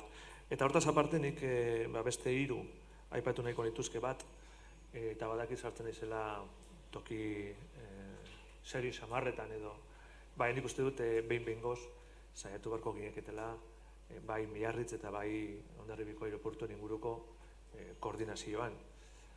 Benetan sinisten balin badugu Euskal Eurohiri bat garela, eta lankidetza amankomunian ibili behar garela, nik uste dute bi aireportuok amankomunian lan egin behar zutela. Eta aurretik handi joa badakitela, sartzen naizela, terreno edo lur, asko mugitzen diren lurrei horietakoak. Beste proiektu bat, atzo aipatu zen, baina ez gehiegi, eta aurkizka pizkat sortzen zait. Eta da, nik uste dut turismo izan behar dula, gure ekonomia aldetikan gure motor nagusi bat. Ez dakit oso kostenteak gehan argazki horrek irudikatzen duena. Badago, enpresa munduan noski, baina baita ere turismo munduan zailtasun bat, eta da irudi bat edo marka bat lortzea, eta jendeak marka hori ezagutzea. Eta guk badugu bat, eta da Kote Bask. Eta gaina esaten dut horrela, Kote Bask, ez dut esaten ni Kosta Baska, ni Euskal Kostaldea, esan dut Kote Bask. Kote Bask, en el ámbito internacional es conocida, una marca conocida y reconocida, que nos sirve perfectamente a todos los que estamos aquí, con lo que cuesta tener esa marca, que la tengamos y no la aprovechemos. En el otro lado no lo sé, en el nuestro desde luego. Gure aldean eduki badaukagu, baina ez dugu aprobetxatzen saiatzen gara, marka bat behiatzen kanpora ateratzeko eta badaukagu. Eta turismoaren ikuspegitik, turista ja iritsi denean, eskaintzen diogu bi aldetan daukagun honena, edo gure aldean daukaguna bakarrik eskaintzen diogu eta saiatzen gara ez dadin albora joan, gurean gastatu dezan gastatu beharrekoa. Gai gara kanpora ateratzeko, sustapen komun batekin, irtengo gara turismoaren sistema globalizatu horretara, eta kapazak izan gara gero eta turista gehiago etortzeko, edo jarraituko dugu bakoitzak gure turismo bulegoekin zaila turistak noiz iristen diren. Zerbitzuen sektorearentzat turismoa da lanpostu gehien sortzen dituen sektorea gure zonan, ekonomia dakar enpleguak sortzen ditu, eta epe erdira izan daiteke hori sektore bat asko indar gehiago edukiko lukena. Proyecto de los idiomas, o el lingüístico.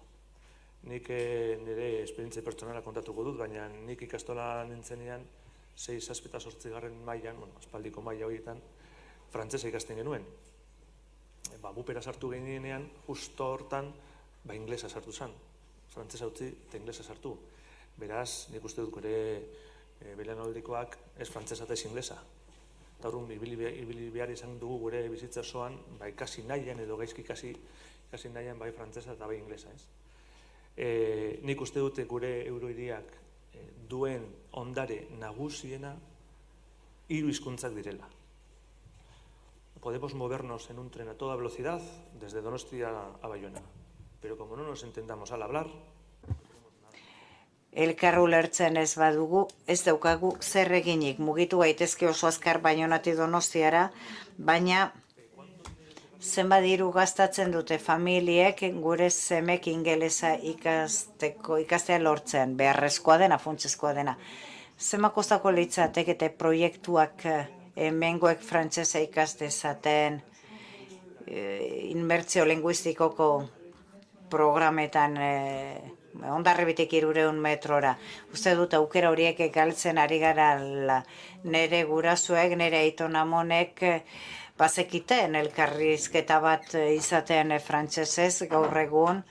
Uste dut 18 urteko Hondarribiko gazte bat ez dela gauza frantsesa ulertzeko, frantsesez elkarrizketa bat edukitzeko. Ingelesa funtsezkoa da munduan mugitzeko, baina gure lurraldean mugitzeko gaztelera, frantsesa eta euskara ezagutu behar ditugu. Eta beste arazo batean sartzen gara, erakusten diguna muga batean bizi garela, eta adibidez beste aldean planteatzea euskara ofiziala izan behar dela, bautza garrotu ditzak eta alde honetan baita ere, barneratzea gurasoei, bagian frantsesa ikasi behar dugula, horrek arazo asko eragin ditzake, baina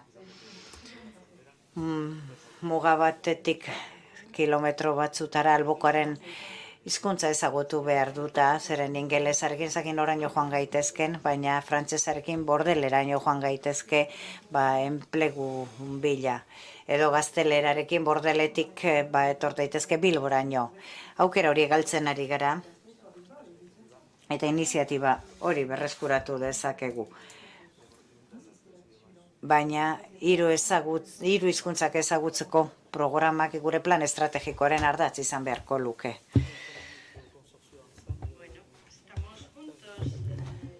Bai, Partzuergoan kontsortzioan elkarrekin gaude, beraz aipatu dituzun bi azken puntuekin guztiz bat nator. Hendaiako informazio eta turismoak urte asko daramatza lanean Hondarribiko turismo bulegoarekin. Urte asko daramatzagu elkarrekin lanean. Eta frantsesari dagokionez, hizkuntzei dagokionez, egia da arazo baten dago.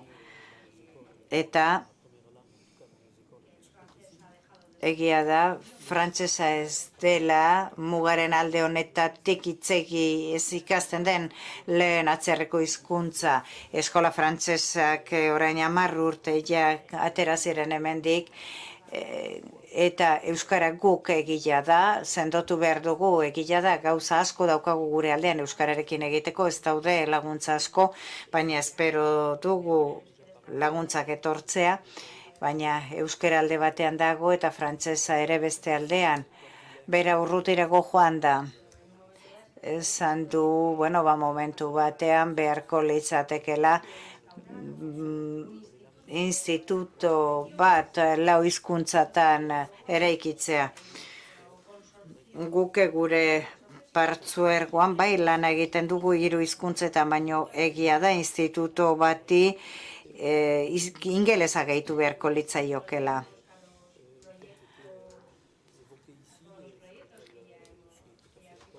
Aipatu diren proiektuetara itzuliz eta guztiz bat nator, niretzat eta Partzuergoarentzat programa garrantzitsuenetako bat mugikortasunarena da. Uste dut asko egin genezakela, eta denbora asko hasi beharko genuen horretan lanean, baina mugikortasunari hitz egitean, operadore handiak inplikatu beharko genituzke SNSF, Renfe eta sari naiz, eragin dezakegu, baina bereik ez baldin badaude ez. Beraz, hobetzez litzateke zaila.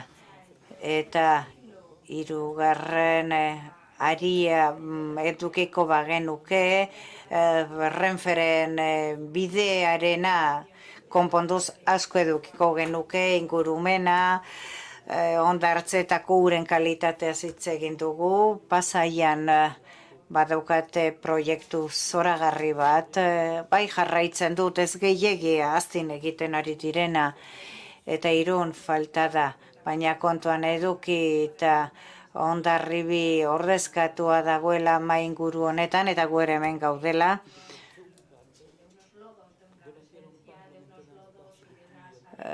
Baditugu Utzingudiko badian zenbait buztin, 6 urte daramatzagu, baina hor dago gaia geratuta. Arazo bat kezkagarri ere bilakatu daitekena. Buztinen presentzia gaurko abiadan jarraitzen badute, ezingo gara ez Hendaiako, ez Hondarribiko portutik irten. Beretzat mugikortasuna, ingurumena, ekonomia noski eta turismoa dira gai garrantzitsuenak. Eta badago proiektu bat, Innova Mugabe proiektua bidazo aktibarekin beso ekonomikoa dena konsortziorako, gure partzuergorako. Innova Mugabe proiektu honi esker alde honetako enpresak guretakoei eta alderantziz elkarra aurkeztu ahal izan dute trebetasunen eskuduntzen gaia hortzegoen, eta hasi gara ja Hendaiako enpresa batekin zenbait praktikatan. Aurrera egiten ari gara, egia da, Eurohiriaren indarrarekin, orain guatzan baina arinago joanalko ginakela, hori da behintzan nire nahia, proiektu zoragarriak dira, baina oial asko daukagu mozteko. Pero también se han tocado algunos puntos sensibles porque ignorar los problemas no significa que desaparezcan. Entonces yo no sé si en este turno abierto a las puntualizaciones, matizaciones o segundas aportaciones alguien quiere apuntar algo más, edo norbaitek beste hitzen bat erantzi nahi dion gainerakoen hitzak entzun ondoren. No sé si entre los participantes aquí Agian aipatu ez baditut ere, baina oso presente dituanak eta erabat bat egiten duena, ez pixkat gaztei begirako, hemen plantatuen gaztei begirako harreman hori, nik gehituko nioke unibertsitateen arteko harremana ere, Donostia eta Baionen arteko harremana, atzo aipatu zen, ze arazo topatzen ditu ikasle batek, Baionako ikasle batek adibidez Donostian ikasteko, eta ze arazo dituen Donostiako ingurunetako ikasle batek Baionan ikasteko. Eta nik uste hor hausnarketa serio bat egin beharko genuela, eta hori lotzen dut azkenean Aitorrek planteatu duenarekin. Nik bat egiten dut, uste dute hiru hizkuntzak jakitea eta gutxienez defenditzeko jakitea oso importantea dela. Bestela, muga ez da fisikoa, muga mentala da, eta muga mental hori garaitzeko aukera hori asko landu beharreko aukera bat da, eta gehiagorandik, eta berriro diot, usten dut horrelako proiektuan, unibertsitateko inguruko proiektuan, elkar trukak eta biek ematen dien proiektua bultzatuko eginitu, oso probablea, segurazki ere, bide horretan bultzatuko genuke bide interesgarri bat. Egia da,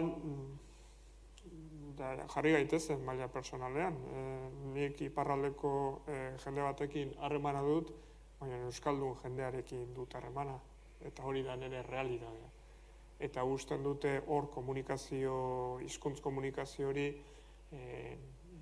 arazo hori badagoela. Eta segurazko beste askok ez du ez da harremanik izango ere mugaz beste handiko beste aldeko jendearekin. Orduan, nahi bai iruditzen zaidala hor gaztei begira hizkuntza ikuspuntu horrekin eta unibertsitatea kontutan hartuta segurazki politika batzuk planteatu beharko liratekeela.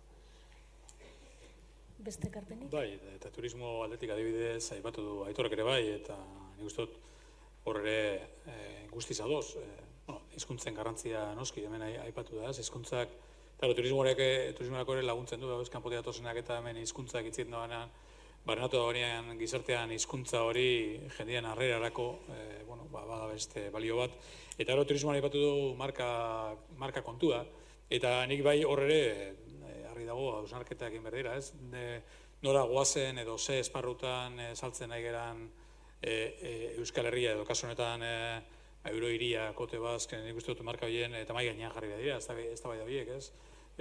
Esparru bakoitzean turismoa daukan ezagutza marka bat daukagu eta leku batzutan ezagutza bale bada, horien erabilera ere mai gainean nik uste dut ez da bai da hori jarri behar dela, berdin koordinazioa, ez? Gai tirabiratxoak izan daitezkenak, ez da bidatzen jarri behar dira mai horretan, ez?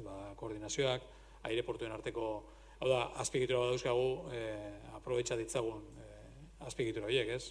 Eta ez da bai da horri ezin diogu guko egin, eta hori lehentasuna jarri beharko dira, baina noski. Si no hay más observaciones que hacer y atendiendo a mi obsesión con los minutos, podríamos dar paso al público en caso de que haya alguna... Publikoari hitza eman diezaiokegu, badaukagu ekarpen bat hitzartua, beraz ez baldin badago beste inor hitza hartu nahi duenik.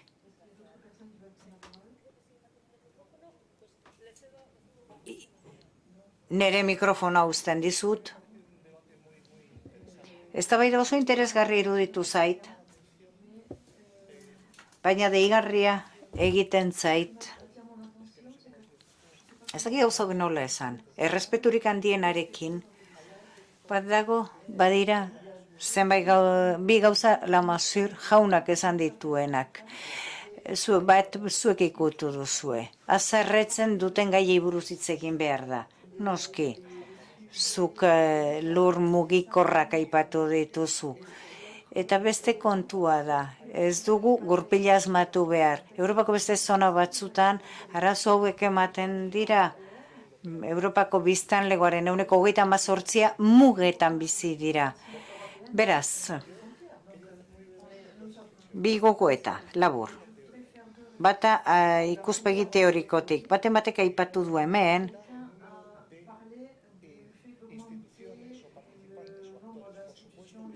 eragileak gehitu behar direla, ados, baina mai luzeak eta ordezkapena, biak uztertu behar dira. Asamblearioa ez da hobea ordezkapen maila baino. Legitimitatea eta eraginkortasunaren arteko oreka behar dugu. Beraz, Eurohiriaren arazoetako bat zer da, nortasun juridikoa, ez dauka nortasun juridikorik. Zein da? AFT baten abantaila. Badira Europan beste figura baita ere. Alegia, zeinadura bakar batekin funtzionatzen dute. Funtzioen delegazio bezalako mekanismoak, edo ordezkapena, edo lankidetza simetrikoa, horiek egunero erabiltzen dira, Suedia eta Estonia, edo beste adibide jarditzak edo ekintza oso zehatzak. Natura 2000 zarea, adibidez, hor maila turistikoan zer eginda, badago lema bat, bi herrialde, destino bakar bat, badago inbertzio komun bat mugaren bi aldeetan. Menuak bi hizkuntzetan daude. Ez da gauza handia, gauza txikiak dira, oso praktikoak. Berriro Lileko adibidera goazen, garraioarena, zuek aipatzen zenuten beste eremu batean. Autobusen eta trenen ibilbideak zentralizatuta daude, baina ordutegiak agintari lokalen eskuduntza direnak harmonizatu egin dira. Tazak, lehiakortasun desleialik egon ez dadin, tazak harmonizatu egin dira. Espainia eta Frantziaren artean, gasolindegiekin gertatzen da. Badira, zenbait gauza estatuaren eskuduntzakoak direnak, baina beste gauza asko udalen eskuduntzakoak dira. abantaila konparatiboa epe motzera jokatzea hori bukatu da. Europan adibide oso garbiak daude erakustenen digutenak. Azken adibide bat jarri eta bukatzen dut. Atlantikoko estrategia, Baltikoek zer egin dute, Baltikoko estrategiarako iritsita esaten dute, goazen lankidetzarako mekanismoak gure artean eta nazioarteko lehiakortasunerako. Danubiokoek zer egin dute, plataforma bat ibai osoan zehar.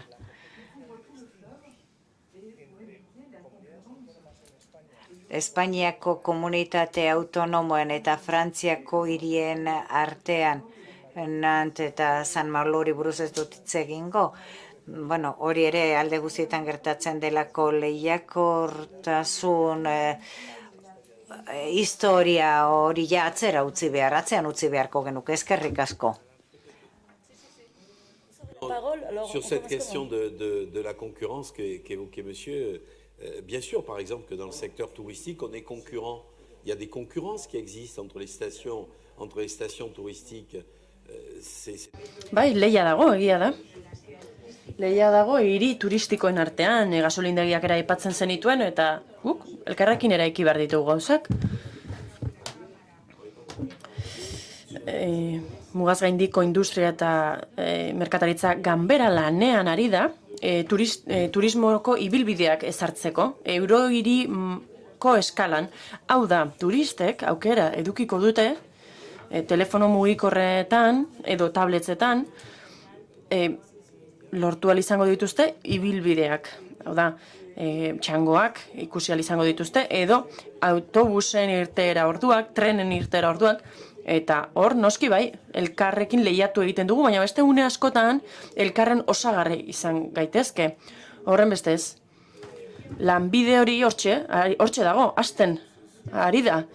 Azken hitza emateko, askotan esaten dugu zer dira abiadurak, beste erakunde batzuk daude lanean, hau da, mugaz gaindiko instantzian, eta nik uste dut lurraldeetako dinamikek motor desberdinak eskatzen dituztela. Ni mugaz gaindiko lankidetzako kide naiz, eta Akitania Euskadiko eskualdean 50 bat proiektu aukeratu ditugu, hasieran 120 aurkeztu zitzaizkigun, eta kultura, ekonomia, turismo alorrekoak dira, eta beste hainbat alorretakoak. Eta horremestez, honek guztiak funtzionatu egiten du eta ongi dago. Baina zergatik ezin dugu haratago joan, zergatik eurohiriari ez eman ikatz gehiago.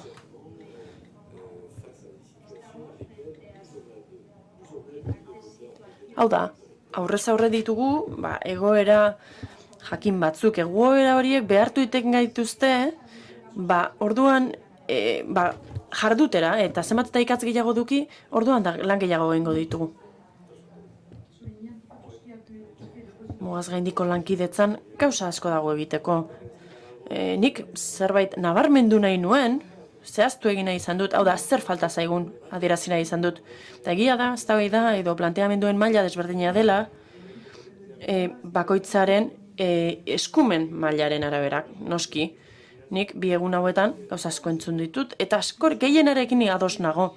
Baina jaun honek eta nik, gizon honek eta nik arazo bat daukagu. Eta da, guk adibidez, eskola kiroleko jai bat antolatzen badugu, ikasleekin, adibidez guk Hendaiara joan behar badugu, 1.500 edo 2.000 familiak udaltzaingora joan behar du, paper bat sinatzera esanez, baimena dutela, umeek joateko, eta azkenean gure eskolako pistan egiten dugu jaialdia, eta kitxo, noski, halako arazoak daude, adibidez, bidaiariak itxasoz garraioatzeko, aukera dago, baina autobus bat eramateko adibidez, Hendaiatik Irunera, atzo esan zen moduan, nik uste dut defentsa eta kanpo ministerioak denak dutela zerbait esateko kasu horietan.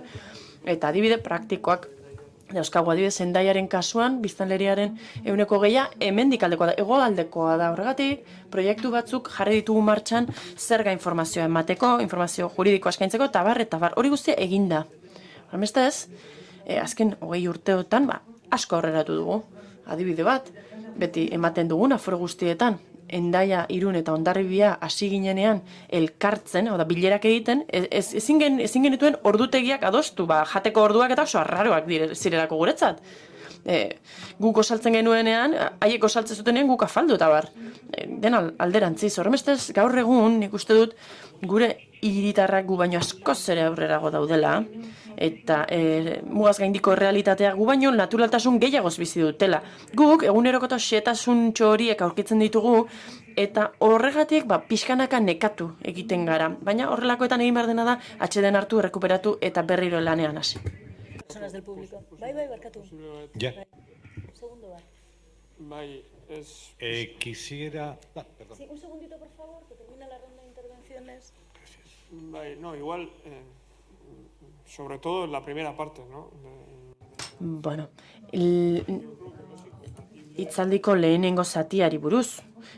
Esan nahi nuen.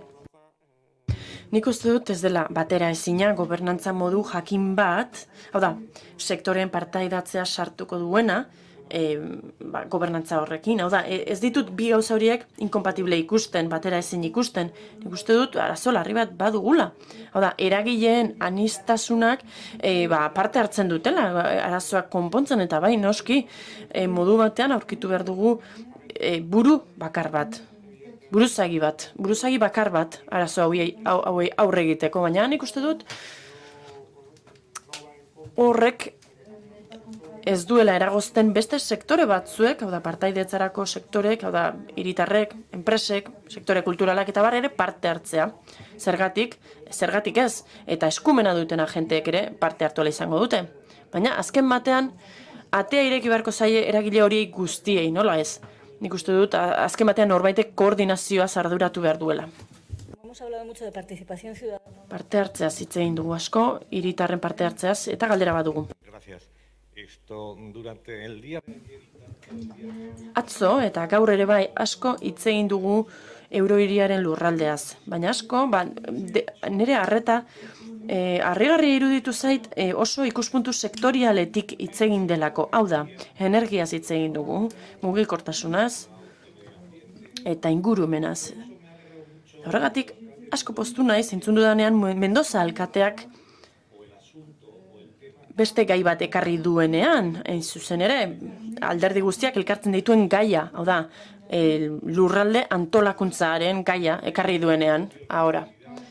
Ez dago mugikortasun ikerketarik, ez dago ingurumenaz hitz egiterik, ez dago energiaren ikerketez hitz egiterik, lurralde antolakuntzaz hitz egin gabe. Hau da, alde horretatik, Gipuzkoako Foru Aldundiko lurralde antolakuntzako departamentuak suerte handia izan du, Salaberri lehendakari ordea hemen mailan dugulako gainera, eta Kot Sud Pays Basque departamentua gonbidatu zuen, observadore behatzaile gisa parte hartzeko, une hartan, hango dokumentua prestatzeko orduan. Guk bilera askotan parte hartu dugu, mahai inguru askotan, eta maila teknikoan aukera izan dugu ikasteko, hau da, haiek nola funtzionatzen duten, alor horretan, eta ikusi dugu, edo galdetu diegu, teknikari frantsesei nolakoa den, haien ustez lurralde antolakuntza hegoaldean. Eta topaketa hauetan parte hartu dugunez, departamentuko beste teknikari batzuekin batera, esan behar dut, oso esperientzia positiboa izan dela. Eta uste dut denok asko ikasi dugula, besterik ez, eskerrik asko. Respuesta o consideración a la pregunta. Beste aipamenik bai? Horri erantzuteko? Al fondo, otra persona interesada también. Sí, sí. Me comunican que va a ser la última por cuestión... Badirudi azkena izango dela, ordutegia ikusita eta gonbidatuek duten agenda. Beraz, nik iparraldeko euskarazko irrati sare bat lan egiten dut.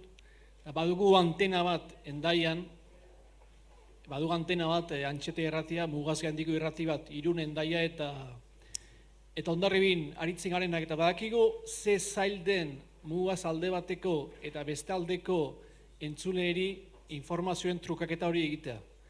Azken finean entzuleak eta herritarrak kulturalki batzu dira espainolak, beste batzu dira frantsesak, batzu madrilerei begira kulturalki eta telebizaren eraginez da beste hainbat eraginez, Eta hori informazio naturalki pasatzea bateko eta bestekoa ikaragarri zaila da, eta eskatzen du sekulako pedagogia egitea.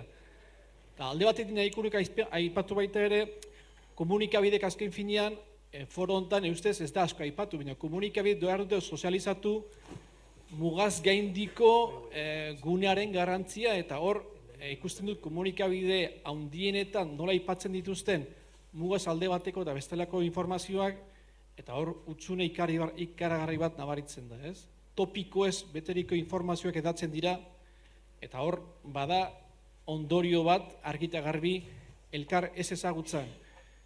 Eta bigarren kontu bat nahiko nuke aipatu baita ere, Hondarribiko alkateak aipatu duena hiru hizkuntzen garrantziaz, ez? Nire ustez hori beharrezkoa da, batez ere hegoaldean ere frantsesa ezagutzen dutenak gero eta gutxiago dira, eta hor ikaragarrizko horma topatzen gara alde batean da bestean mugitzen garenean. Hori bakarrik. Harri guai edo, besterik ez bada, eskerrik asko guztioi, muchas gracias, merci de vos efforts, argi gelditu da, qu'il y a encore du travail à faire pour les 20 ans à venir et peut-être plus. Alors, eskertuko nizueke, zuen tokietara itzultzea, ekitaldia Jon-Peli Uriguen jaunak itxiko duelako. Si vous pouvez rejoindre vos places, c'est le tour de s'approcher de la clôture. Y tiene la palabra Jon-Peli Uriguen. Allí mismo, nahi duzun tokian. Hau ya...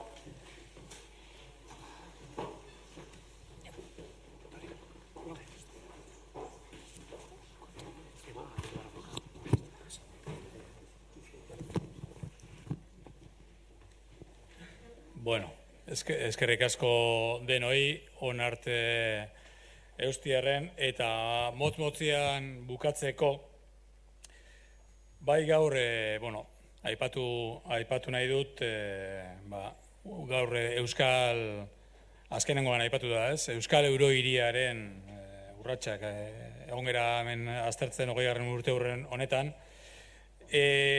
eta 20 urte hauetan urrats handiak eman ditugu, baina urrats horiek txiki garatu daitezke ez badegu jarraitzen. Ez dago eurohiririk eta ez da egongo, Euskal Herritarrek proiektuan bere egiten ez badute, hemen aipatu da, ez? Sozializazioak gizarteratze hori. Eta hori lortzeko ezinbestekoa da eurohiriaren baliagarritasuna ikustea. Elkarren arteko lan honek bere bizikalitatea hobetzen duela barneratzeko. Orduan bakarrik lortuko dugu komunitate bat izatea, eurohiri kontzeptua benetan errealitate bihurtzea. Baina borondate hori jakitera eman behar dugu, aditzera eman behar da eta jendeari ezagutzera eman behar zaio. Egon baduden barrerak, hemen traba asko, oztopo asko aipatu dira, baina proiektu zehatzen bidez gaindituko ditugu barrera edo oztopo horiek. Aipatu da, maiatzean Mugaz Gaindiko Agentziaren batzarrean aurrera pauso garrantzitsua ere eman zen, aurrera pauso handi bat. Administrazio guztiek, kolore ezberdinetako administrazioek bere kolore politikoak edo interes politikoak alde batera utzita, garraio eskumena duten agentziei, eragilei, eskatu genien gauzatu zezatela trenbide lotura hori, hainbeste aipatzen den komunikazio hori, Baianatik Donostira doan korredor hori komunikatzeko. Horretako ekimenak dira benetan komunitatea sortuko dutenak eta gizarteratuko dutenak. Bidea elkarrekin egiteko ezinbesteko da bide berriak irekitzea, eta mugikortasuna bide horietako bat, egun hauetan asko hitz egin da, mugikortasuna beste gauz askoren artean. Eta badago besterik noski. Babestu beharreko espazio komun bat, lurralde antolaketa aipatu da oraintxe bertan, ez dago proiekturik lurralde antolaketa espada benetan aman komuna. Eta horregatik ingurumen arloan ere lan egiten jarraitu behar dugu. Eskola umeekin, aipatu da, gazteekin, unibertsitateekin, horiekin ere lan egiten jarraitu behar dugu, elkar ezagutzeko eta ulertzeko, ikasleen arteko trukeak eta prestakuntza ere landu behar ditugu, eta baita ere enpresa arteko harremanak, kultura, kirola, egun hauetan aipatu diren gai asko eta asko. Aipatu da ere plana estrategikoa egingo dugula, ezinbesteko da plana estrategikoa definitzea, guztion artean, parte hartze, hemen aipatu da, ez? Parte hartze horrek ez duela kentzen ordezkaritza publiko bat, pribatu bat egoteko. Eta bide hori elkarrekin egin ahal izateko benetan eraginkorragoa izango delako. Horregatik uste dugu hain garrantzitsua dela gaur eta atzo eta gaur egin den Donostian egin den forum hau. Eurohiria gaur egun adierazpen bada, desio bat, lan asko egin den arrean esan dudan moduan, baina hori gaindituta errealitate bilakatu nahi dugu, bilakatu behar dugu. Lana konplexua da, baina oso erakargarria ere bai. Eta herritarrek helburu horrekin bat egin dezaten ezinbestekoa da komunikazioa. Euskal Eurohiriak gauzak egin behar ditu, proiektuak aurrea atera behar ditu, benetan barneratzeko eta lehen aipatu dudan moduan komunikazio bide honena proiektuak erakustea da. Egiten diren proiektuak barneratzea. Eta uste dugu jardunaldi hau aurrera pauso garrantzitsua dela bide horretan.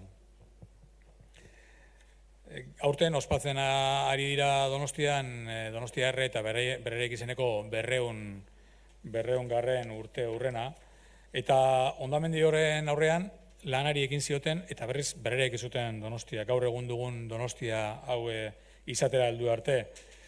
Eta badugu guk ere erronka bat, Eurohiria berrerek itzea, ez erre delako, baina hemen aipatu den neke hori gainditzeko berriz ere aurrera pausoak emateko, eta benetan berrera ekitzeko denok hemen aipatu den gauza askotan aman komunian ditugun proiektu horien Eurohiria. Guretzat oso garrantzitsua izan da gaurko honetan Alen Lamazug eta Jose Antonio Ruiz Casas egotea, Europaren beharra daukagulako eta Europak gure beharra ditu. Herritarren Europarantz jo behar dugu, hori uste dugu dela helburua, eta bide horretan Eurohiriak beste, hemen aipatu diren, beste aglomerazio batzuen moduan badauka bere garrantzia. Guri zer ematen digu, dimentsioa ere ematen digu. Europar batasunetik finantziazioa lortzeko aipatu da dimentsioak ze garrantzi daukan eta proiektuak ahalik eta azkarren gauzatze horrek. Baina guk ere egiten digu ekarpena Europari, batasunaren ikuspegi herri bat, mugaz gaindiko elkarlana, badago gauza asko elkarren artean egiten duguna. Gaurtik aurrera, aipatzen nuen moduan, Eurohiriaren plan estrategiko eragilea abian jartzearekin, bide berri bati ekingo diogu. Atzean egindakoaz ikasiz, baina urrats berriak emanez. Lan gogorra eginda, baina errealitateak aldatzen ari dira eta egokitu behar dira ekintzak gaur egun ditugun erronketara. Virtualetik eta bulegoetatik egindako diseinu soil batetik benetan lurraldera bideratzeko eta proiektuak gauzatzeko. Beraz, bukatzeko gaur hemen bildu zeraten guztiok animatu nahi zaituztet, ahalegin horretan jarraitu dezazuen, orain arte egin duzuen ahalegin horretan jarrai dezazuen, eta denon artean Eurohiria lortuko dugu barneratzea eta proiektuak egitea.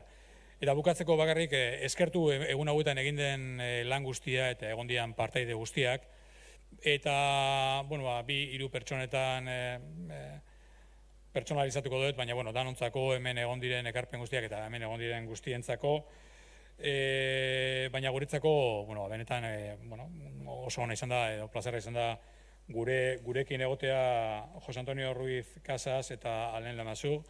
Merci, Monsieur Lamazur, pour être entre nous. Mais aussi, je voudrais remercier Monsieur Grenet. Jean Grenet jaunari eskerrak eman nahi dizkiot nola ez hemen egon izanagatik, bere ekarpenagatik, eta nola ez, gogora ekarri nahi dut, haren aita. Haren aita duela 20 urte Euskal Eurohiriaren proiektuaren Jean Greneti ere bai eta bere aitak egin zuen lanari ere bai. Eta esan dudana, mi esker denoi egindako lanagatik eta aurrera jarraitu, eta orain hitza Monsieur Greneti emango diot.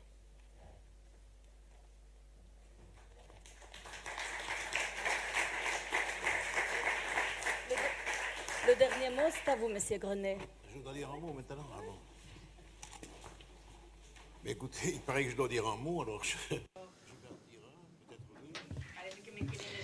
Bai, entzun nahi didazuela derode. Hitz batzuk esango ditu. Ez, hitz apur batzuk baino gehiago uste dut esango ditu dela. Lehenik, eskerrak eman nahi dizkizuet.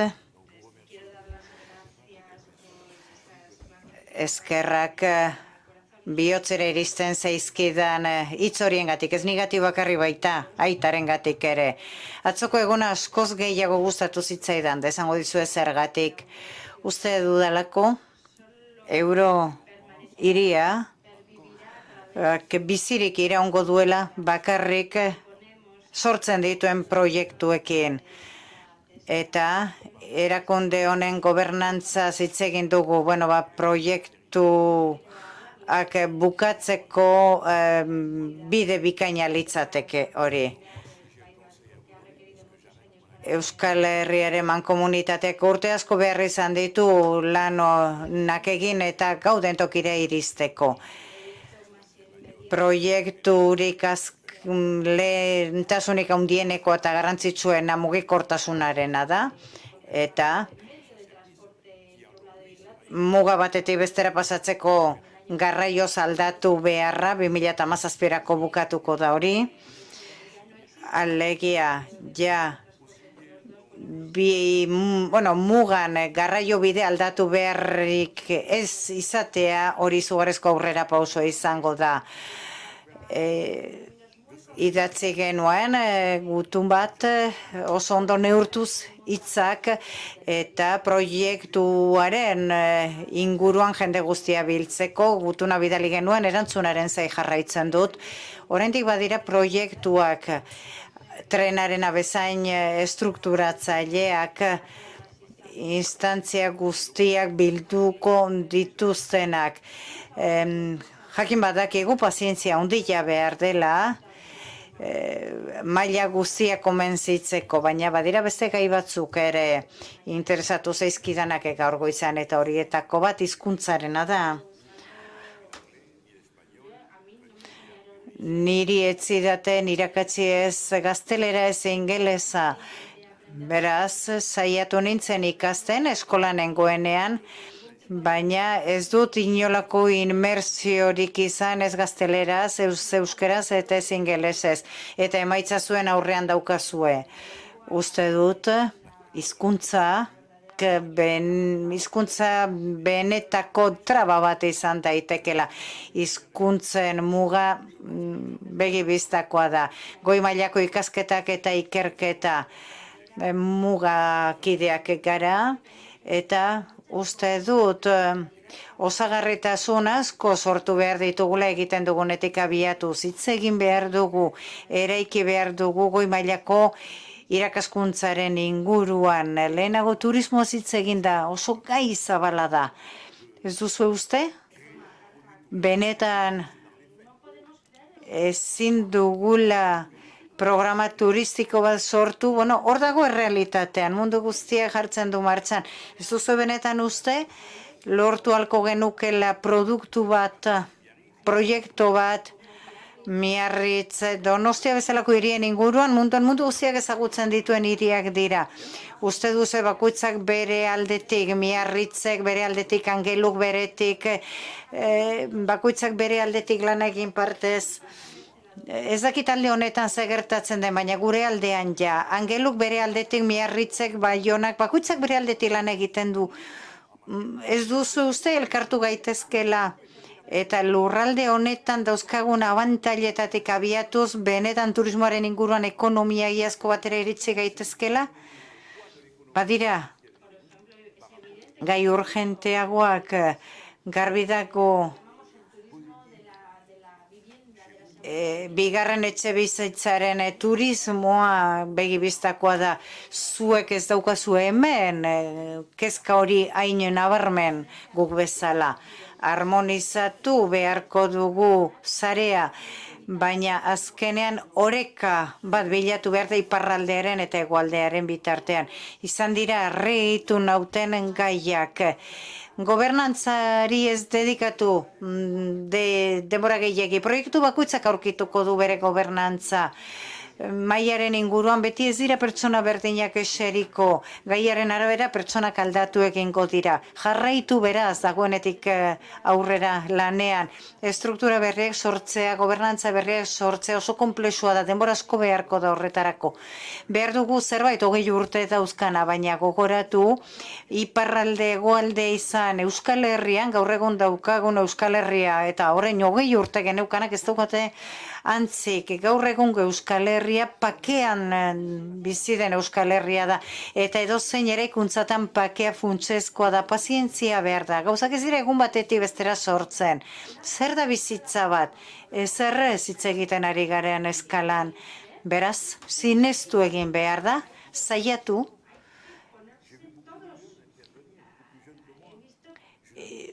ikusi ditut, ni baino askoz pertsona gazteagoak horrari direnak eta beti esaten diat pazientzia handia eduki.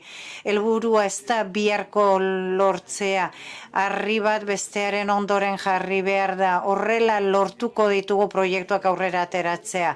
Nik urte asko daramatzat proiektu bat lideratzen, ja umetatik ari nintzen honetan.